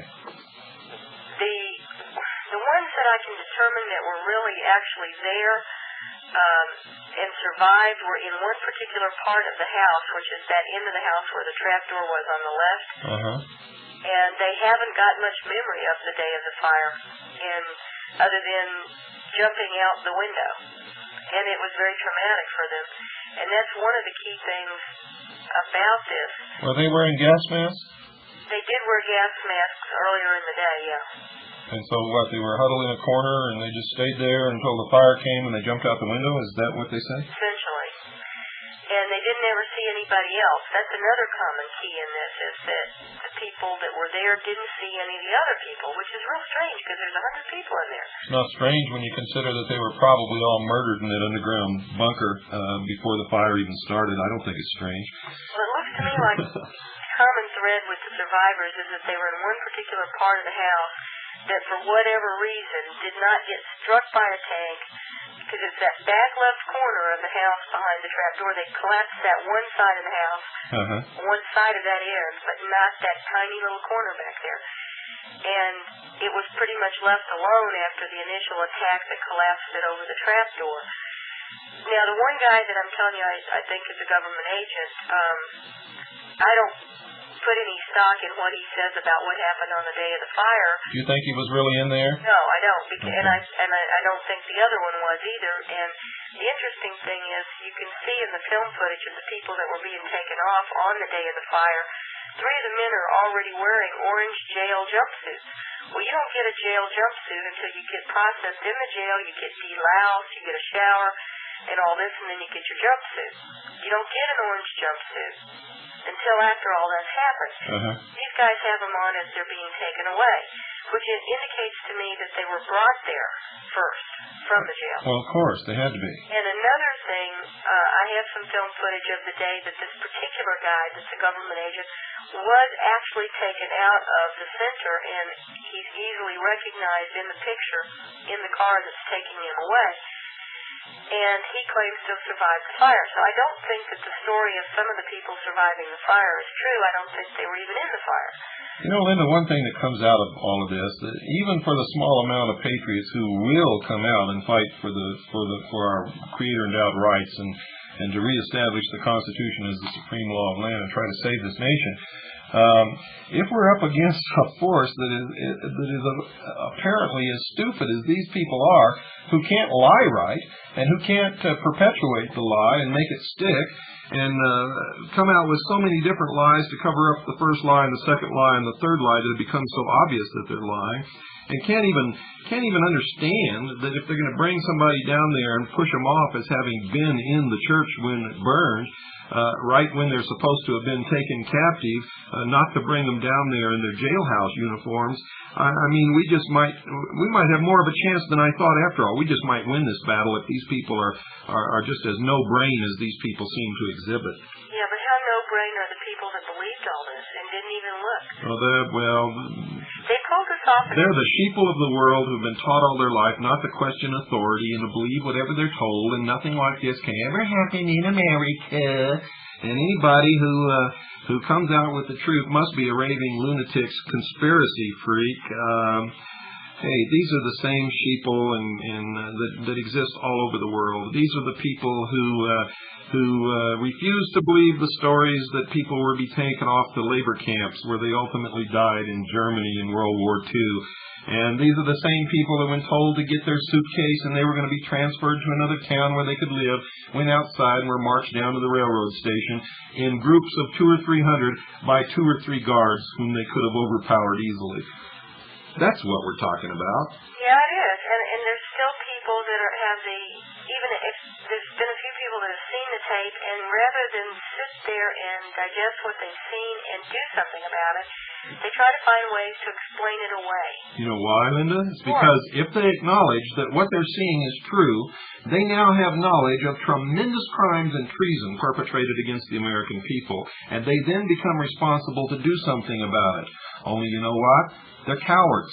They can't admit it because they can't do anything about it because they're too scared.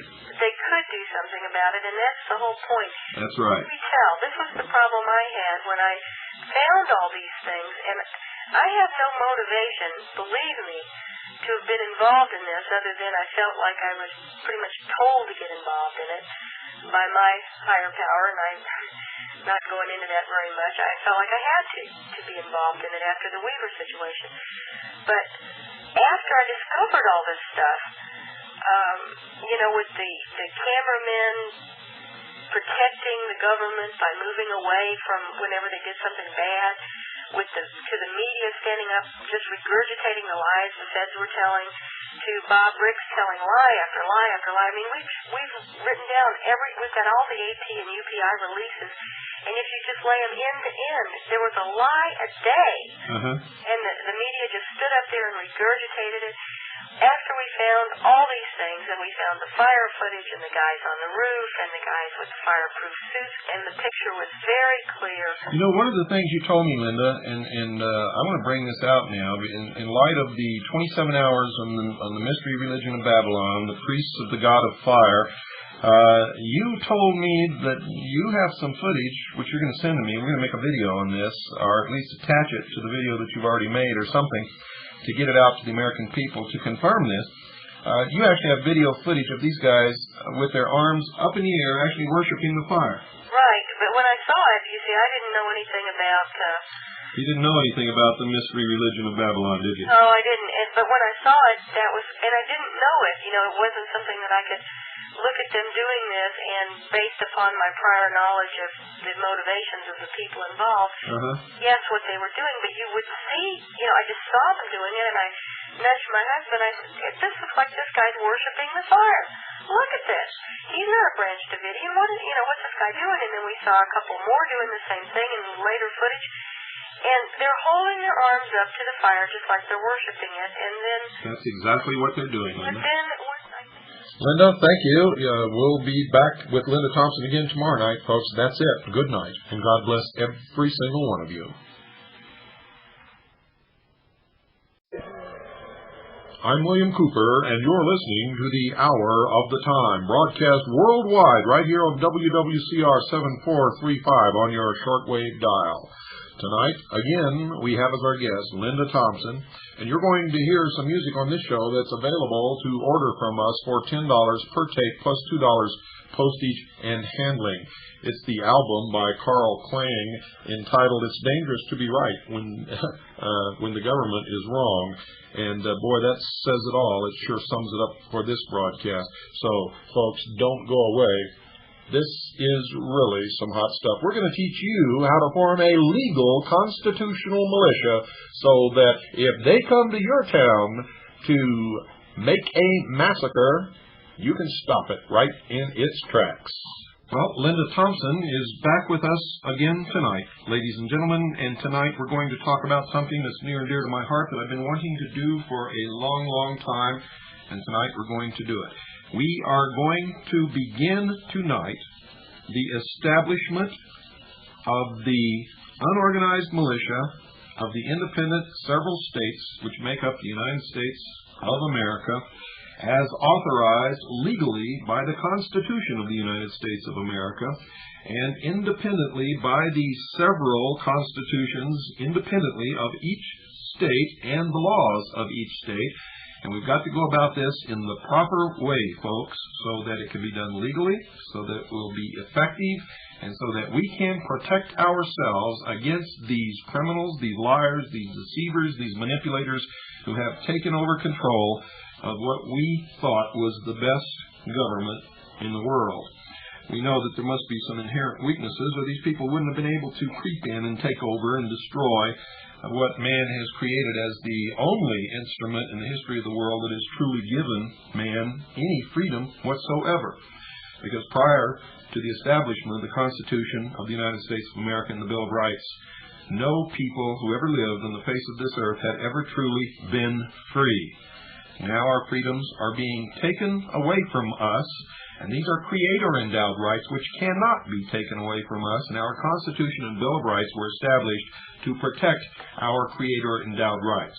Part of the Constitution of the United States of America is a clause which says that we have the right to keep and bear arms, and that this right shall not be infringed, and that it is for the purpose of a militia. And we're going to talk about this tonight. We're also going to offer you a package which you can order from us for $15.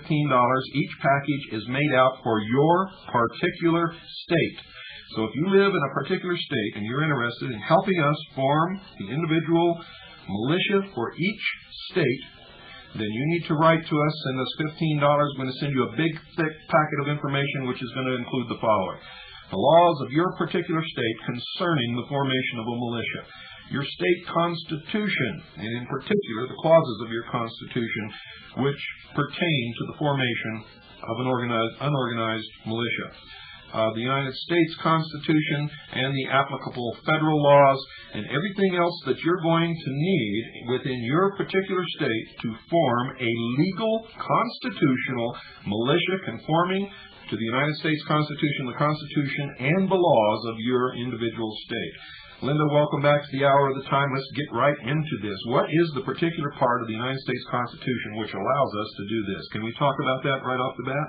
The Second Amendment clearly articulates and protects the rights that we're speaking of here, because it begins, a well-regulated militia being necessary to a free state, the right of the people to keep and bear arms shall not be infringed.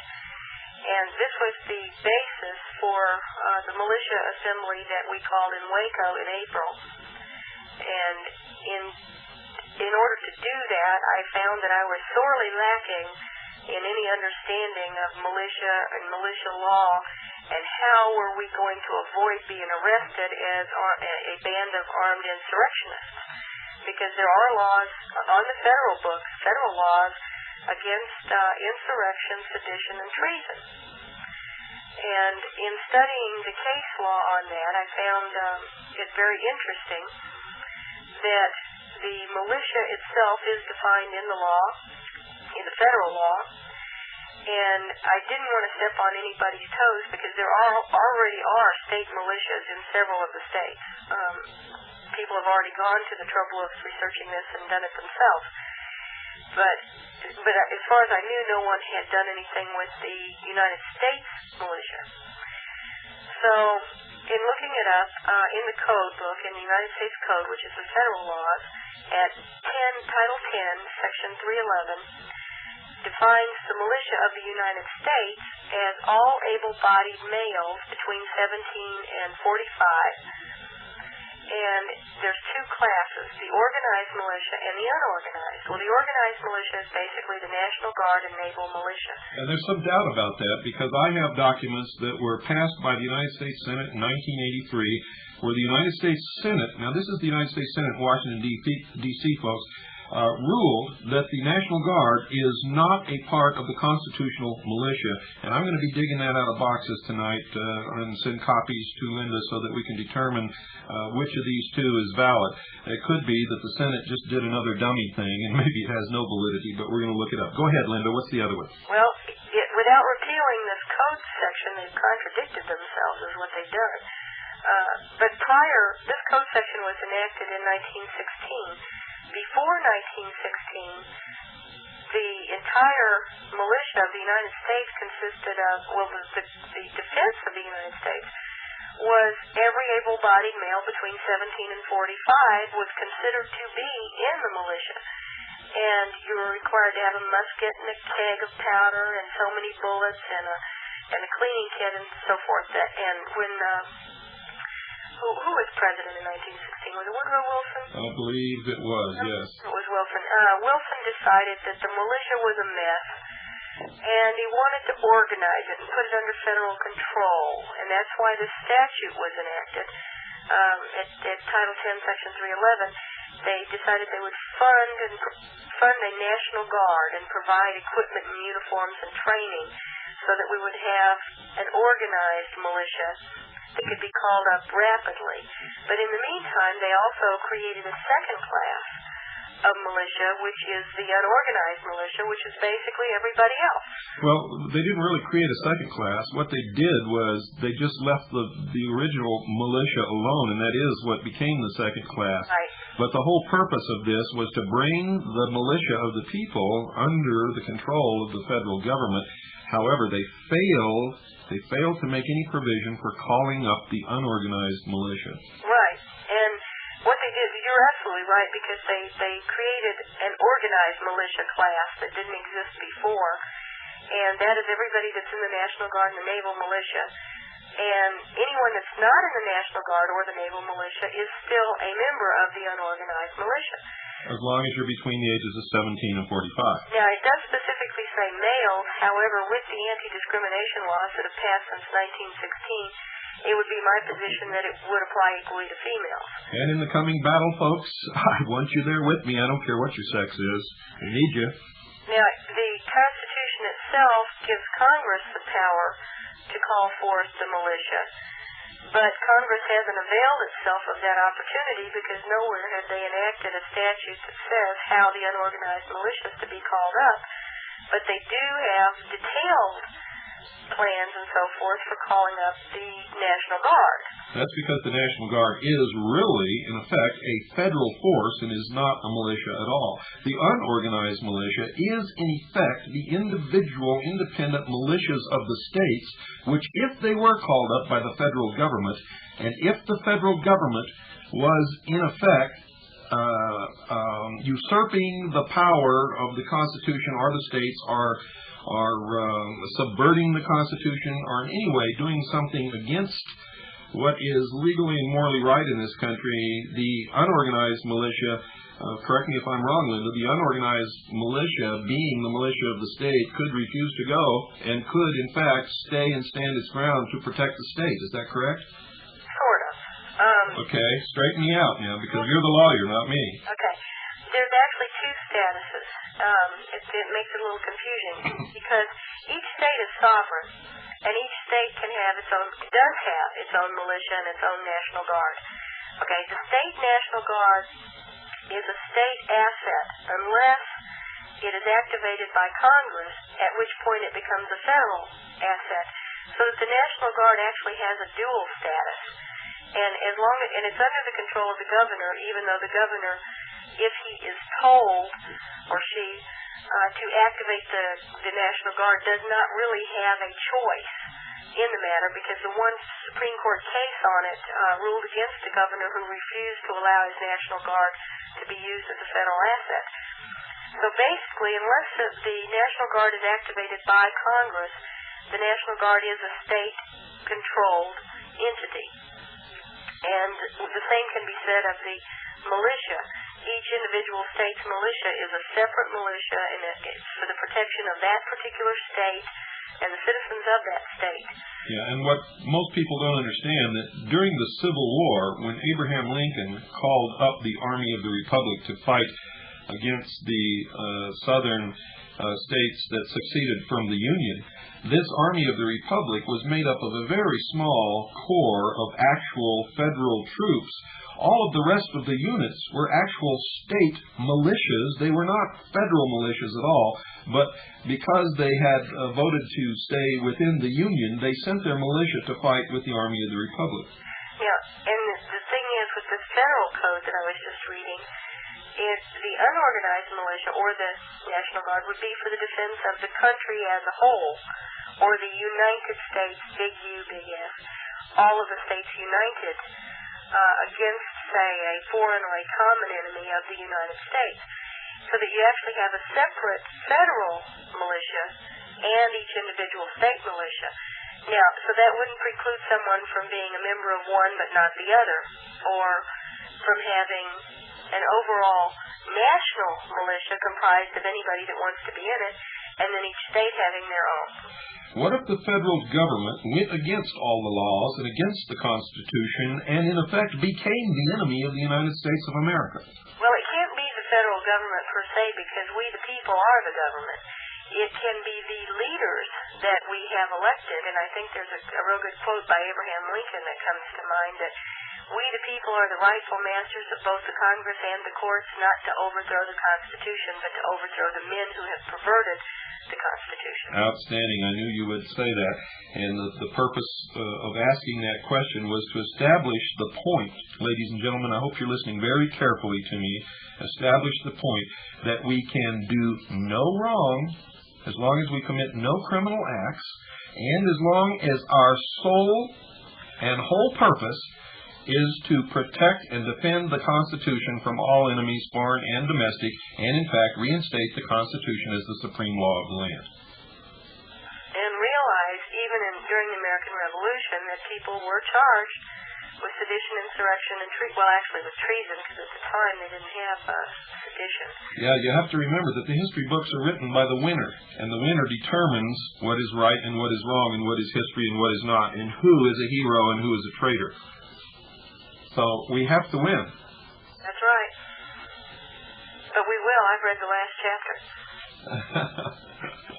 I think we'll win too, but I think there's going to be very few of us fighting to make that win possible, and I don't see how the rest of you out there who know darn well you're not going to be with us. I know that some of you will be, and I love you, but I know that some of you won't be. I don't know how you're ever going to look yourselves in the face after it's all over. I really don't know how you're going to be able to get up in the morning and look in the mirror and explain it all to yourself.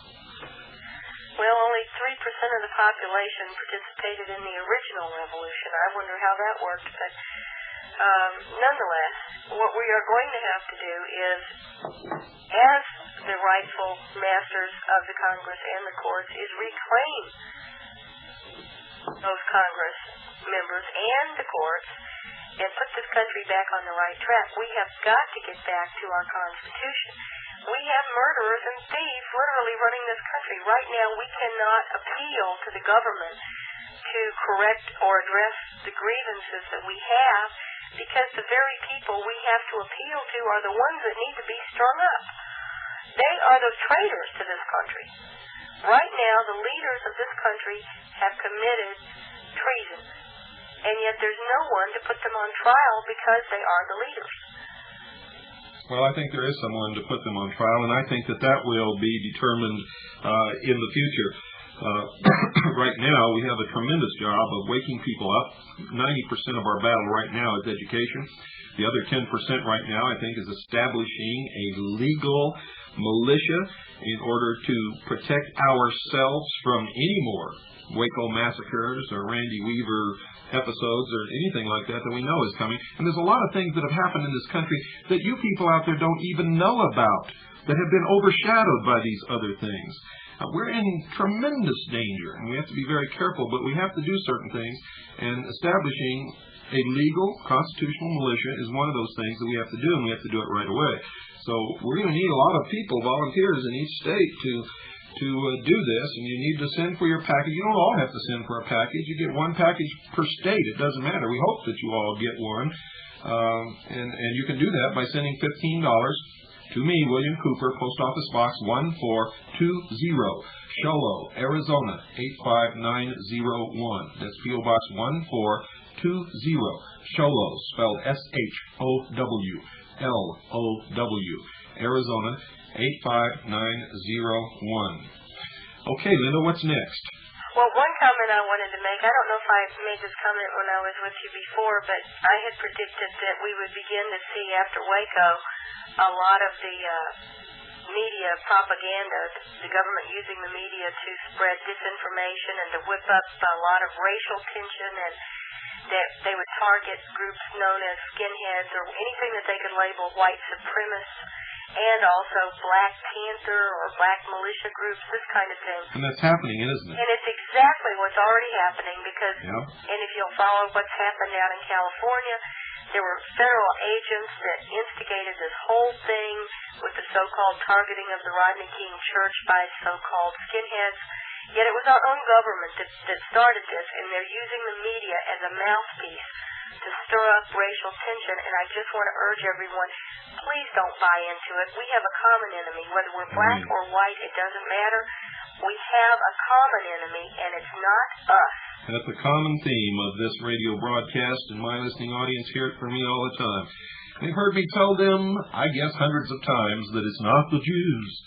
The poor Jewish couple down in the corner that runs the store don't know any more about this than you people did before you learned about it. But you see, they're beginning to target me also, Linda. Everybody out there who listens to this program knows that I'm not racist at all, that I have called the shots on this manipulation to divide us and conquer us. And now they are attacking me. The latest attack was in last month's issue of Omni magazine, for those of you who have not read it. Under the section entitled Anti-Matter, they accused me, William Cooper, of being an anti-Semite, anti-Semitic. And you all know that that's not true. Now, if you want to put an end to this, and if you want to call their shot on it, flood Omni magazine with letters and tell them the truth. I'm not going to tell you what to say. You've been listening to this broadcast. You know what to say. But flood them with letters and tell them what the truth of that is, and tell them you're not going to buy the old scam anymore of labeling patriots as anti-Semitic when they're not. But they've targeted me, Linda, because I've really damaged them with this broadcast, and you're really damaging them, and you've even been shot at, haven't you? Yeah, I don't think they were trying to hit me. I think they were trying to scare me, but I was with Ben, who, by the way, is a very strong patriot, and physically and in spirit, and he's black. He's my bodyguard. We were shot at as we turned a corner by one of the constant little tails that we have. We usually have 2 or 3 cars tailing us now. And I would think that would be kind of expensive and a waste of time, but they do it nonetheless, whoever they is. Well, those of us who are fighting this battle, we're used to that. Over the years, I've been physically attacked and injured, and I'm not going to go into my injuries. Some of you know what they are, some of you don't. It doesn't make any difference. I just want to let you know that we're fighting a real battle, and there are real casualties in this battle. And one of the main weapons that they have is intimidation. And the first thing they try to do is scare people into stopping whatever it is that they're doing that the powers that be don't like. And then if you don't, then they'll hurt you. And I've been hurt.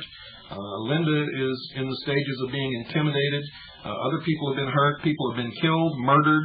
There have been a lot of casualties in this war, but those of us who are dedicated and understand what real freedom really is and what it means for us and for our posterity, which is a word that our forefathers dropped on us, it means for everybody that follows after us, our progeny way down the line, to preserve the freedom, the liberty, the Creator-endowed rights that were given to us by God, that no one can take away from us. They can pretend to. They may do it for a little while, but we'll always somehow get them back because they were given to us by God. Those of you who don't believe in God, you have no protection. One of the points that I think is very important to make is when you're considering what to do,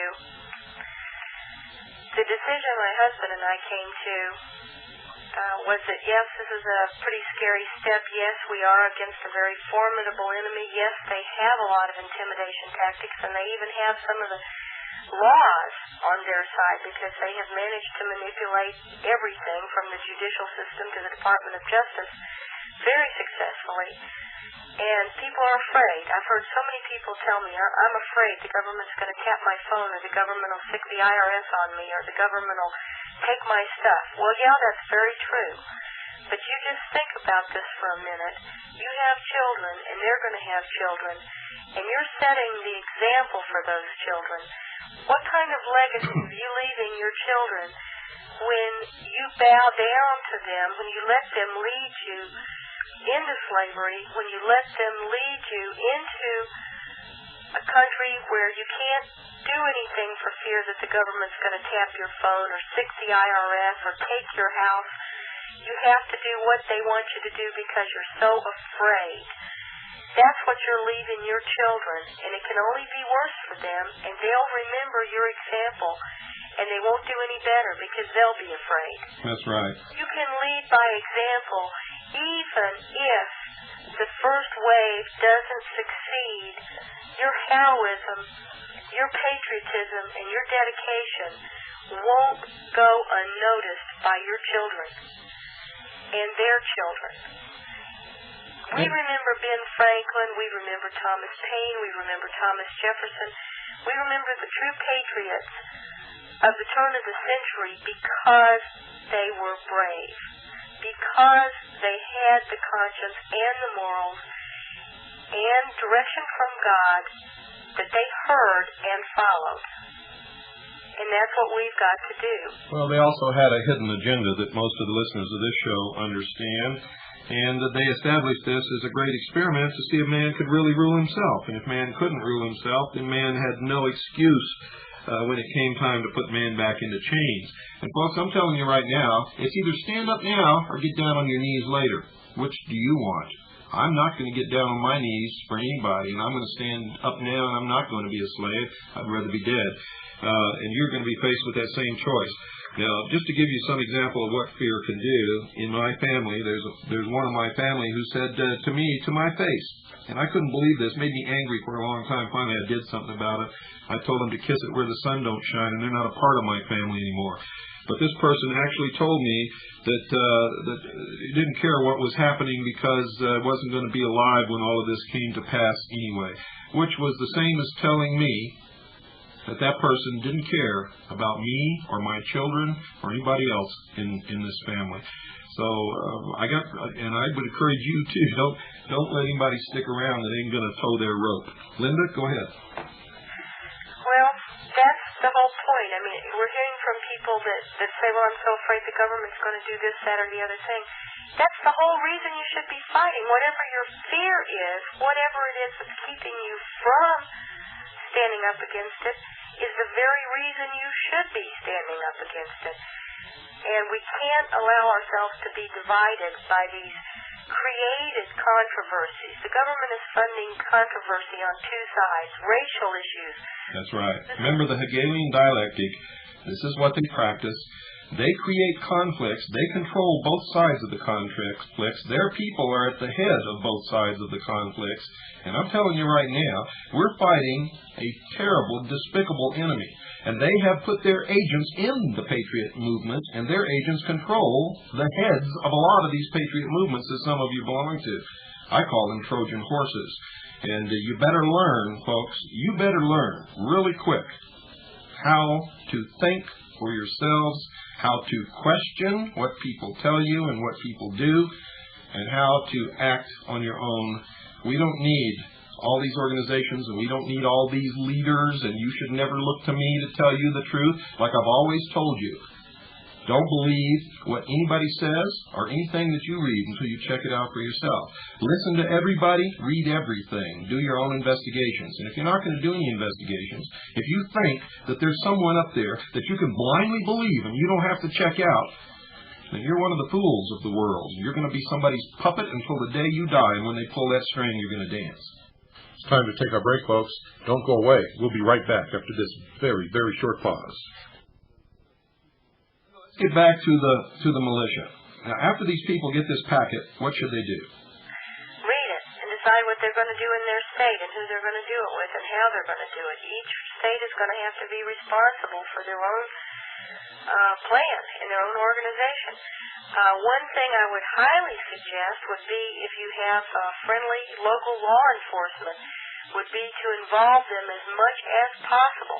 Absolutely. In the planning stages, because most of your local law enforcement, they live in the community with you, they work with you, they have the same goals you do. They want a safe place for their family and their children. They want a free America the same as you and I do.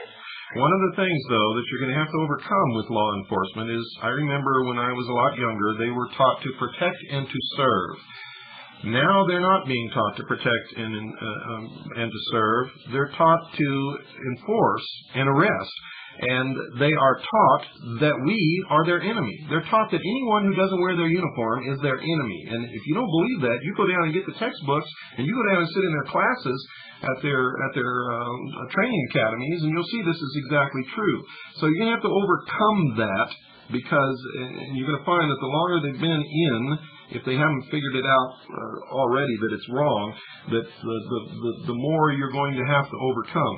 But you are going to find that these are by and large good people, and you do need them on your side.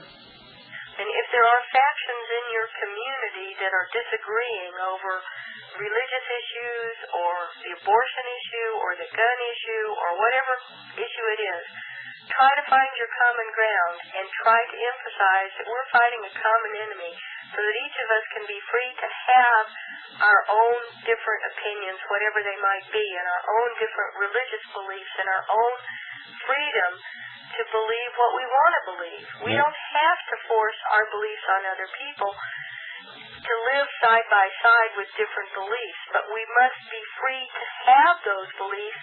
All of us must be. That's right. Remember that whatever freedom you take away from someone else, you've also already stripped from yourself. You cannot claim the right of free speech if you deny that right to someone else. You cannot claim the right to keep and bear arms if you deny that right to someone else, and so on and so forth, all the way down the line. So we've got to put aside the differences in religion, racial philosophies, all those things, and realize that for us to have a truly free country, we have to get rid of the people that want to dominate us in our government, to put us under complete economic and physical control. And those are our enemies, not someone of a different skin color, not somebody of a different religion, not somebody of no religion. If they are a patriot and they're concerned about the Constitution and they're concerned about preserving our liberties, then they're your friend.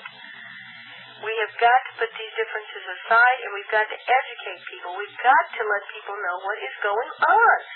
We have horrible people, truly evil people leading this country right now. And all you have to do is see the WACO tape and hear Janet Reno say, "The buck stops here, I'm responsible," and Bill Clinton telling her, "Sleep tight, Janet, you had a good day," after 100 people were burned to death, to know that we have murderers and liars running this country. Yeah. Now, what is it going to take? What is it going to take to get people to get off their butts and take their government back, get the Constitution back, and get these thieves and murderers out of our government? Right now, the gun control issue is a hoax. Who's going to benefit the most when guns are banned? Two groups. And they're actually the same group. The criminals and the criminals. We have the most lucrative black market in guns ever seen in the world. This is a huge country. That's right. What happened when drugs were banned? Immediately, certain criminal factions began to make enormous amounts of money. Our own government began to make enormous amounts of money off illegal drug trafficking. The CIA, the NSA, and the DEA have been responsible for running drugs into this country. It's a well-documented fact, and they do it to fund their covert operations that they don't want to report to Congress. What is going to happen when guns are banned? The exact same thing. It becomes a fundraiser for the covert activities of various organizations in the government and various rogue factions. That's right. And Prohibition should have educated everybody. I mean, they outlawed in the Constitution, alcoholic beverages in the entire United States of America. What happened? It created an organized criminal element that eventually became known as the Mafia. In effect, the Mafia had already existed. It was really established in Italy way back during the 1800s by Giuseppe Mazzini as a branch of the Illuminati. And that's documented. I can prove it to anyone. And that's going to be an upcoming episode of the Mystery Babylon series that we've been airing. And that explains also these strange relationships between the Mafia and the Central Intelligence Agency, which is made up of, by and large, the secret societies. In fact, you can't even get in the intelligence community if you're not a member of one of four major groups of the secret societies known as the mystery schools or the mystery religion of Babylon. And that we've also documented. For those of you hearing this for the first time, if you want the best education that you could ever get in the world on who is bringing all this about and why and where it's taking us, send for a packet of information, send a number 10 self-addressed stamped envelope with $1 to William Cooper, P.O. Box 1420, Shoalo, Arizona 85901. You'll hear this address repeated later on down the line. Ask for a packet of information and order the tape series of this broadcast on the Mystery Schools. Mystery Babylon is the name of the series. And your eyes will be opened. There's 27 hours already on tape. You will not believe what you're going to learn, but it will open your eyes. You will understand politics. You will understand the world much better than you ever have. Linda, once they get this package and they open it up and they decide what they're going to do, how do they know if they're doing the right thing? I mean, who's going to help them in their state? What do they do if they're not sure about what they're doing? Well, you know, Bill, you got me there because they can't rely on a conventional attorney because few, if any, attorneys have checked into this. In other words, we may have to test the system in a couple of places, huh? That's going to be it exactly, because the militia is the people, and the people are the government. So. Now, when you called up the unorganized militia in Waco, Texas, and some people showed up with weapons, what happened? Oh, it was an amazing thing to behold. Before we went down there to Waco, I put the announcement out pretty much nationwide, and I was really heartened to hear from several thousand people who wanted to go down there and form an outside perimeter and just shoot all the ATF agents, frankly. But we had resolved that this was going to be a peaceful demonstration because no one had, I don't think at that point, we really believed that with all the media coverage and so forth that these people would be murdered. Oh, I knew they'd be murdered. I said it on this broadcast over and over and over again. My listeners knew they were going to be murdered long before it happened. Yeah, I did too, but I really thought... Didn't want to believe it, did you? No, I didn't want to believe it. And I got calls from a few people that said, well, if you go down there with guns, it's going to bring martial law down on our heads, and you're going to get everybody into trouble, and all these people are going to be crazy. And these were so-called patriot groups telling you this, wasn't it? It was Jackie Petru with CDR and Greg Keller with CDR, as a matter of fact, that said that. Which sounded a lot like handgun control to me. I've been in plenty of groups with armed individuals, all of them acting very rationally and sanely. And, you know, most of the people, there are something like 70 million gun owners in this country that own 300 million guns between them. And none of us have committed crimes with our guns, you know, that I know, none of the people I know. But anyway, we decided that this should remain peaceful, but to be a demonstration of the fact that there are people that are armed and prepared and know how to use their weapons who are ready, willing, and able to be members of the militia. And so to that end, we had a militia assembly for an inspection, and that was taken from the wording of the Second Amendment, a well-regulated militia being necessary to a free state. Well, I decided our militia wasn't very well regulated because, to my knowledge, we've never had a meeting before. So we needed to have one to be well regulated if we're going to insist on our rights to keep and bear arms and to defend our state. So that was actually the purpose, was an inspection and a get-together and that kind of thing, and it was very peaceful. But in the meantime, up here in my own state, reporters called the U.S. Attorney's Office to see when they were going to indict me for inciting insurrection. And then down in Texas, I just found out from an attorney this week, the same attorney that has been getting all the Branch Davidians indicted and keeping people in jail as material witnesses and so forth, Bill Johnstone, had already prepared charging information against me for the militia, and apparently both of them discovered the amazing thing that this was legal. In other words, they weren't able to indict you, were you? Because you didn't do anything illegal, did you? I think if they could have, they certainly would have, because they've done everything else. Oh, absolutely. They would have really loved to indict a bunch of patriots holding weapons who were forming militia units in order to put these creeps in jail. They would have loved it, because I was the only outside attorney coming down there giving them trouble. And then all these patriots show up, and suddenly their whole scam is exposed because they're claiming, well, the people are supporting this. And the ATF even had billboards up around the city saying, thank you, WACO, for your support and so forth. When everywhere I looked, there were people protesting this. There were people objecting to it, and yet they were all being kept away by machine guns, by ATF agents with machine guns at roadblocks. Now, this is in America. This is in the United States. The ATF isn't police. Yeah. They don't have any authority on a Texas road. That's right. Didn't keep me away and didn't keep you away either, did it?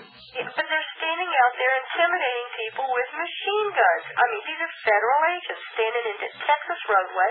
Governor Ann Richards didn't have the cajones to tell them to take their butts and go home. She should have. And people, you need to contact your governors and tell them you're not going to put up with this if feds show up in your state. Your governor has an absolute right to throw them out on their ear. I love you, Linda. I just love you to pieces. I'll tell you, in all of the patriots that I've ever seen, and all the so-called patriot leaders, you're the only one that I really can see as functioning as a patriot leader, and you're a woman. And you're by yourself, really. I mean, you're standing up on your own 2 feet. And I hear all these people crying, grown men who fought in wars, crying about how they're one lonely person and there's nothing that they can do. Boy, I tell you people out there, you better listen to this woman. You better listen to this woman, and then you better hang your head in shame. And then after you get through with that, you cry a few tears, then get up off your dead asses and do something. She's putting you to shame. She is putting you to shame, and I love it. I just can't stand it. I couldn't help this. This is just a burst of emotional recognition here, Linda. I hope you will forgive me. I didn't mean to embarrass you, and I certainly didn't plan this. It comes from my heart. I mean this, really. You are to be commended. If I could give you a medal, I would. It's not me. Well, I don't see anybody else standing out there doing it. It's not me. Well, I'm standing out there doing it, but it's not on my own. Well, you probably have the same source of inspiration that I have. If you didn't do it... Inspiration, it was an offer you can't refuse. Kind of like, Moses was picked and he stood and argued with God. Well, God told me I had to get involved in this and I had to do what I literally was drop-kicked into this. I didn't want to do this. I had a nice life. I had a nice legal practice. I have kids. I have a home. It used to be neat and tidy. I had a lot of free time, things I could do, and I really didn't want to do this. And I have to. I absolutely have to, because this is my job. I was supposed to do everything in my life has led to this, and I see it now. I realize it. I know it, and I'm going to do it until they kill me. That's all there is to it. Because what is at stake here is the Constitution of the United States, but even more than that, this is a spiritual war, the classic war between good and evil, and the good guys are not going to win if they don't fight. That's right. It's simply just not going to happen. You're going to have to change what's going on, and to do that, it's going to take people getting up and doing something. If it means only getting up and making a phone call, at least you've done something.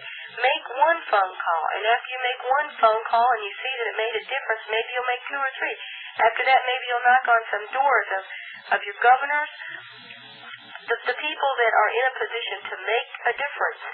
Enlighten them. Tell them what they've bought into. Tell them who they're helping. Tell your congressmen they better read the laws they're passing, not just the synopsises that are given to them by a law clerk that's handpicked by these evil people. Oh, Linda, you just shocked a lot of people. They don't understand that their congressmen and senators don't read the laws, that they vote for or against, that they don't even know what's in those laws. They don't have a clue what's in those laws. They believe what's given to them, some law clerk that's been handpicked by the people that are actually running this country. Same people that pick the electors. Exactly. And that's another thing. We got to get rid of the 17th Amendment. I mean, off the bat, guys, this should be a big deal, but that's, at this point it's kind of like putting out a yard fire while the house is burning down, but someday when we get to it, the 17th Amendment's got to go. That's right. Because that is one of the things that has allowed these people to manipulate every presidential election.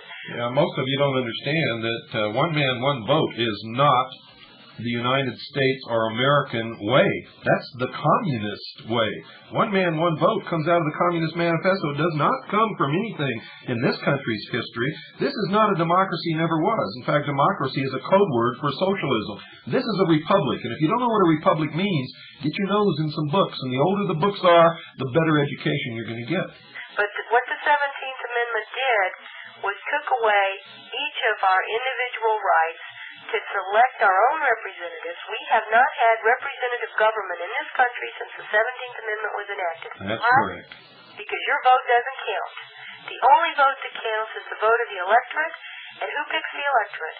The parties that's in power at the time in the state and the governor of that state. And how are they influenced? By who has the money. And who has the money? The same people that control the Federal Reserve Bank, the same people that have controlled our elections all this time by manipulating the electoral vote, the same people who are ruining your life and my life and destroying the Constitution and everything this country was founded upon. And what for? Their own personal greed and their own quest for power. This has got to stop. That's absolutely correct. But most of the people out there, Linda, thought when they read or heard about the electorate that it was them that was being discussed. It wasn't them at all, was it? Not at all. Every state has so many electorate votes they're allowed to have, and the governor of that state is the official person who picks who will be the electorate. But that's pretty theoretical in itself, because actually the people in charge of the party in that state, let's say your governor is a Democrat. This is just an example. I don't know if your governor is Democrat or Republican. But let's say he's a Democrat. Well, who got him in office? The leaders of the Democratic Party in that state. Well, how did they do that? With money. With money. They funded his campaign. They groomed him. They did all the things necessary to get him in power. Do you think he's going to buck those guys? Of course not. He knows where his bread's buttered. So when they say, well, I want you to pick Joe Schmo and Sally so forth, he's going to pick exactly who they tell him to pick. Well, Linda, I hate to stop you and cut you off, but it's time to go. Folks, if you like the music that you've heard on this program tonight, you can order it. The entire cassette, the whole album, is $12 post-paid. $12 post-paid. If you'd like to order the WACO video, remember it's $25 post-paid. If you want the militia kit, and this is a whole bunch of information, specify your state and send us $15 post-paid for the militia kit. I don't know what to say. This woman puts everybody out there to shame. I've been battling so long, and I've always felt that I was more or less out here by myself. Now, I know other people out there have been helping, but Linda is the first one that I've ever met that I really feel is really a leader. A leader. Okay? She is leading herself. Now, I'm not trying to tell you that you should fall in behind her or fall in behind me or anybody else. I'm trying to educate you people that you are capable of discovering the truth for yourself. You are capable of leading yourself. We don't need all these organizations that split us up. We don't need black organizations and white organizations and Jewish organizations and Oriental organizations. We're either Americans or we're not. And if we're Americans, we better get together, and we better stay together, and we better save the only document in the history of the world, the Constitution and the Bill of Rights, that has ever set man free, that has ever guaranteed the protection of our Creator-endowed rights. And if you don't understand that concept, then you better write to us with a self-addressed stamped number 10 envelope, enclosed $1. We'll send you an information packet, and you can order the tapes that we've done on Creator-endowed rights and on the Constitution and on the other things. You'll have a whole list of tapes that you can choose from. Folks, this is the only radio program, this is the last media source in the world that dares to take a stand and tell the truth, and dares to tell you to listen to everyone, read everything, believe no one, unless you can verify it in your own research. And we'll even tell you, if you're not willing to do the research, then you're a dummy. You're going to be somebody else's puppet all your life because you're going to be depending upon somebody to tell you what's true and what's not true. What time to get up, what time to go to bed, what to eat, when to fight, when not to fight, what's worth something and what's not worth something. You're going to be a puppet on a string, and when they pull the string, you're going to dance. And that's what most people have done all their lives. Good night, folks, and God bless you all.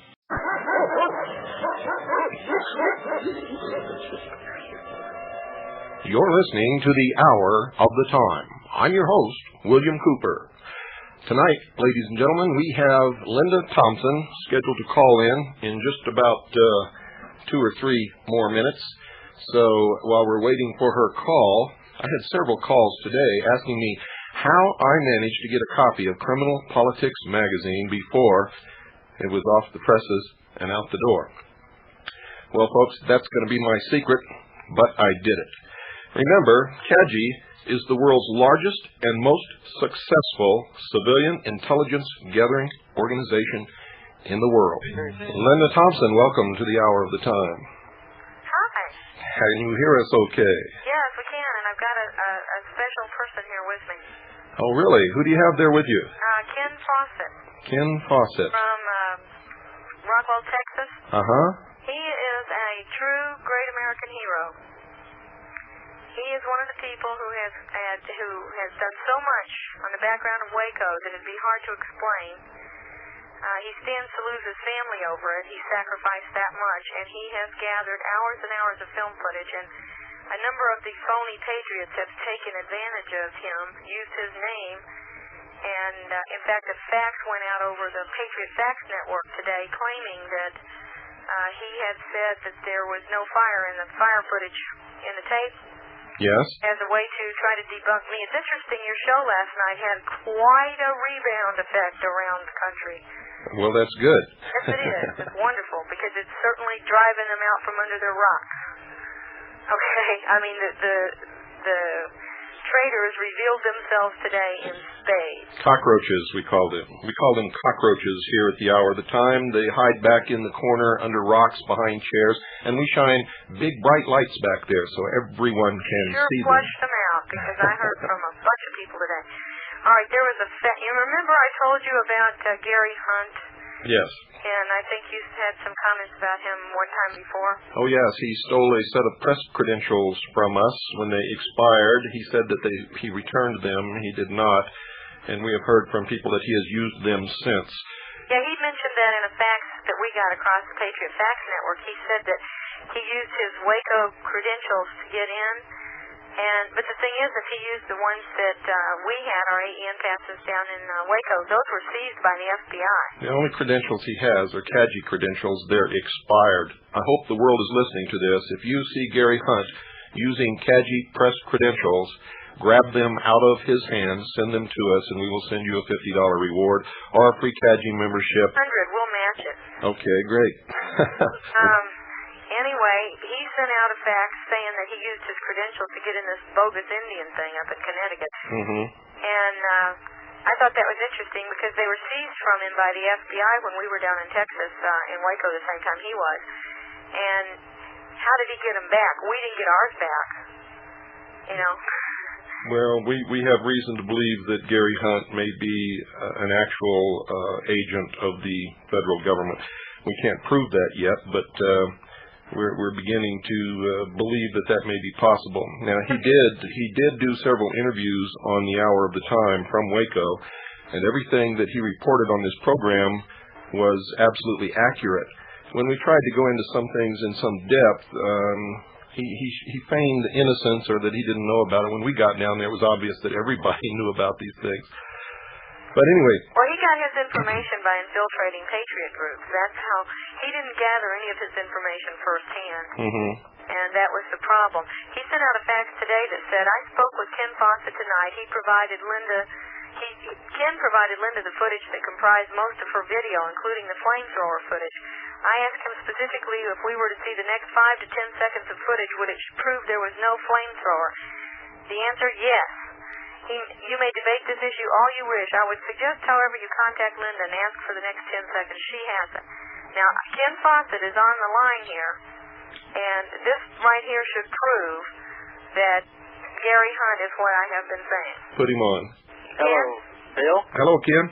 How are you doing? Just fine. We haven't talked in a while. I haven't talked to you in quite a while, but I reviewed the fire footage again, and she is correct. There is definitely ignition source and a flame that shoots out the front left-hand side of that tank as it pulls out of the building. Confusing me was some reflective material that also happened to be snagged on the tank and remained snagged there as it pulled away. So and that's the third time it goes in and out. And the one in our tape is the second time. Okay, that may well be. I have not examined the fire as thoroughly as I should. I have several different camera angles on it, and I haven't had a chance being more involved with trying to figure out what the heck happened February 28th. And I didn't get the flame footage from you either, did I? I have no idea, and even if you did, it doesn't make a darn difference to me. But I'm saying your footage backs up what we have. Exactly. At this time, it is definitely you have it too. I beg your pardon? You have it too. I have it on tape. We have other things that are very incriminating on that tape. Other camera angles are even more definitive now that I can go back and look at them. Okay, Ken has got 10 times more footage than I do. And mine, for the most part, is from network broadcasts and news footage and so forth where they have just failed to mention what is being shown. Ken has taped right off the satellite, and he has got some of the most damning evidence. This has not come out before, and we're not going to tell him what we've got, but I am telling you that what Ken has and what he's done for America, he is going to be, when this is all said and done, the great American hero, because throughout this thing... I don't believe that for a minute, Linda, but let me just say like this. I am going to release a list tomorrow of operatives that I have weeded out that worked through certain patriot groups, which I'm not going to mention on the air. Why not? I do all the time. Well, if you think that I'm afraid of being sued by these people, I'm not. Well, I'm not going to release anything without 100% facts to back it up, and they know who they are. They best get on a plane out of the country tonight. Well, you should have facts when you do that. We have facts when we make our statements. We always have facts, and we will release the names. I'll put them in a letter tomorrow, and I'll mail them up to Linda. And I've got to be on a plane, or I've got to get a certain person on a plane tomorrow, so out of WACO, and then we'll get that faxed up to Linda or mailed or something.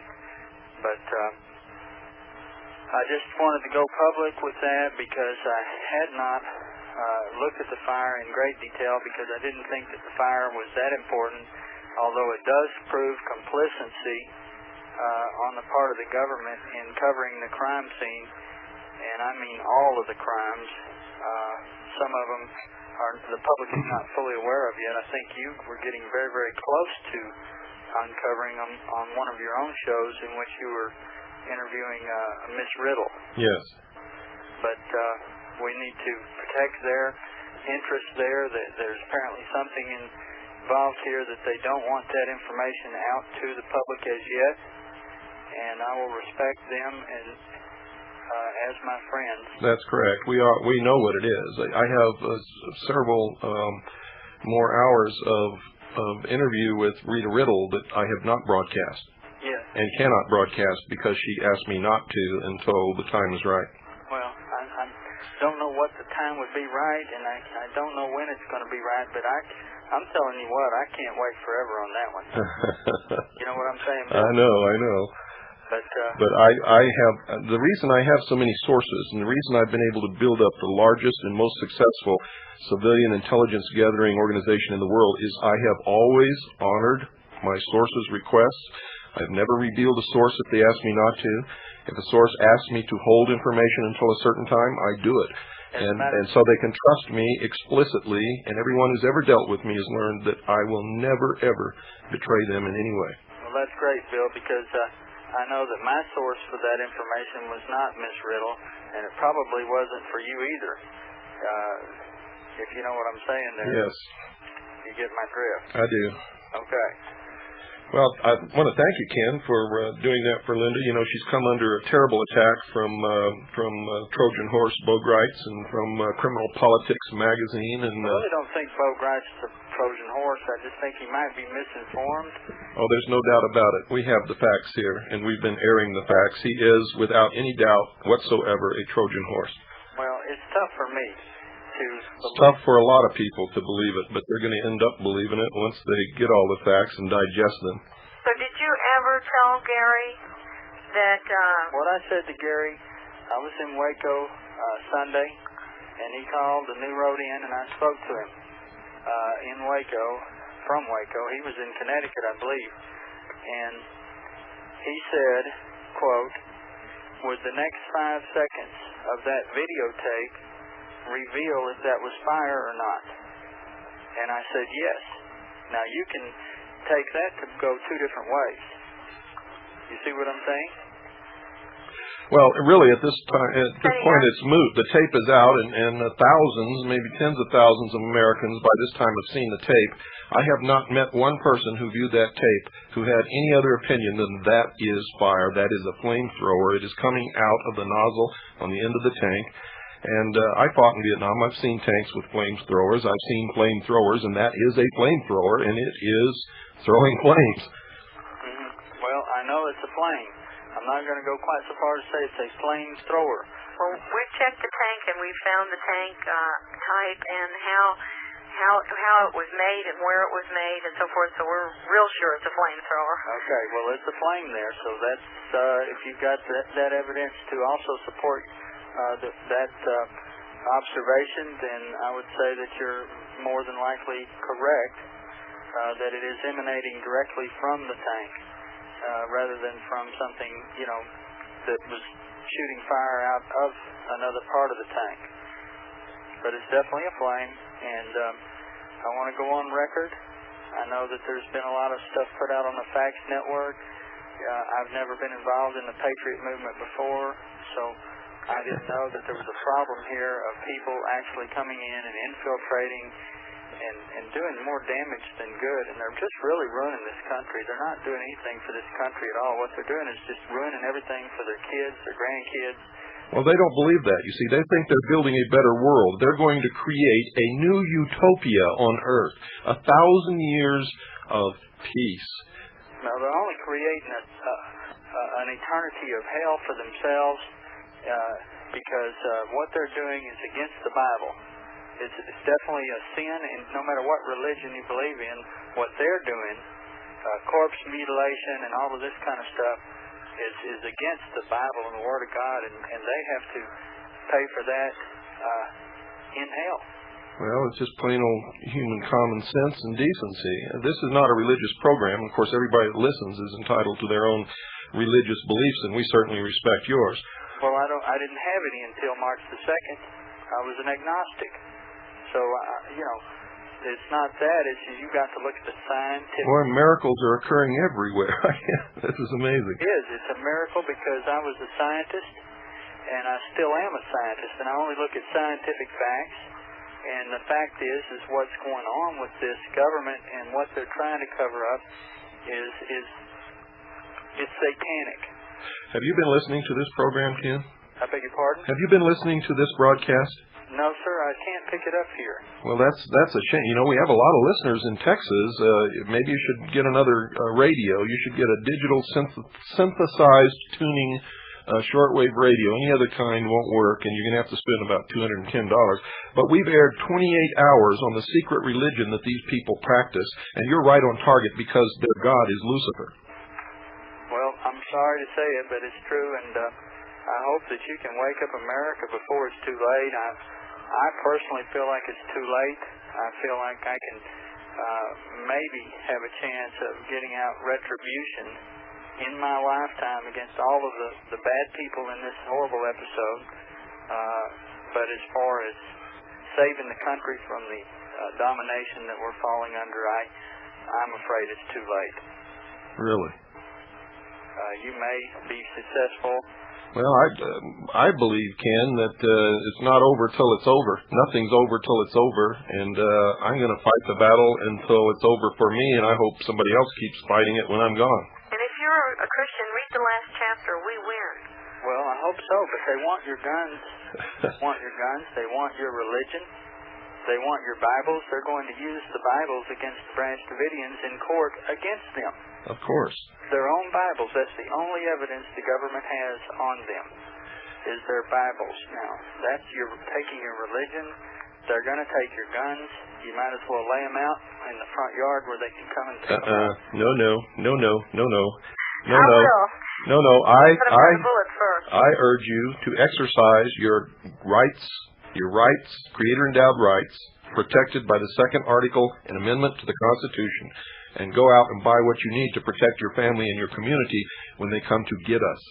Instead of throwing your guns out in the yard and marching down to the railroad station and getting in the cars, Well, if you do that now, you're too late, because if you've paid any attention at all to Clinton's crime bill, the minute you go and buy a weapon now, you're going to be instantly on an international computer system.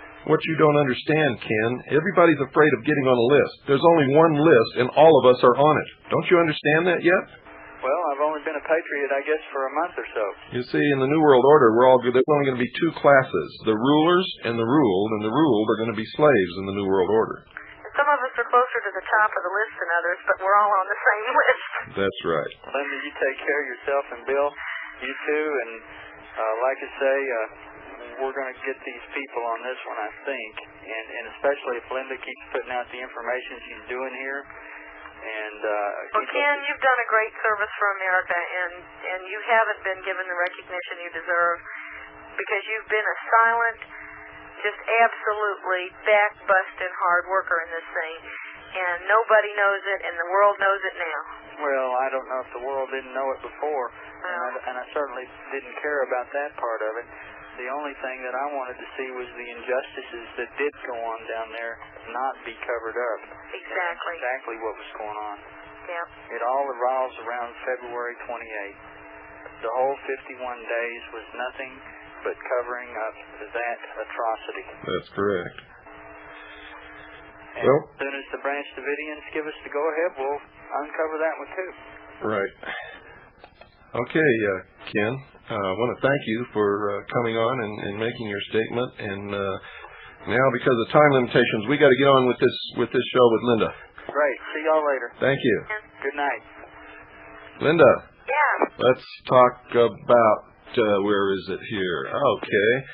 Everybody out here says we don't have any proof about anything. They said that we didn't have any proof that 3 of those people that died at WACO were Clinton's security people during his campaign, and I blew that myth last night. I could have blown them all, but I wanted to wait and let you do a part of it because... Read the Treasury speech to him? Yes, I did. Oh, good. I can't pick up your program yet either, but I'm getting one of those radios tomorrow. Good. But since you're the one being attacked, I want the world to hear from your mouth what proof you have. Let's talk a little bit about FinCEN. What have you found out about FinCEN? Well, we called them and talked to them. We got their address, and the day that I talked to them was last Friday. That's when I got the actual address. Did you give out the address yet? No, I didn't. I was waiting for you, Linda. Okay.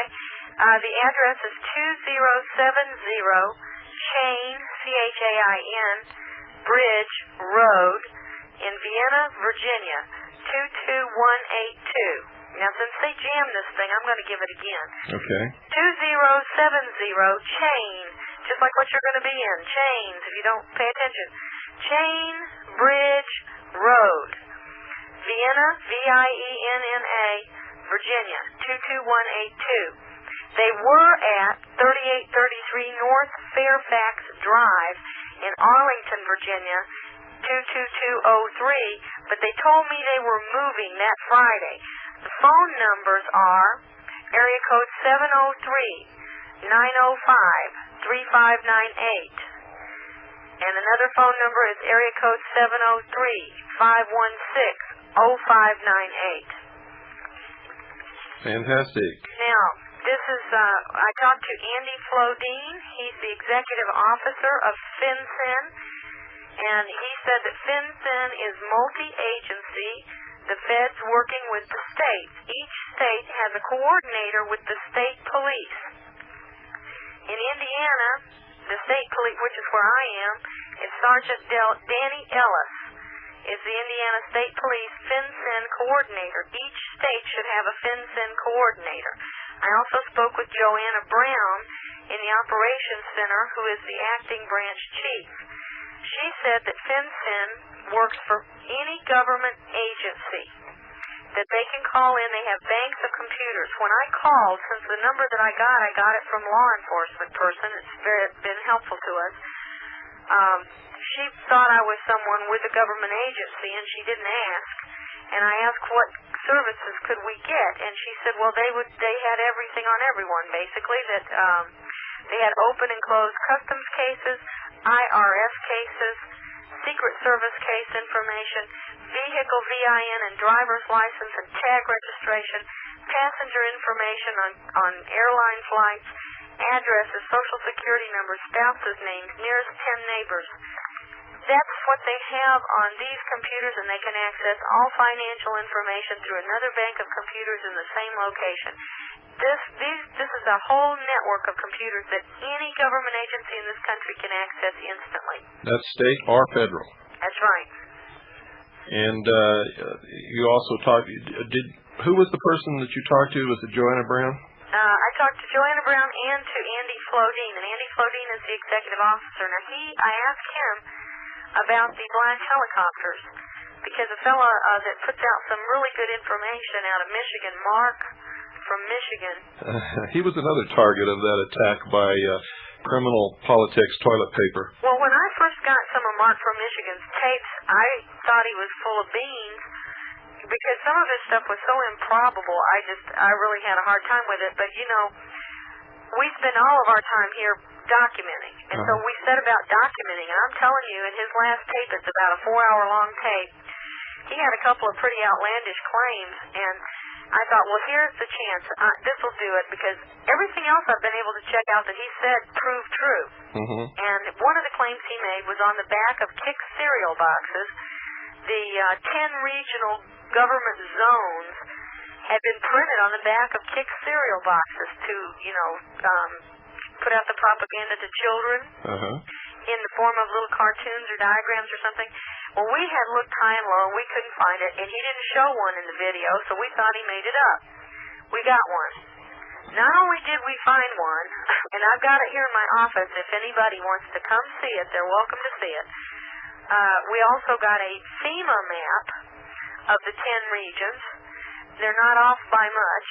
One line is drawn incorrectly, but it's not significant.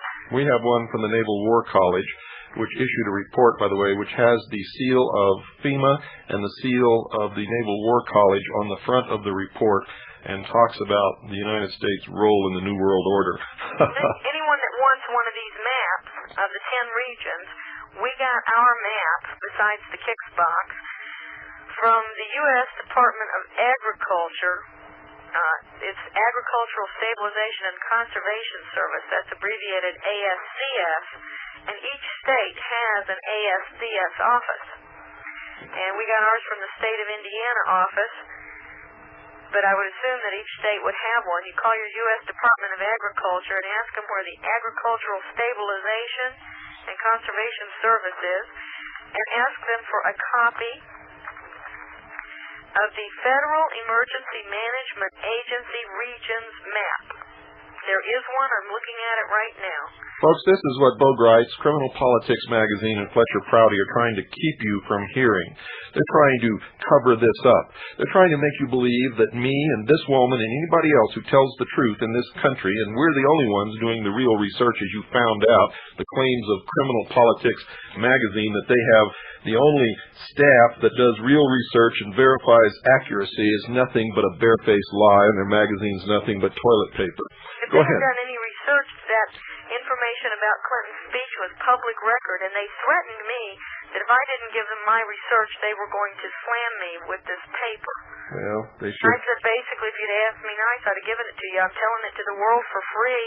2 times a week on radio at night, and 3 times a day during the day. it couldn't have been that hard to have found the information. It's not hard at all, but that's not what they were doing. You see, they were told to slam you, and that's exactly what they did. And I'll tell you that it's a coordinated effort that started yesterday, because I got set up at a radio station that is was a sympathizer during WACO. They called as if it was incidental, and when I was interviewed, they had already set me up. There was a Cult Awareness Network person on there, person from the WACO Tribune Herald had been contacted, and another fellow that all three were sitting there just ready to take pot shots, and they wouldn't let me talk at all. Yeah, that's an ADL-backed thing, and you all know who the ADL is. Well, that happened yesterday morning. We got the facts and so forth from Criminal Politics Friday, and then today the stuff came across the Patriot Facts Network. So it's been actually it probably started Friday, but it's been about a overnight thing. Now the effort is slam Linda Thompson. Well, that's good, because the people that are doing that, you can count on it. They are government agents. I will open my life and my books and anything else to inspection by anybody. I am not a Fed. Well, nobody ever I'm not associated with Feds. Nobody ever accused you. We don't have to worry about that. Linda, we've got to take a little break here, so don't go away. Okay. And this is I don't know if you heard the lead-in song or not. Yeah, I did. You a little did. bit of it. I had just got Ken on the phone though, so I didn't get to hear too much. Well, that's where you are. You're too close for comfort, and that's why you're being slammed, and that's why they're always slamming me, is because I'm yanking their chain, and you're really yanking their chain. That's right. You know that we have the distinction. We're the only two people in America that Bo Grice has ever attacked personally. Did you know that? I'm so honored. Me too. I got my own personal CIA agent that has to follow me and call me on the phone 3 times a week. Well, hang on. We got to take this little break. Well, have you got your high heel sneakers on there, Linda? You bet. All right. Okay, folks. Occasionally, until I get used to this live show stuff, I'm still going to be making some mistakes. So we might have a lot of laughs and a lot of fun, just like last night. Last night was a little bit funny to me, and some of the people who called today said they got a big kick out of it also. So we hope that you get some fun out of any mistakes I might make again tonight. Linda, let's go into this black helicopter thing. What have you found out about black helicopters? Well, they like to follow me. It was really funny, because so far my bodyguards, neither one of them had been with me at the times I'd seen them before. And it was a running joke, because they knew plenty of people that had seen them, but neither one of them had seen them. And one of them was always ribbing me about it. But we'd had them over the house before, this type of thing. And one followed me one night, and at night, that my bodyguard, for one reason or another, just was not there.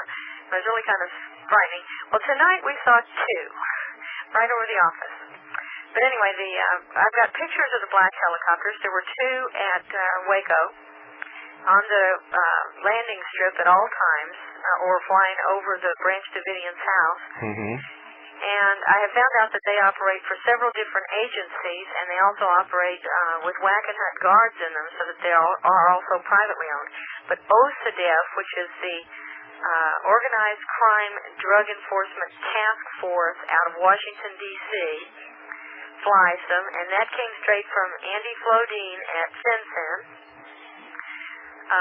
Let me think, who else? The Atomic Energy Commission flies them, and that's correct. Pardon me? I said that's correct, and I filmed them around the super secret area called Area 51 in the Nevada desert. And that's WACO flying them. Yes, that's correct. And the information I got on that came, just from you. You filmed them, and also from CIA agents who calls me. A friendly, I've got a bad one and I've got a good one. I've got 2 good ones, now 3 good ones. Hey, the good guys are outnumbering the bad guys. This is pretty good. I have 3 CIA guys that call me that are good, and 1 bad one. Well, let me one of the good ones told me this. Let me give you a little piece of advice, Linda. There's no good one. You can take it or not take it. There are no leaks from the Central Intelligence Agency or the National Security Agency or the Office of Naval Intelligence or Army G2. If there's a leak, it's intentional. Okay. Well, it checks out, so take it for what it's worth.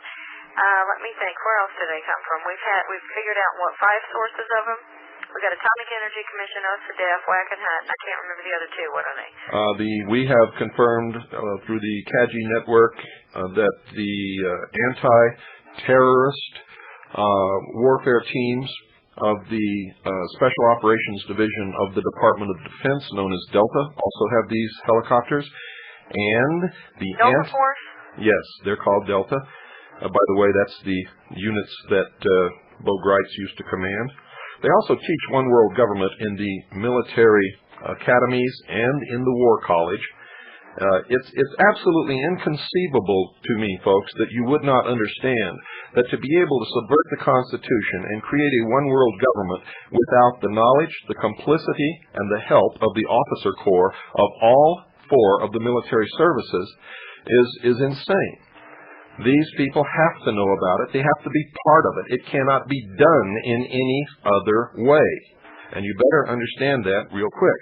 We also found out that the anti-urban guerrilla warfare teams, also of the Special Operations Division of the Department of Defense, also use these helicopters. And these units have practiced actual maneuvers in the major cities of this country with these unmarked black helicopters.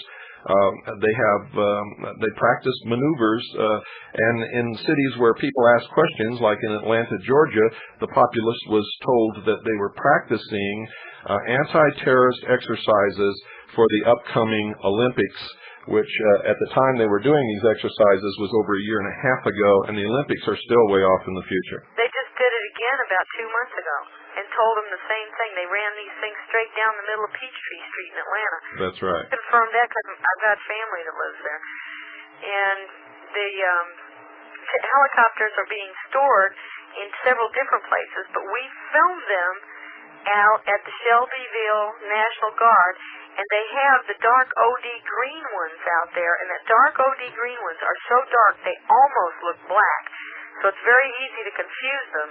Yes, it is, especially from a distance. But the OD green are regular Army or military helicopters, and they'll usually have either U.S. Army or U.S. Marines or something on them with just a little darker color. You got to be real close to even read it. Well, some of these bad ones are green too, because I think they're doing that intentionally to be confusing, because I have pictures of 2 of those that were at WACO too. In fact, they're so close. I'm not a helicopter expert, and I had taken pictures of them in the exact same place on the runway out at WACO, and brought them home, and I thought I had 2 pictures of the same 2 helicopters, and I didn't. I had a picture of the dark green ones and the black ones, and we didn't know it until we had them blown up. And a fellow said, "Look at this," and the tail rotors were different and the colors were different. We thought it was just the light. That's how close they are in appearance. And these black ones, though, with no markings, they're hiding some of them at this National Guard out here in Indianapolis, in Shelbyville, actually. And on the weekends that they have guard drills, they move them, because this one guy that was helping us with the guard said he'd never seen them. And I had just filmed them the weekend before. I've got it on videotape. And he went that weekend. They weren't there. We made a trip out to Shelbyville, and they weren't there. There was only 3, and they were plainly marked National Guard and Army and stuff. The black ones had been moved out of there. So we're going to go back again this weekend and see if they're back, because this is a pattern. Some other people have been tracking them back and forth out there too. So they do move them, but you can find them if you keep looking. Oh yes, the people have been reporting them all over the country.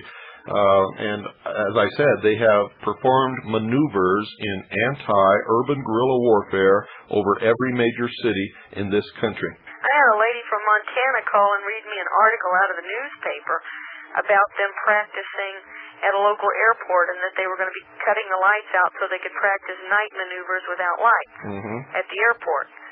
And that was made the mainstream paper out there.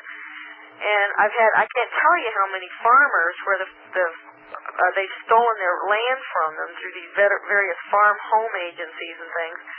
When they're losing their farms and fighting it, they've seen the helicopters too.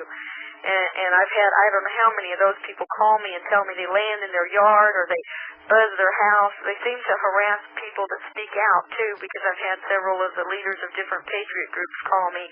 All of them have seen them. It's intimidation. In fact, I had to move from Camp Verde, where I lived, very quickly because they landed 3 of these helicopters around my home and actually deployed troops around my house. And then they got back on the helicopters and left. The message was very clear to me. The message was, shut your mouth. And, well, I didn't stick around. I went in and woke up my wife and told her to pack. We were leaving, and we left the following day. And but, you know, you can't hide from these people. I don't believe that I can ever hide, but at least I can delay bad effects for a while. Well, we've had them over at the house 3 times, and one time they flew so low that I was asleep when they flew down, and it sounded like they were landing on the roof of my house. And I don't live out on a farm anywhere. I live in the middle of a suburban neighborhood where the houses are close together. And another time they came when my children were there getting off the school bus, and at that time they were all going to a school where they rode a bus, and all the kids on the bus saw it. You know, it's not like it was a big secret. Not only that, but some of these helicopters appear not to make any noise. Oh, they don't until they're right over you. The ones at WACO made no noise at all until they were directly above you. You see, I've been reporting this to people for about a year and a half now, and they've said that I'm crazy. The fact is, they have developed a helicopter that, from any appreciable distance whatsoever, is absolutely silent, and when you're directly beneath it, all you hear is something that sounds like a loud egg beater in your kitchen. That's it. And I saw 2 of them last week. I think they're also being used by local drug enforcement task forces, because there were 2 that were over fields right near my house last week, and they were so low that you could have thrown a rock at them. You know, one of the peculiarities of this animal and cattle mutilation phenomenon that's been sweeping the country since the 60s is that a lot of these people, farmers and ranchers, have spotted helicopters in the vicinity of their fields either a day before or a day after these mutilations have occurred. I'm not surprised. Well, at this point, I think that they're unidentified flying aircraft, because they have no markings. They're flying below the 500-foot ceiling, and they're endangering people's lives by flying this low and harassing them. Well, it's illegal to do that. Yep. Even if it's a military aircraft, unless there's a war declared or a state of emergency or something like that takes away that 500-foot ceiling, they're not supposed to do it. But I've seen them flying right at rooftop level. It's a wonder they don't run into telephone lines or something, but Are phone lines going out here? No, we're okay. Okay. Don't worry about it. Well, they jam you and block the phone lines. I mean, this wouldn't surprise me at all. Well, the first night we went live to test out all of our equipment, all my phones had blocks on them. I had to go through the AT&T operator to call out of my city. Now, this is a little small town in a rural area where nobody uses the telephone after working hours except to call the neighbor and see if they want to come over and watch Wheel of Fortune or something. So there was no excuse for it, and of course nobody had any, and then nobody could explain why my phones were blocked. But they're not blocked now because I know how to handle this stuff with these people. Okay, what else do you want to cover, Linda? What else do you want to talk about? Well, what else were they saying we didn't have any proof about? Because I got actual proof of everything they claim we don't have. Well, we must be wrong because they claim that they have a competent staff of 5 people to regularly review the materials day after day, month after month, and more importantly, take the time to verify the accuracy. No other organization that they know about has any ability at all in terms of staffing or competency to check the veracity of the many stories and videos that flow in day after day from all over the country to criminal politics. And besides that, their sources are Lieutenant Colonel Bobo Grits and Lieutenant Colonel Fletcher Prouty. By the way, folks, there is no more Bo Grites around here. It's Bobo Grits. Bobo because he is a fool to think we're so stupid that we're not going to catch on to him after a while. And Grits because when all the patriots find out who this guy really is, they're going to have him for breakfast. And where I come from, that's grits. Let me see what else they said here. Oh, Linda, here's a big one. They said that by your actions, you are trying to draw attention away from WACO. Would you care to comment on that? Oh, that one is, that kind of goes without saying, doesn't it? I mean, how can I be drawing attention away from it? That's what they say. That's exactly what they said. When what I'm doing is finally showing some of the people. I know most of your audience already knew, but it's waking up middle-class America, the people that believed everything they saw on TV. I just spoke today at a men's luncheon. You know, it's making mainstream America in a big way. Absolutely. If anything, people that always watched CNN before for their news, they're getting angry. I got 2 calls from Washington, people with some money that flew the tape out there to show it to their congressman. You know, now they're going to find out phase 2. That doesn't do any good. But it's waking them up. It is waking up people everywhere. Yes, it is. Well, let me read you their exact words. It says, once again, we can only assume that the purpose of such careless failure to verify facts has as its purpose the creation of confusion, hysteria, and especially directing your attention away from demanding a congressional investigation of the government's actions in WACO, the attack on the Weaver family, and connection between the Anti-Defamation League and the Cult Awareness Network, which you covered very well in your video, and which I've covered extensively on this broadcast. And down here they say, as a matter of fact, the publisher and editors of Criminal Politics magazine are convinced that the key effort here is to see to it that your attention is not directed at the Anti-Defamation League and its subgroups, which is already saddled with legal and public relations problems. What do you think about that? That they're trying to keep you from it? From drawing attention to ADL? They say you're trying to keep the attention of the American people from all of these things. Oh, right. Well, I got a major lawsuit I'm helping with against the Cult Awareness Network. And I think we did expose them in the video. There's no doubt about it. You did. And that is a key player in this thing. No doubt about it. It is a key player. But we've also exposed the fact that CIA is planted in ADL, and it's purposeful. And where these CIA guys came from was a placement by a college professor that does exactly that, places CIA agents. Well, I think you may have it a little backwards. You're on the right track, but you may have it a little backwards. Every bit of the hierarchy of the bureaucracy of our government, and specifically the intelligence community, has been infiltrated and is under the complete control of these secret societies. Yep, I agree. Now, on HBO today, there was a movie called Strapped. That movie was put out by the same movie that put out the movie Intruders about the alien abduction phenomena. And the name of the company is Osiris Films. And Osiris Films, this movie Strapped, is an anti-gun movie. And immediately following that movie was a People magazine report on guns in schools. Everywhere you find these people, you will find the secret societies. Always. And they always give themselves away because they're so arrogant. They think that we're so stupid. A nation or world of people that will not use their intelligence are no better than animals who do not have intelligence. Such people are beasts of burden and stakes on the table by choice and consent. That's their own words. You'll find that in chapter 1 of my book, Behold a Pale Horse. We need to hear from patriot leaders all over the country, or people that want to be patriot leaders. We've got to get focused. My message is this. Learn to be your own leader. Challenge everything. Don't look for a knight on a white horse in shining armor to come and save you. Because if you're looking for that, you're dead already. That's right. It's all over when you start doing that. If you're looking for anybody to come and save you, if you think you're going to be raptured, it's all over for you. Have you talked about the prison camps? It's a whole chapter in my book. Not only talk about it, but documented it. And yes, I've talked about it quite a bit on this show over the past. Well, this show began on May the 4th, 1992. We've probably done 3 or 4 hours on these subjects. I'd like to find someone who has seen them at the train cars putting in the shackles or the guns. I've gotten reports of this from all over the country, and it's always secondhand. I need an actual individual that has seen this so that we can put this information out all over the world. But we have found at least one right here in Indianapolis holding center for the trains. That's correct. And I'll document and prove that they are actively right now this minute putting shackles in those cars. Because I think it's much closer than most people realize.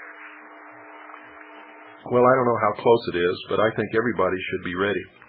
I think everybody should be ready. I think everybody should have sent for their militia package, which, by the way, they're on the way to you now, Linda, and you've been very busy putting together these packages for the different states. So as soon as you get them, you're going to start sending them out to everybody. Right, and we just changed the way we're doing things so that our mail's not intercepted anymore, too. For anybody that's had trouble getting their tape, I apologize. It was taking 8 to 10 days for mail to get to us, and that had to be a holdup, from at the post office here because that's when it was coming to us. And we had all of the tapes that we ever sent to media intercepted. And we discovered that when the media started calling back and telling us that they weren't getting them, and we were shipping them 2 or 3 times. We had a whole batch of them X-rayed or demagnetized, and they had been made at different times. They were just shipped at the same time. That's the only thing they had in common. And it couldn't have been a manufacturing defect for the reason that they were made at 2 different places at 2 different times. And the company checks every single tape. And the tapes that got injured had different things wrong with them, consistent with them being X-rayed or magnetized. The postal inspector here came out when I pitched a fit about it on public radio, and several postal workers volunteered to help us. There's patriots at every level. We've got them outnumbered. And since then, the mail problem cleared up almost instantly. Good. Well, we had that problem too, but what we did is we just don't use the mail if we don't have to, except for sending out info packets. Everything else that we do is by UPS insured. Linda, I hate to tell you this, but we're out of time, and we've got to go. I want to thank you for coming on tonight and addressing these attacks upon you and your character. And folks, I want you, if you subscribe to Criminal Politics magazine, put it in your bathroom where it belongs and use it for toilet paper. Good night, Linda. Prescription. Good night, everybody, and God bless you all. Thanks. You're listening to the Hour of the Time. I'm William Cooper. Tonight, folks, you may experience a little static on the line. It's raining here and the lines are wet, and we have GTE, which is the absolute worst phone company in the entire United States of America. I think they're still using 1930s equipment or something, but every time anything gets wet around here, all the phones go crazy. Tonight, we are supposed to have a special guest calling in, and I'm going to tell you right now, it's Linda Thompson.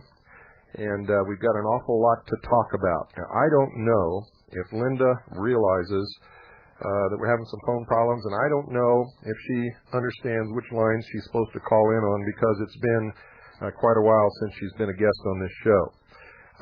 She used to know to call in on 2174. So if there's anybody out there listening who has Linda Thompson's phone number, either office or home or both, please call her and ask her to call in on the call-in line 602-333-2174. That's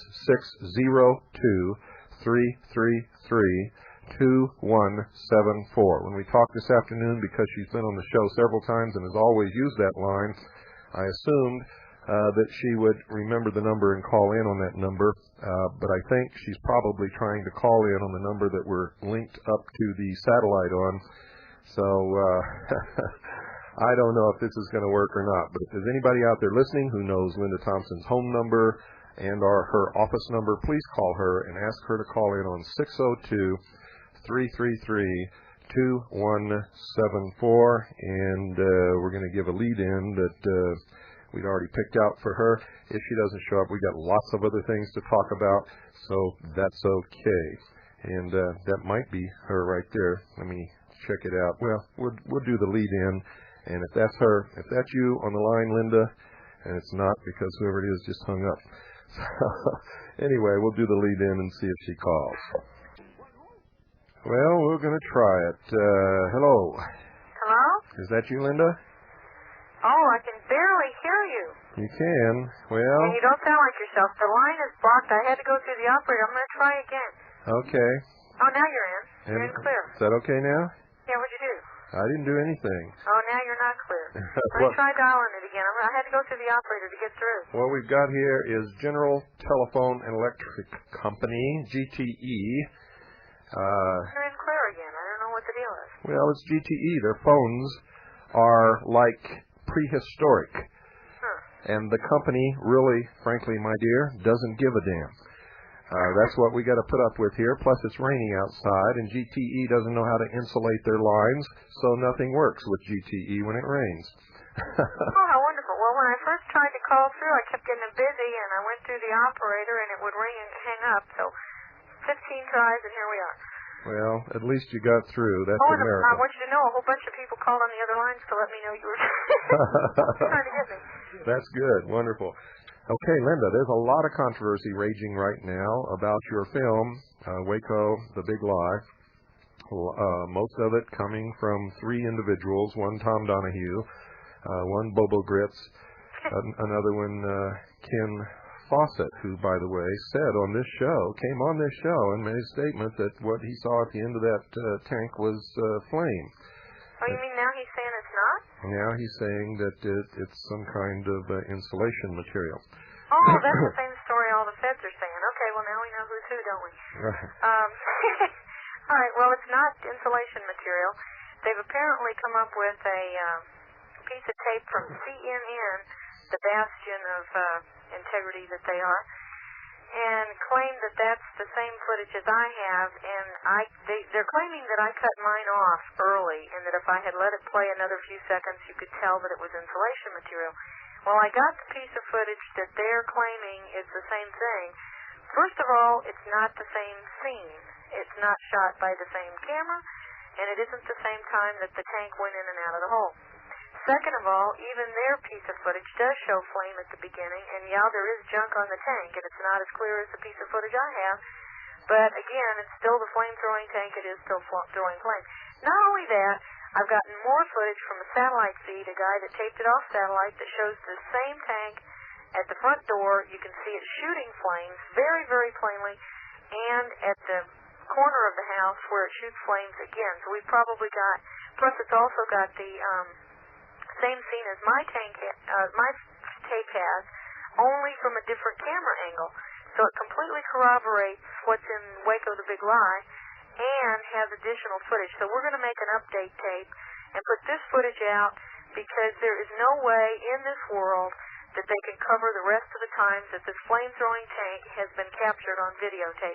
Every expert that has analyzed my first tape, including Department of Justice's own experts, have said that they absolutely, Justice Department said they don't know. They won't say what they think it is. They said it appears to be flames, but they don't know. Now, they couldn't even get their own expert to lie and say it wasn't flames, and you know if they could, they would. We've had an FBI forensics fellow look at this, and umpteen TV stations have analyzed the tape. It's not monkeyed with. It is flames, and now we've got even more proof, and we just got them by the yin-yang. That's all there is to it. We've got them. I've got to correct something. I said that it's Tom Donahue, and that's not correct. And I don't know Tom Donahue, don't know anything about him. But that's not correct. It was the Tom Donahue show, but it was Ron Engelman who was making these statements. So let me correct that right now. It was not Tom Donahue. It was Ron Engelman. Might as well leave Tom Donahue in there, and I'll tell you why, Bill. Thursday, 2 weeks ago, I got some phone calls from people that were at a radio station in South Bend. They had received a fax from Ron Engelman that said he had absolute proof that the flame-throwing tank in my tape was not flames, okay? That's what the fax said. Now, this was on Thursday. That same Thursday, Tom Donahue announced on his program that the following Tuesday, Ron Engelman was going to be hosting his show, Donahue Show, and that he was going to have distressing news about the WACO tape. That was the show I'm talking about. Ron Engelman Tom made the announcement. Now, I called up Tom when I found out, what was going on with this fax that Engelman was claiming to have proof that the flames weren't real, because I smelled a rat, frankly. And I called up Tom Donahue, and I got his answering machine, and Ron Engelman returned the phone call, not Tom Donahue. And I asked Ron Engelman what was this distressing news going to be, and he said, well, that's just not flames on your tank. And I said, well, how do you know? And he says, well, he's going to have an expert analyze it, and he was going to have it, he had another piece of tape that was going to prove that it wasn't. And I said, well, who's your expert? And he says, well, I don't know. Some other guys are setting it up for me. And I said, you mean you haven't even had it looked at yet? And you're claiming you have proof that it's not real? And he said, yes, he had not looked at it. He had not had it analyzed. And I said, well, what does this piece of footage show that you claim that you got? He says, well, I haven't seen it yet. So here they're already making a claim on Thursday that they're going to claim on Tuesday that the tape footage is not genuine, but they haven't done anything to analyze it or anything. So basically what they were doing was lying. It was absolute fraud. And I sent a letter to the president of that radio station that Donahue's on, and I talked to the president and the guy that said he was the vice president about this, and I said that Ron Engelman had just admitted to me on Thursday night that his announcement on Tuesday was a fraud, that he had not analyzed the tape, that he had not looked at any tape from anybody else, but he was still going to go ahead and announce that it was not flames in my tape. I said, this is ridiculous. And I sent them a letter to that effect and said that if they did that, I was going to sue them. And they went ahead and did it because apparently Tuesday they made that announcement. Well, so I just hope that they're prepared to back it up in court. I know they're not. And that's the only option I have left at this point because they did this for publicity, I think. Is the only explanation I could come up with for it. Well, I doubt it. Now we've got additional footage, and it absolutely positively has them locked in. There's no way they can avoid 6 different scenes of this tank with the flame coming out of it. Now, are these all different angles?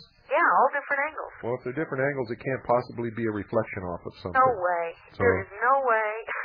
Besides that, even on just the piece that I had when we made the first WACO tape, a Boy Scout can look at that and see it's fire. It doesn't take a rocket scientist to figure it out.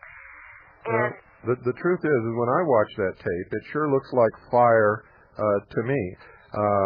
Every time I see it, it looks like fire to me. And I have a degree in photography. I've analyzed, I've made many different video documentaries. I know how video cameras work. I can't see how anybody could say that's a reflection off of something and be able to prove it. At this point in time, there's thousands of people that have this tape. We've had dozens of TV stations analyze the tape. We've had everybody walk it through frame by frame, and there's not a single person out of all those thousands of people that have made that claim except people that we know are government operatives or opportunists. And I mean, we're talking 6 people out of the whole country at the most are making this claim, and they started off claiming it was insulation until I pointed out to them that the house had no insulation. And so they changed it. Now they're claiming it's a reflection, or they're claiming it's an orange curtain. Now I think those 2 things are the most absurd claims I've heard yet, because first of all, if you look at where the sun was at that time of day, it could not be reflecting from there. And secondly, orange curtains don't glow. Well, I haven't seen one that glows yet, but I haven't seen everything. But thirdly, that doesn't explain away the type of tank that it is, since it is a flame-throwing tank. Now, in the Justice Department's report, they claim that they had 2 CEVs, and they call them CEV-1 and CEV-2, and CEV stands for Combat Engineer Vehicle, and that's kind of a generic name for tank. And in the Justice Department report, they said that they had looked at CEV-1 and CEV-2, and neither one of them were equipped to throw flames. That was to explain away my tape. What they don't mention is that on page 59 of the Justice Department report, it says very plainly that CEV-2 broke down and the tank crew went and got another tank. Now, that's what they're trying to do to explain this tank away. But they don't address the fact that the tank that's brought in shoots flame. Yeah, well, a combat engineering vehicle, Linda, is something that looks, it's armored, it's big, it looks like a tank, but it's capable of taking a tank in tow and is supposed to carry the necessary maintenance equipment to be able to fix another armored vehicle. What we see clearly in there is a tank with a turret with a gun barrel on that turret, and the turret is turned around so that the gun barrel is facing toward the rear of the tank, away from the portion of the tank that's actually going into the building. Now, for the last 3 days, I've been watching that tape, and Carolyn can verify this for anybody who wants to know, if you want to call in or something. In fact, she's sitting right here. For the last 3 days, once I begin to hear these things from everybody, I have actually been sitting in front of a TV monitor for over 8 hours each day, including today, studying every single inch of that film. and I discovered something else that I hadn't seen before. As the tank is going into the building, as it pulls out, and you can see the flame on the front of the tank, there are two men lying on the roof above. And there's two guys on the roof, and that's one of them, right. I now have the footage for when they get off the roof. And they are wearing black uniforms and hoods. Yep, they've got, and one of them has a rifle that you can see. Yeah, now I've never saw it before because I was always looking at the front of the tank for the flame, so I never even looked up there. And we thought it was one guy and a hole in the roof, but once we got some stills made of this thing, the silhouettes of the guys' heads turn up perfectly, so we keep looking, and now I've found footage that's continuous footage in places that we didn't have it before, because the problem with this thing is they were not broadcasting this live like they claimed. They really were on a time delay, and different stations cut out different pieces. So you have to go and find as many pieces of the tape as you can from all these different sources to find a continuous segment of footage for any one scene. And so now we've found where you've seen on my tape where the one guy jumps off the roof and walks off. He's one of those two guys. Uh-huh. And then the other guy jumps off just before he does. He's over in the corner. When that guy's up on the roof and jumps off, the other guy is over on the very corner and jumps off. And there was a tank that had come up to both of them just before that. And we've got the footage. I'll put that in the update tape because you can see them both on the roof later as a tank comes up to them. Uh-huh. And I think that tank lets somebody else out. We've got more footage that shows agents in and out of this house. We've got a piece of footage that shows the tank spearing somebody and dragging them out through the wall, speared on the tank. Whoa, wait a minute. It's gory. Wait, back up a little bit. Now, let's say this again, Linda. All right, the tank that knocked the corner of the house off, Uh-huh. which I think most people got to see that part of the tank knocking this right-hand corner of the house off. Uh-huh. If you're looking at the front door, the right-hand corner of the house has got a big chunk out of it, and you saw the tank do that.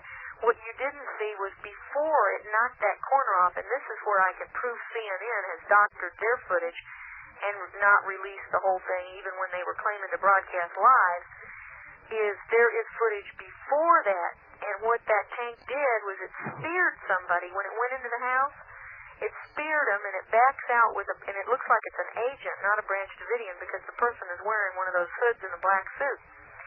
The body is just speared on this tank gun, and the tank goes back into the house and knocks this guy's body off by rubbing the tank gun up against the house, and that's how the corner of the house got broken off, was they were wiping this guy's body off like you'd wipe a bug off your shoe. Wow. And you can see the body fall, and you can also see agents run up under the tank and into the hole that was just made by the tank. And there's another scene that we got that shows an agent up very early, way before the fire, up near that same corner of the house. You know how you would wind up a garden hose in your hand? Uh-huh. Well, he's doing that with some kind of hosing that's up there by the corner of the house. And they've never mentioned anything about hoses or, at all. Hoses? Yeah, some kind of hose. And he's not at all afraid of being shot. And this is very early, way before the fire. Yeah. How do you know it's not an electrical cord or something? Well, it could be. What he's doing is going through the gestures of, just like when you wind up your garden hose, he's standing there doing that with something. Or a data cord. Yeah, it could be anything. But it's some kind of a hose or a cord or whatever that he's wrapping up.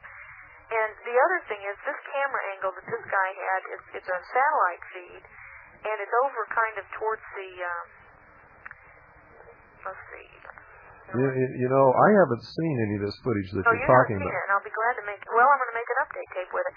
At the south end of the house, where the underground tunnel was, there's footage from that I had never seen, and there's these orange blobs, or they look like body bags is what they look like. You know how they covered these people in these yellowish orange things when they were taking the bodies out? Yeah. These things are all over the place at the back side of the house, and I had never seen those before, because you never get that camera angle. We don't know what they are, but you can see several of them. Well, we had reports from, not reports. We had one report from someone who claims that he was hiding in the brush and woods back there, and watching the back of the house, and he said that Branch Davidians ran out of the back of the house, and as they ran out, they were shot and killed as they were trying to escape out the back, of course, where there were no TV cameras. Now, I've never talked about this because we could never verify it, and I'm going to tell you right now, folks, if you're listening, this is unverified. We do not count as legitimate information from one source. Well, I'll tell you what might back that source up a little bit is there was a barn behind the house, and I have pictures of this, and one of my pictures is in the Jubilee this month of the barn that the FBI hostage rescue team had set up.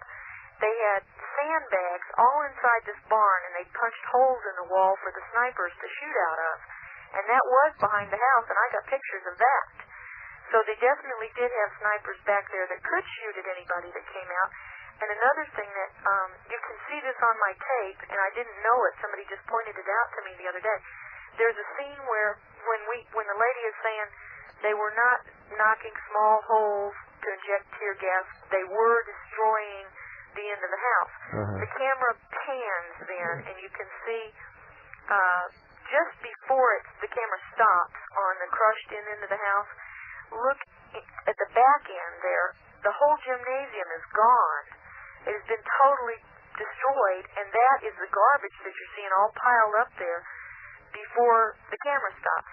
If you look at some of the earlier scenes and compare it, they completely obliterated already that back end of the house.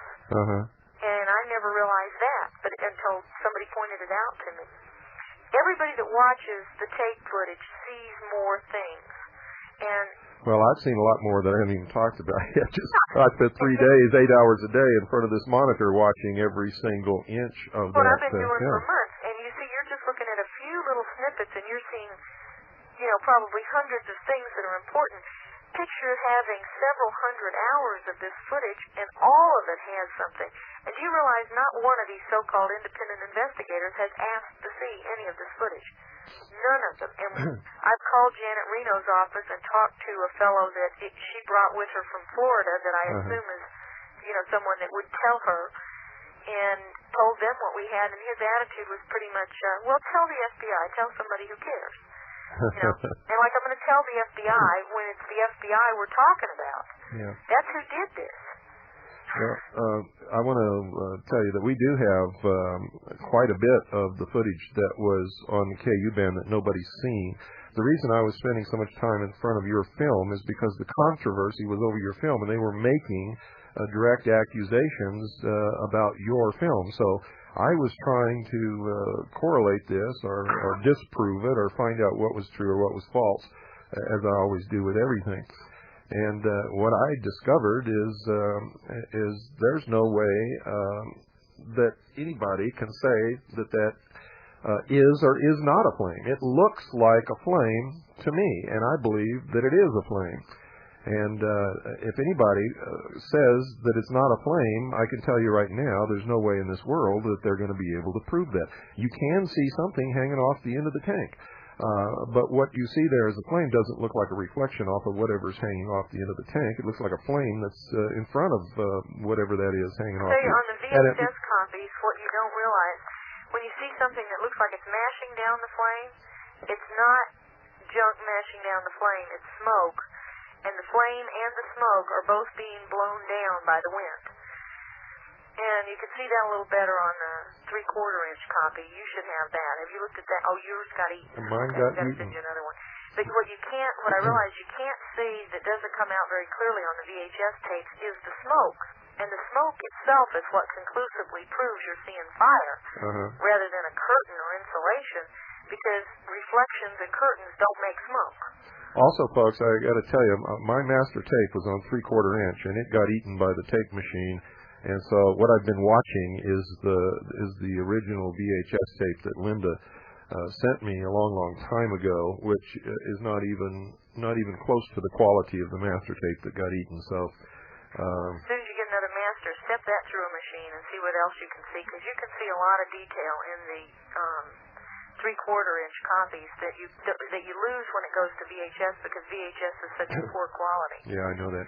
And I didn't know any of this when we started making videos, but when you make a copy, it gets worse and worse each copy that you make on a VCR. Yeah, each And generation. you lose a lot of quality. That's correct. But we've got all this tape available, you know, in good quality copies that the investigators could look at, and they turn their noses up at it, and we've got clear, convincing proof that these guys murdered the Branch Davidians with a flamethrowing tank. Now, why won't they look at this tape? Why won't they look at this footage? Why don't they have a real investigation? Who's covering it up and who's involved? We know. It goes all the way to Clinton. Well, it goes to a lot of strange places, which we're going to talk about in the second half hour. It's incredible what we're finding out, and what we're going to be talking about in the second half hour, folks, is going to just blow your mind. So stay tuned. Don't you dare move away from that radio. And I've got to take a short break here in just a couple of seconds. But what we're discovering here is that this is way beyond what anybody can possibly conceive of right now. Anybody out there that's telling you that they know what this is all about is pumping you up full of baloney. Nobody really knows what this is all about. We have a lot of clues. We traced it to a lot of people and a lot of things that have happened, and what we found out is going to blow your mind. And this is incredible, and we're going to continue in the second half hour. Stand by, Linda. Up from the coldest and darkest regions of the sea, as old as time itself, comes the most terrifying monster the world has ever seen. The sea creature! Slithering over the face of the earth came a monster from beyond the stars, inhuman, indestructible. Life on this planet was doomed when it conquered the world! These will be the strangest, most terrifying motion pictures you have ever seen. You will see monsters from a nightmare, the most horrifying creatures that ever made you wake up screaming. The Sea Creature! And Well, you've put all these so-called patriots in this country to shame, Linda, and I'm proud to walk with you, not just for a ways, but for the whole mile if we have to. I'd take you up the river with me any time, and I was a river patrol boat captain in Vietnam, and that's a lot to say for somebody like me who's gone up the river. Now, we've just found something out. We're going to reveal it for the first time tonight. Well, I want to say one thing. You sure did nail the guys that were going to turn out to be the turncoats in this thing early on, and I was skeptical, but I can't say you didn't warn me. That's for sure. Yeah. And everybody that you have pinpointed, you have turned out to be 100% right. Well, I don't like to be right about things like that, but unfortunately it is right. And you did. You grilled me and you raked me over the coals, and there was a few times when you just flat told me that I was full of crap.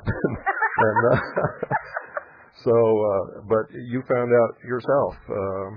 But let me break this story right now, because the Kaji people have been going full-blown into this. We have investigators all over the country looking into WACO.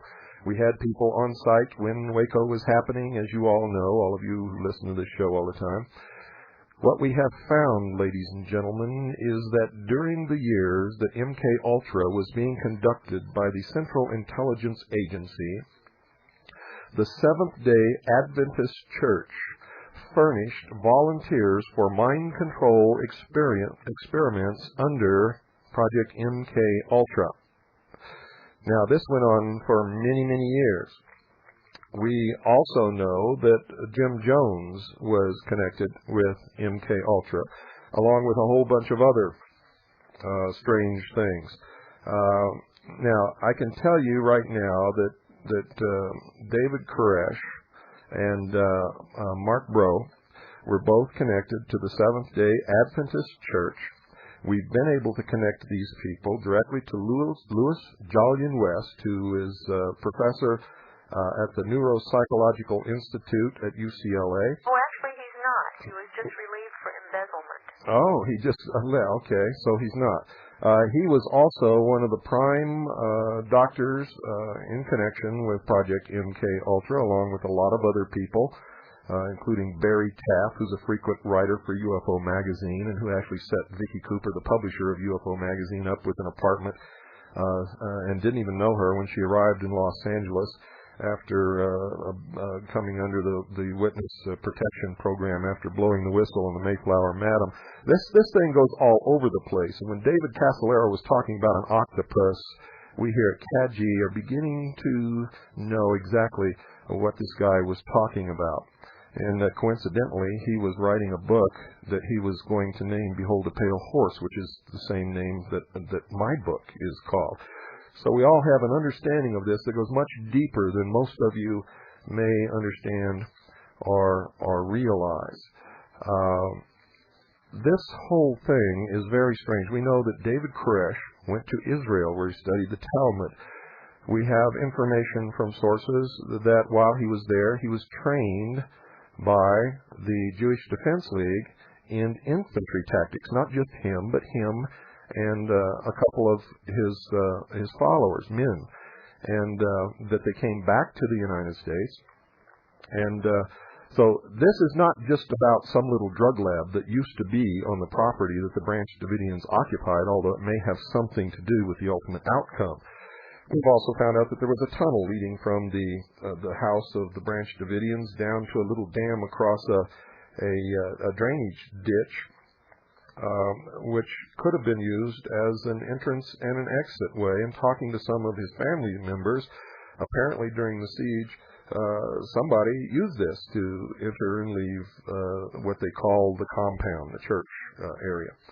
We also know that on the Linda Thompson film, you can see agents with their hands in the air backing away from this same drainage ditch, backing away, not away from the Branch Davidian buildings, but away from the end of the tunnel toward the Branch Davidian buildings. Now, watching this like everybody else did, I didn't understand which way they were backing until I began to really study the film and the layout of this property. What have you got to say about all this, Linda? Well, it gets curiouser and deeper. We've got the connections that you just pointed out to the MK Ultra project, and I was working on that from a completely different perspective and pretty much came up with all the same things you came up with. I had heard originally that maybe this whole thing was a mind control experiment, and I just scoffed it off. I thought, oh man, that's out there with the loonies, I'll put that definitely aside as a possibility. And in checking this out, it all returns to that probability now rather than impossibility, because this Louis Jolyon West was and is an experimenter for the CIA. He's written 12 different papers that I've found so far on brainwashing, mind control, and cults. And he has experimented with implants into people's brains, LSD and hypnosis, brainwashing techniques, and being able to manipulate people through different types of sound waves and microwaves that can be pinpointed to portions of the brain to make you respond in a specific way, passively or actively, for instance. And he was one of the consulting experts during the Branch Davidian siege. Yeah, that's It's just the very fact that he was even around makes me wonder why. Really? Why was he around? And then why did we have a British spy plane brought in? Why was there this international involvement? Why do we have the guy who was the so-called detective following them around for 2.5 years? Why was he hired by the law firm that represents the Mossad? And why was Cult Awareness Network involved in this and using as their experts people such as Louis Jolyon West? He's called Jolly West. Terrible nickname if I ever heard one. For him, yes. The great mind control experimenter.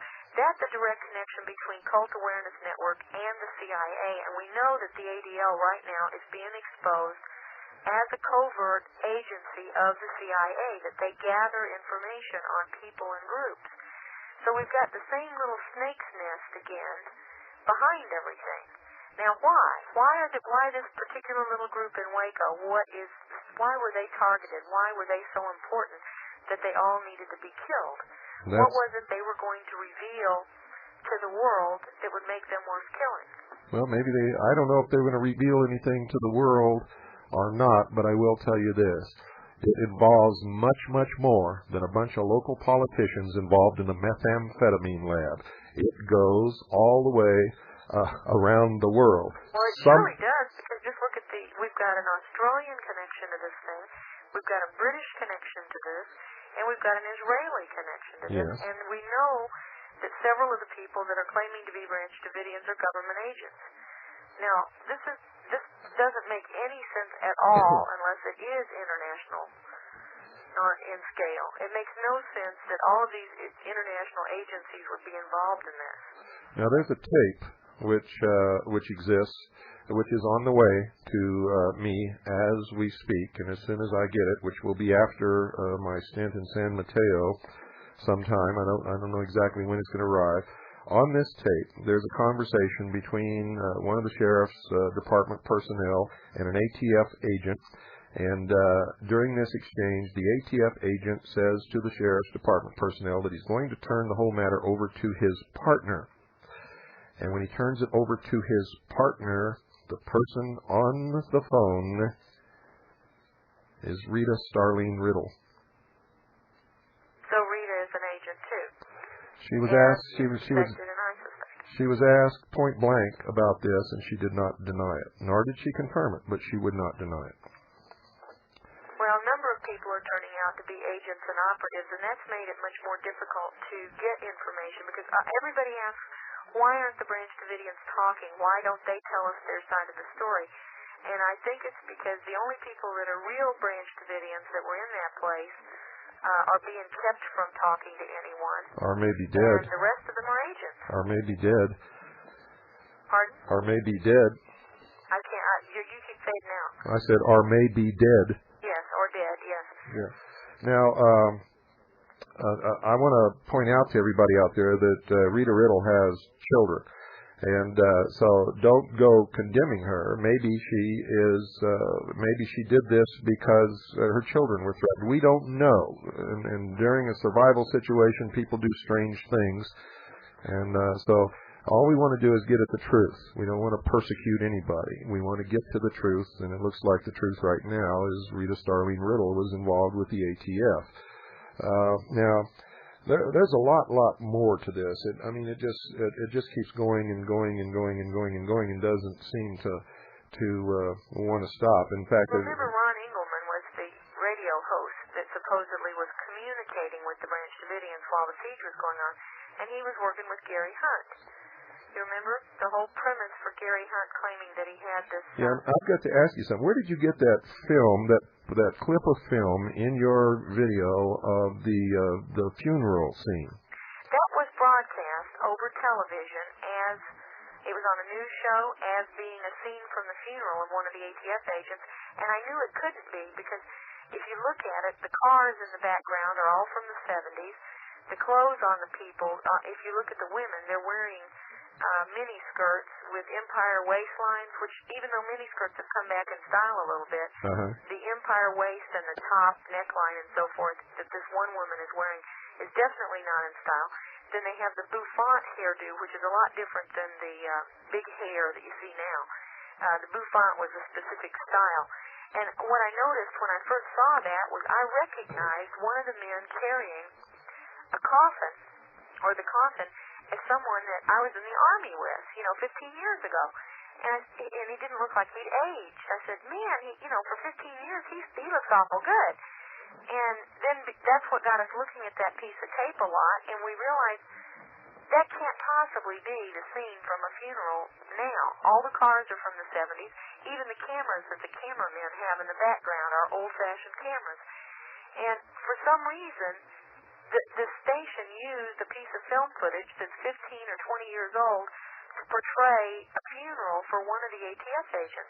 Now, I don't know if they just used it to show a funeral or if it was an intentional misrepresentation, but it also looks like Gary Hunt is one of the people in the back carrying the coffin. Well, we've had 8 people make a positive identification that the that the last person on the far side holding the casket is Gary Hunt. Well, that's why I went ahead and put it in, because Now, it had been shown. That person also matches the photograph that Gary Hunt sent us for his press credentials, which he ultimately stole from us and we believe are probably in the ATF files. Now, something else is really strange about that clip, because except for Gary Hunt, the one who has been identified as Gary Hunt, the other men carrying that casket all have Hitler mustaches, every single one of them. One thing I thought about that, though, is they could be military mustaches, because they have to cut their mustaches off right at the top of the lip and at the outside edges of the lip. No, that's the exact same mustache that Hitler wore, and it doesn't look like real hair. It looks like it's been drawn in like with a mascara picture right under their nose to make them all look like Nazis. And if you took that directly off of a television broadcast, then somebody's really playing with our minds. Really? I mean, I'll have to go back and look at that. Oh, I've studied it for 3 days. You go back and look at it. All you people out there who have the WACO, the Big Lie, go back and start looking at that film with a fine-tooth comb, and you're going to see things that you...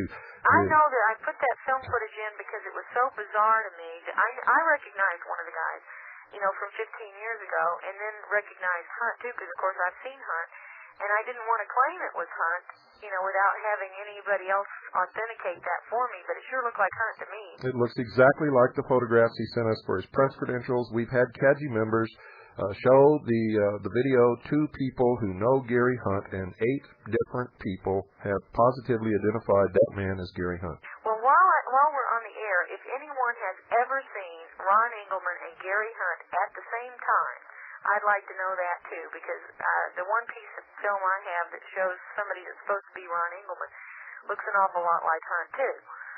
So I don't know. Well, I want y'all to understand that I don't have anything bad to say about Ron Engelman. I know Linda doesn't either. And all during the WACO siege, Ron Engelman was on the radio trying to tell the world what was happening. But there's some strange things going on. And why would Ron Engelman say he had proof and then admit to me that he had not had the film analyzed and admit to me that he had never seen this other piece of tape footage and that he didn't have any proof at all, and yet he was announcing already that he was going to go on the radio and say that he did?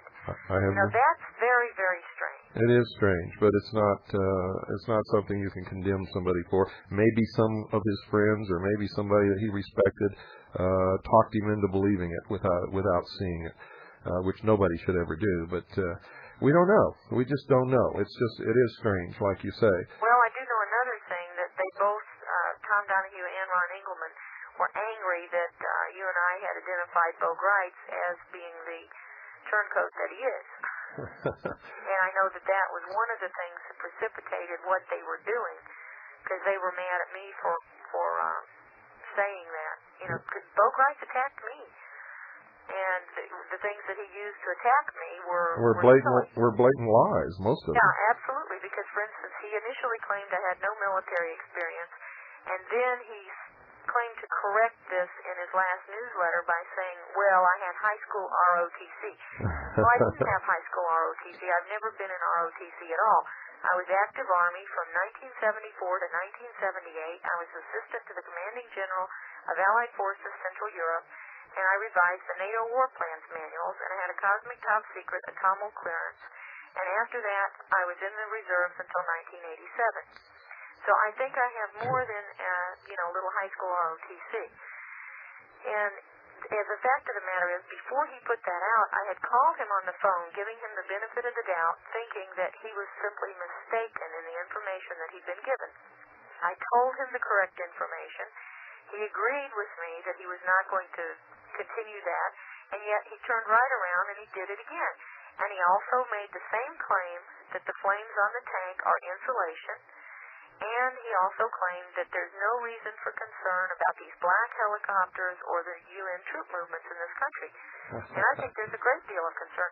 The black helicopters at this point have been photographed by people all over the country. It's not isolated. We've actually located several places where these things are parked. I was just in Milwaukee this past weekend.